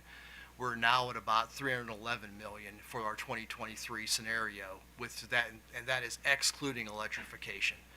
This has a lot to do with some of the key changes that we have made regarding increased incentives, increases in customer engagement, and overall just having to, in order to have, since residential lighting is gone, we're having to increase those incentives to make other areas of the portfolio perform beyond what they are today. HVAC is an example of that.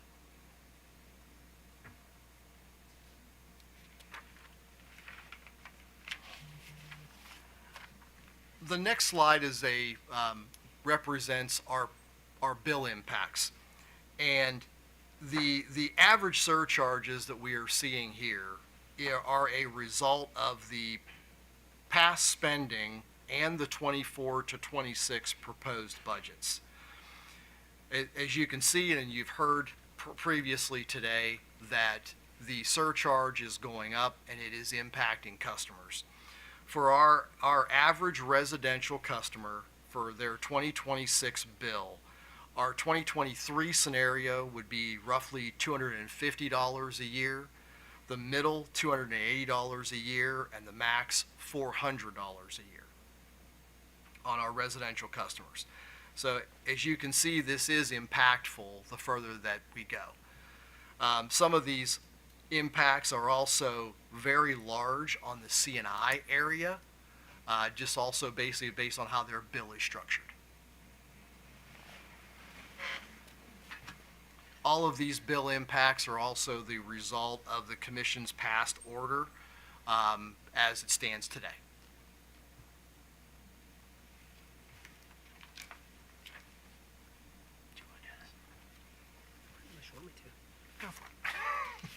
Okay, the performance incentive mechanism proposal. In the Commission's order, I think 9546, it mentions that for the 24 to 26 cycle, the Commission would consider performance incentive mechanisms. So the company is proposing what's called a shared savings incentive mechanism here. And under this approach, the companies would benefit to the extent that the companies achieve certain tiers of the energy savings. You would achieve a portion of the net benefits that are created for customers. You would have to trigger it you would have to at least get to 85% to trigger the lowest tier in terms of your energy savings targets. And the tiers are set up where you could get 5% of the net benefits. If you got to the 95 to 105% tier, you could get 10% of the net benefits created for customers. And if you got over 105%, you could get 15%. There is a proposed cap in terms of the incentive mechanism that we have proposed here, and that would be annually at 10% of the annual budget amount would be a cap that you could impose on this. I do believe at the very last page of our filing, we did have an example portrayed for you to take a look at under that scenario. And with that, back to Eric. And with that, I'd like to go to closing remarks.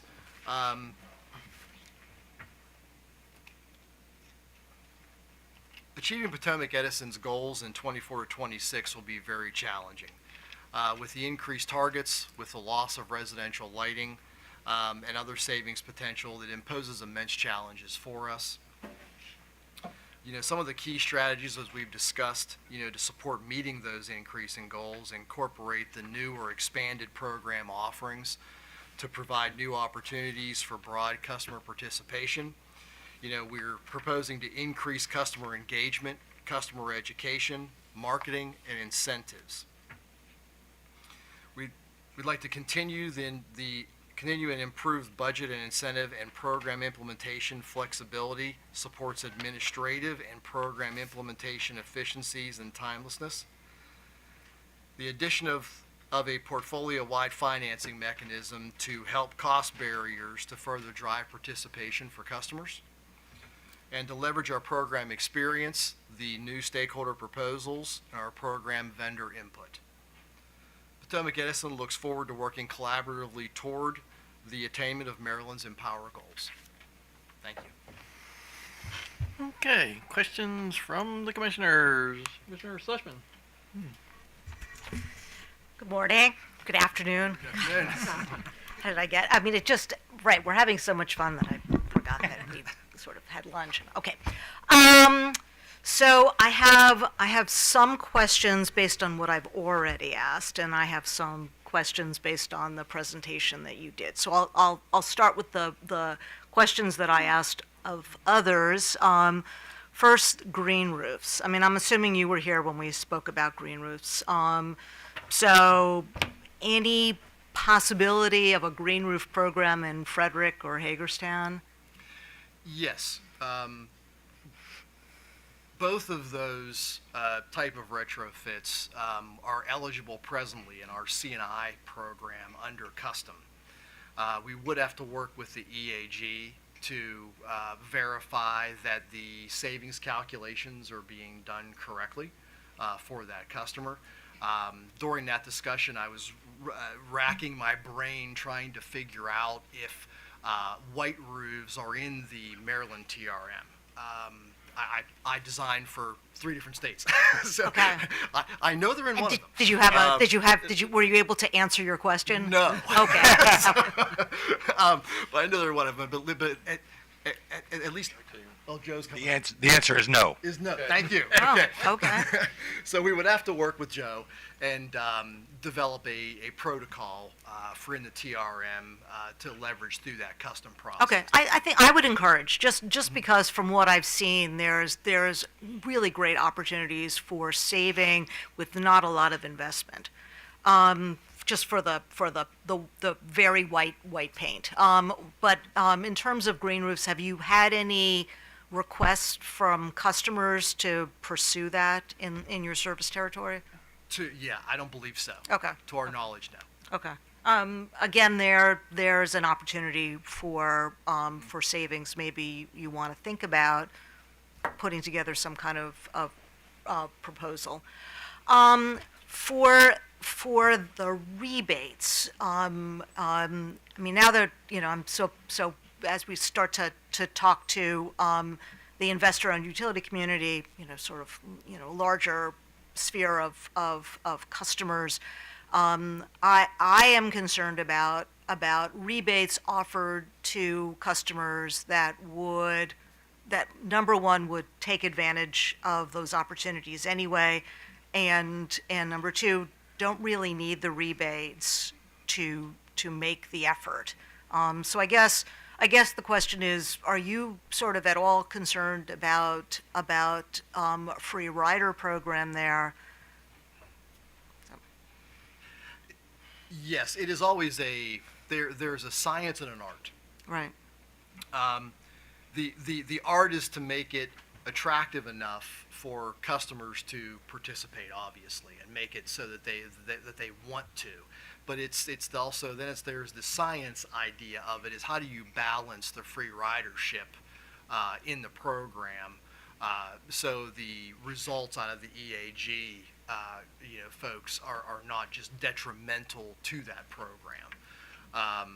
Which is normally comes through as our net to gross value, which makes it harmful for our cost effectiveness calculations. It is a balance and an art. There is concern there, and normally you can increase the incentive, and through our implementation practices and our vendors, if you see it take off, your art might be a little too high.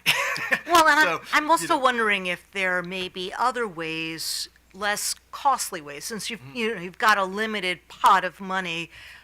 If there are the behavior aspect of your program, if there are ways of incentivizing those customers to do the right thing, you'll get the benefit of reduced greenhouse gases, but you'll save the rebate costs that you could then use for people who really do need the rebates in order to make those kinds of decisions. And I agree. I think it's really there's a balance there. I know for our behavioral program, one of the enhancements that we're looking at is providing a GHG value for them for that month of, do this and you can achieve that, and those kind of requests to them, and those education things to them. Also through marketing, tactics that, this increased marketing or increased customer engagement. I think it also leads customers to be able, the more that they're educated, the more that they can take in those behavioral aspects and those changes, even if they're not in our behavioral program. Well, and there may also be things like time of use rates that are not incorporated into your program now, but other ways of incentivizing customers to make the right decisions without having to use this limited pot of money to encourage them to do differing kinds of behaviors. Yeah, and I'd just like to add to that, Commissioner, I think you had spoken before about flexibility being very important.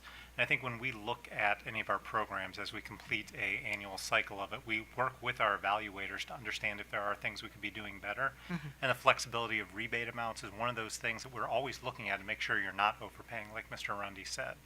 I don't know what the rebate was on a $4,000 refrigerator, but maybe it was the right amount, maybe I was not. intrigued by that. Yeah, but I think the ability to adjust and respond to market conditions is very important, and that's why we put in some of the flexibility requests that we did to be able to do that and make sure we're using the funds wisely. Okay. Demand response. Have you incorporated in your benefit cost analysis the impact that DR will have on build out, either distribution, transmission? Okay, typically what we do in our demand response program is a smart thermostat program approach, and we're typically looking at avoided energy, avoided capacity, and that includes avoided T&D capacity. Yes. Correct. But it is not, I know I heard you earlier talking about localized demand response. Our proposal does not get into that level of a demand response program in terms of targeted, to try to offset build out. Okay. Well, I mean, it could be targeted to existing constraints, or because we're sort of looking out to the future, and we start to think about how you're designing your distribution system, having demand response that can forestall some build out is going to affect the calculation of benefit cost, and there's going to be a benefit to an effective DR program. So I would just encourage you to incorporate that. That's a benefit that you may not be seeing, today or tomorrow. But I guess the question is, are you only calculating benefits that you will see until 2026? Because it may be that you have an effective demand response program in 2024 to 2026 that actually will forestall a build out in 5 years or 10 years, and that's a benefit. Yeah, the cost benefit goes out. Cost benefit goes out, but I agree with you that as you look forward, it's an added tool to consider into the distribution planning aspect. Absolutely. Right. Have you calculated, and so I saw your charts about the impact the surcharge will have on residential customers. Have you drilled down to look to the impact that it'll have on low-income customers? The numbers that are on the chart are based on our average residential usage. I don't, to my knowledge, we have not done a calculation considering our known low-income customers and what that impact is going to be. Okay, and how hard would it be to sort of get a little bit more granularity in terms of? We can request it from the rates group and respond. Okay, and then sort of following up from that, would you be able to calculate how much of that subset is receiving monies from EmPOWER separate and apart from the DHCD? Said another way, of those customers, which ones have been treated by DHCD? Well, no. For that subset of customers, would you be able to calculate how much has been given in rebates and sort of any monies that the low income they're paying a pot of money to you? I would like to see how much they're getting back. Yeah, you're talking about incrementally to the DHCD programs that they're receiving. They're also participating in our programs, and they're receiving benefits from Right, those and I understand that that bill impact is both programs. So to the extent you could get, I mean, if you could only calculate sort of total numbers, that's okay too. If you can separate out the DHCD money from the money that you give out, that would be great too. Any sort of additional information would be really good. The PIMs, to the extent that we were to approve a PIM for whatever sort of, however we determine the percentage, where is that money coming from? How are you collecting? I mean, if we authorize you to collect PIMs, how is that money coming to you? I'm assuming it's coming to you from your ratepayers. It's not coming to you from your shareholders, correct? Correct. Yeah, it would be through the EmPOWER surcharge. So it would be an addition, a component cost of the EmPOWER surcharge. Okay, so then the surcharge would go up for any PIMs that you get. Okay, and then just to be clear, to the extent that these programs are effective and you see a reduction in the amount of billings because customers are being more efficient, then the BSA kicks in. So you will be made whole for any losses that you see resulting from energy efficiency. Is that correct? That's not correct. That's not correct in our territory. Oh, it's not correct in your territory? Correct. Correct. We do not have a decoupling. We do not have a revenue decoupling mechanism. You don't? Look at I continue to learn. So I'm relatively, was it 4 months since I joined the commission? So I'm still, so you have no decoupling mechanism. So to the extent that you lose money through energy efficiency, a PIMS would help you to recover any losses that you would experience.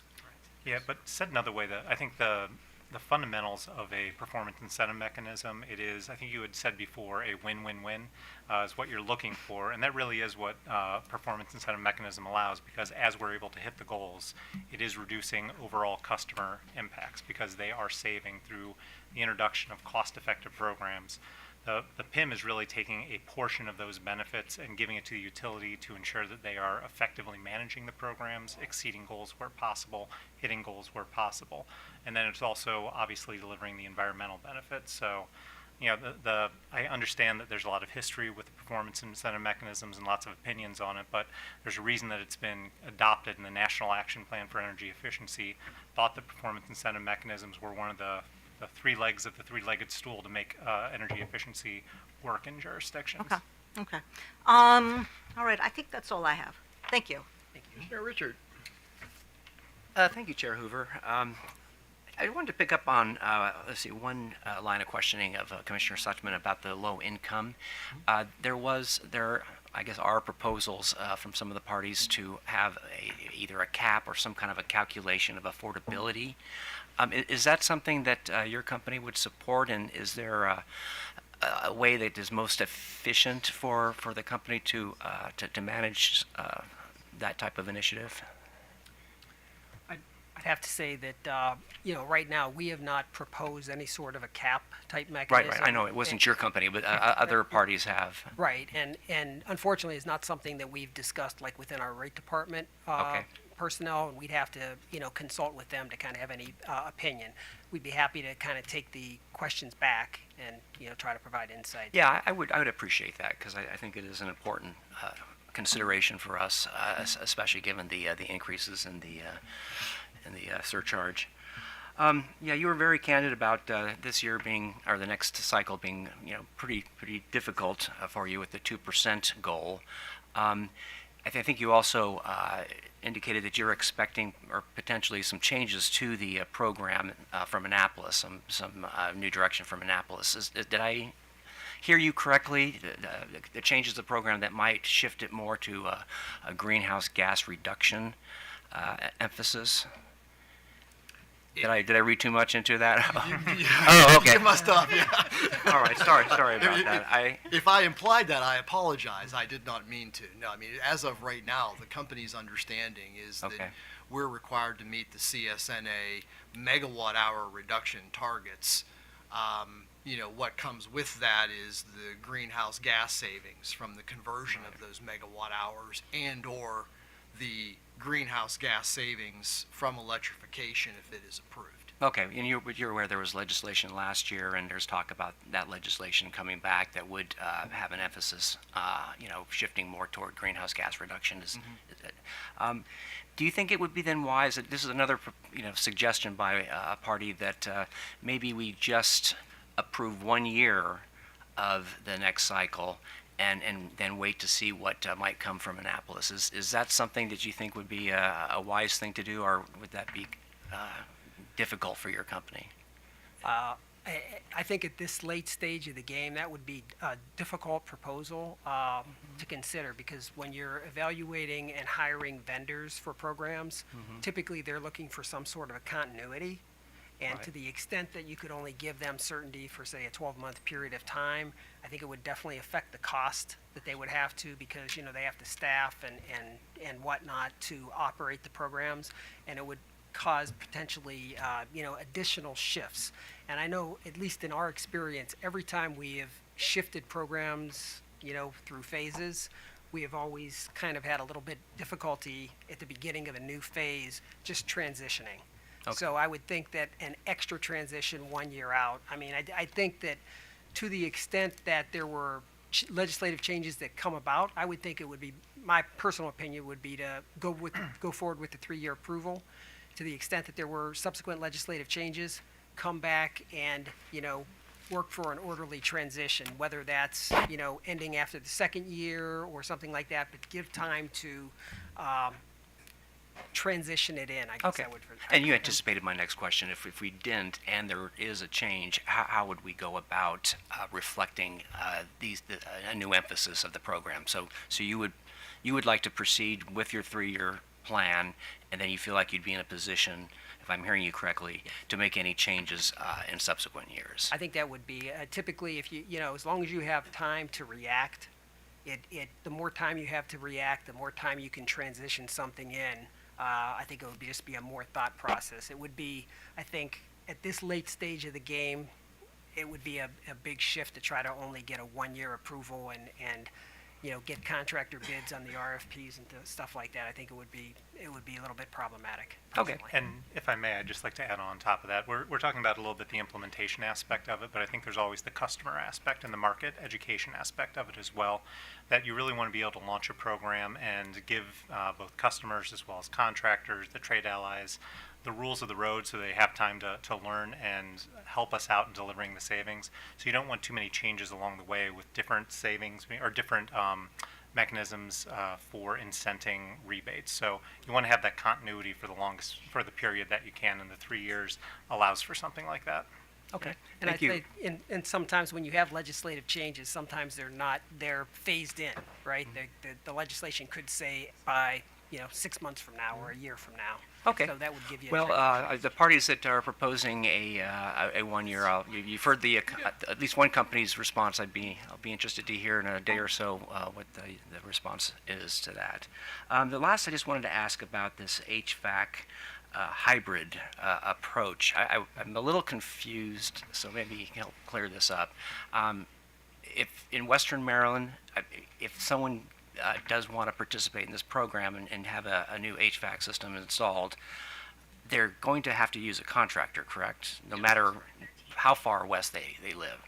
So why would why would you want to have a hybrid program just for Western Maryland? It's not like it's a do-it-yourself project, right? No. And please let me expand some more on this. I guess one of the certain contractors are buying things at distributors. They have their favorite distributor that they go to. They Okay. might even get incentives for purchasing things through those distributors at times.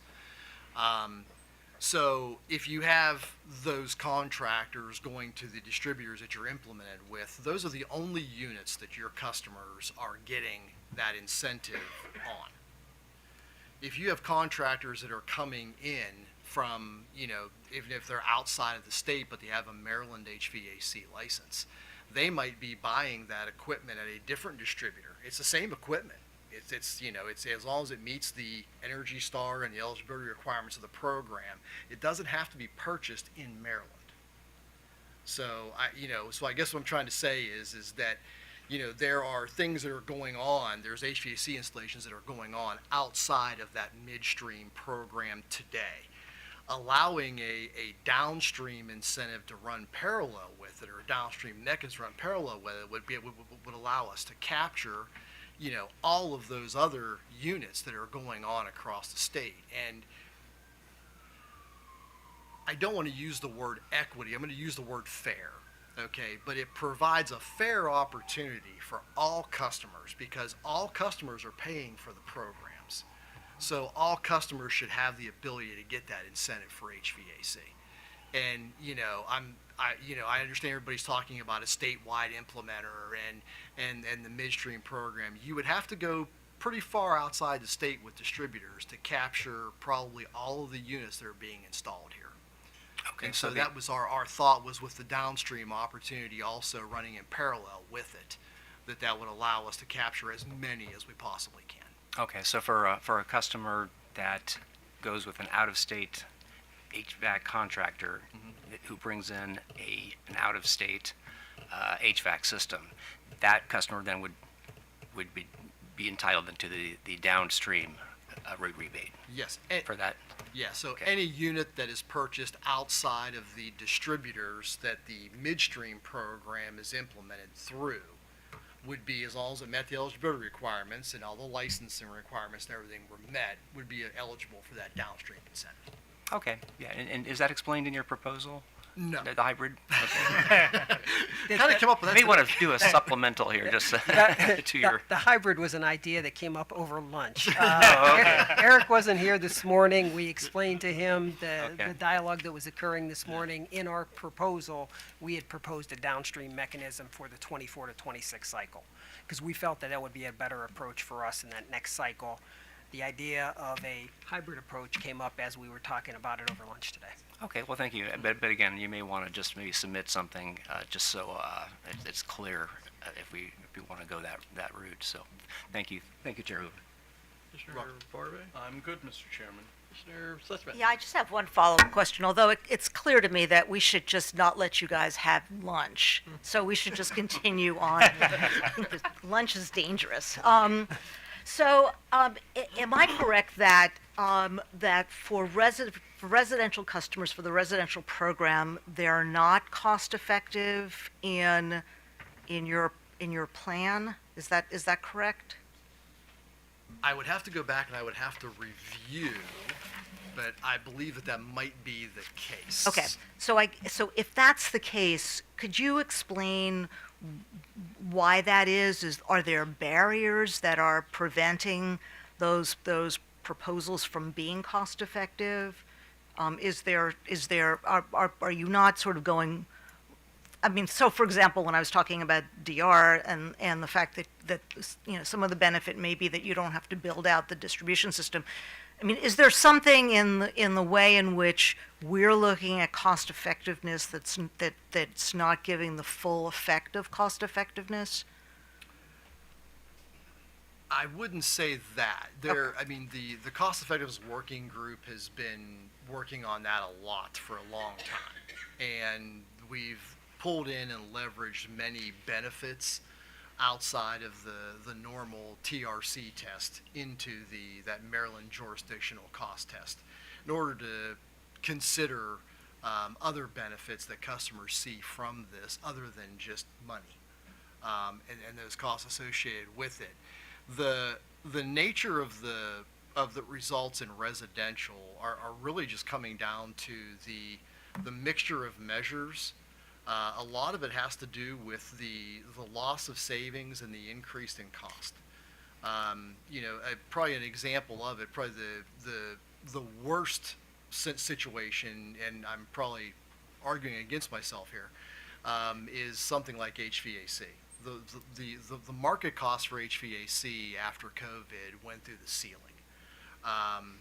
And the federal standard changed that became effective here for 24 to 26, which removed about 33% of the potential savings from a unit. So when you're increasing the customer's cost, you have decreased savings, your cost effectiveness goes down, obviously. It's also just the general mixture of the measures and the opportunities in residential that unfortunately are making it worse than it was. With the loss of residential lighting, you had a lot of savings with very little money involved with it. It was really very cheap, per se. I hate to use that word, but it was very cheap in that relation. Now we're looking at appliance recycling, appliances, HVAC, home energy retrofits, also something else that's very expensive. It has a good return, but it's also expensive. So the more expense you have with the same benefits and pull lighting out of it, your cost effectiveness comes down. Okay. Do you have a solution to the issue, or is this just something we're going to have to deal with? I wish I had a solution for it. I really do. I do too. Yeah, I really do. It would help me not only here but other states Right. also. But no, I really don't. I'll let the working groups know with the cost effectiveness team. I'm sure they're working on it, and if there are other benefits that can be captured, the company is open for discussion with them to include them. Okay, thank you. So how many industrial customers do you still have? Out of 250,000, I think we're roughly around 32,000. No, No, 30. so- Yeah, 32,000. Thank you. Sorry. Okay. And I take it that there's residential growth probably in Frederick County and southern Washington counties in your service territory, not so much past Hancock out in Allegheny and Garrett County. Although, what's going on at Deep Creek Lake? I mean, isn't there a lot of residential development out there? If there is, I'm unaware of it. Anybody know? I don't know. But our normal new meter sets, you answered correctly, are always in the Hagerstown, Frederick. We have a few customers down around Gaithersburg area. Okay. So. But obviously, the one of the problems out there is because the borders are so close, it's easy enough to buy products in Pennsylvania or West Virginia as opposed to Maryland, which is why you're talking about this hybrid approach. Does Pennsylvania and West Virginia have anything like EmPOWER? Or? Pennsylvania does have Act 129, and this team designs and does this for all 4 operating companies in Pennsylvania. Act 129 is a little different, and you keep me on the rails here. They have set a budget cap of what they want to spend, and then they back into that based on the spending to figure out what your megawatt hour reduction goal is up there. It's a little bit of a different concept. That's correct. And it was based in legislation back in 2008. They said like your 2008. They did legislation that said you could spend up to 2% of your 2006 revenues, and that was a cap that each utility was assigned. Then every time we do a new phase, the statewide evaluator goes through, looks at a market potential study, and says what's reasonable in each of the 7 different utilities territories in terms of the potential energy savings that could be reaped over that next phase. And then each utility has individual goals in terms of, because some utility territories may have higher potential because maybe their base rates are higher. So maybe more things that are cost effective. So they set the goals that way. And we do incent HVAC and things like that in Pennsylvania, but again, it's only for our customers. So even in what Eric was proposing earlier, the lunchtime idea, it would still be for Maryland customers who are paying the surcharge, who would be getting the rebate, installing it in their property, right? Okay. So it's, somebody can't buy it in Pennsylvania and take advantage of one of our Pennsylvania rebates because they're not a customer of ours in Pennsylvania. Okay, that works. All right, well, thank you very much. I think given the time of day, we're going to hold off on PHI and BG&E until tomorrow. So we'll see you tomorrow at 10.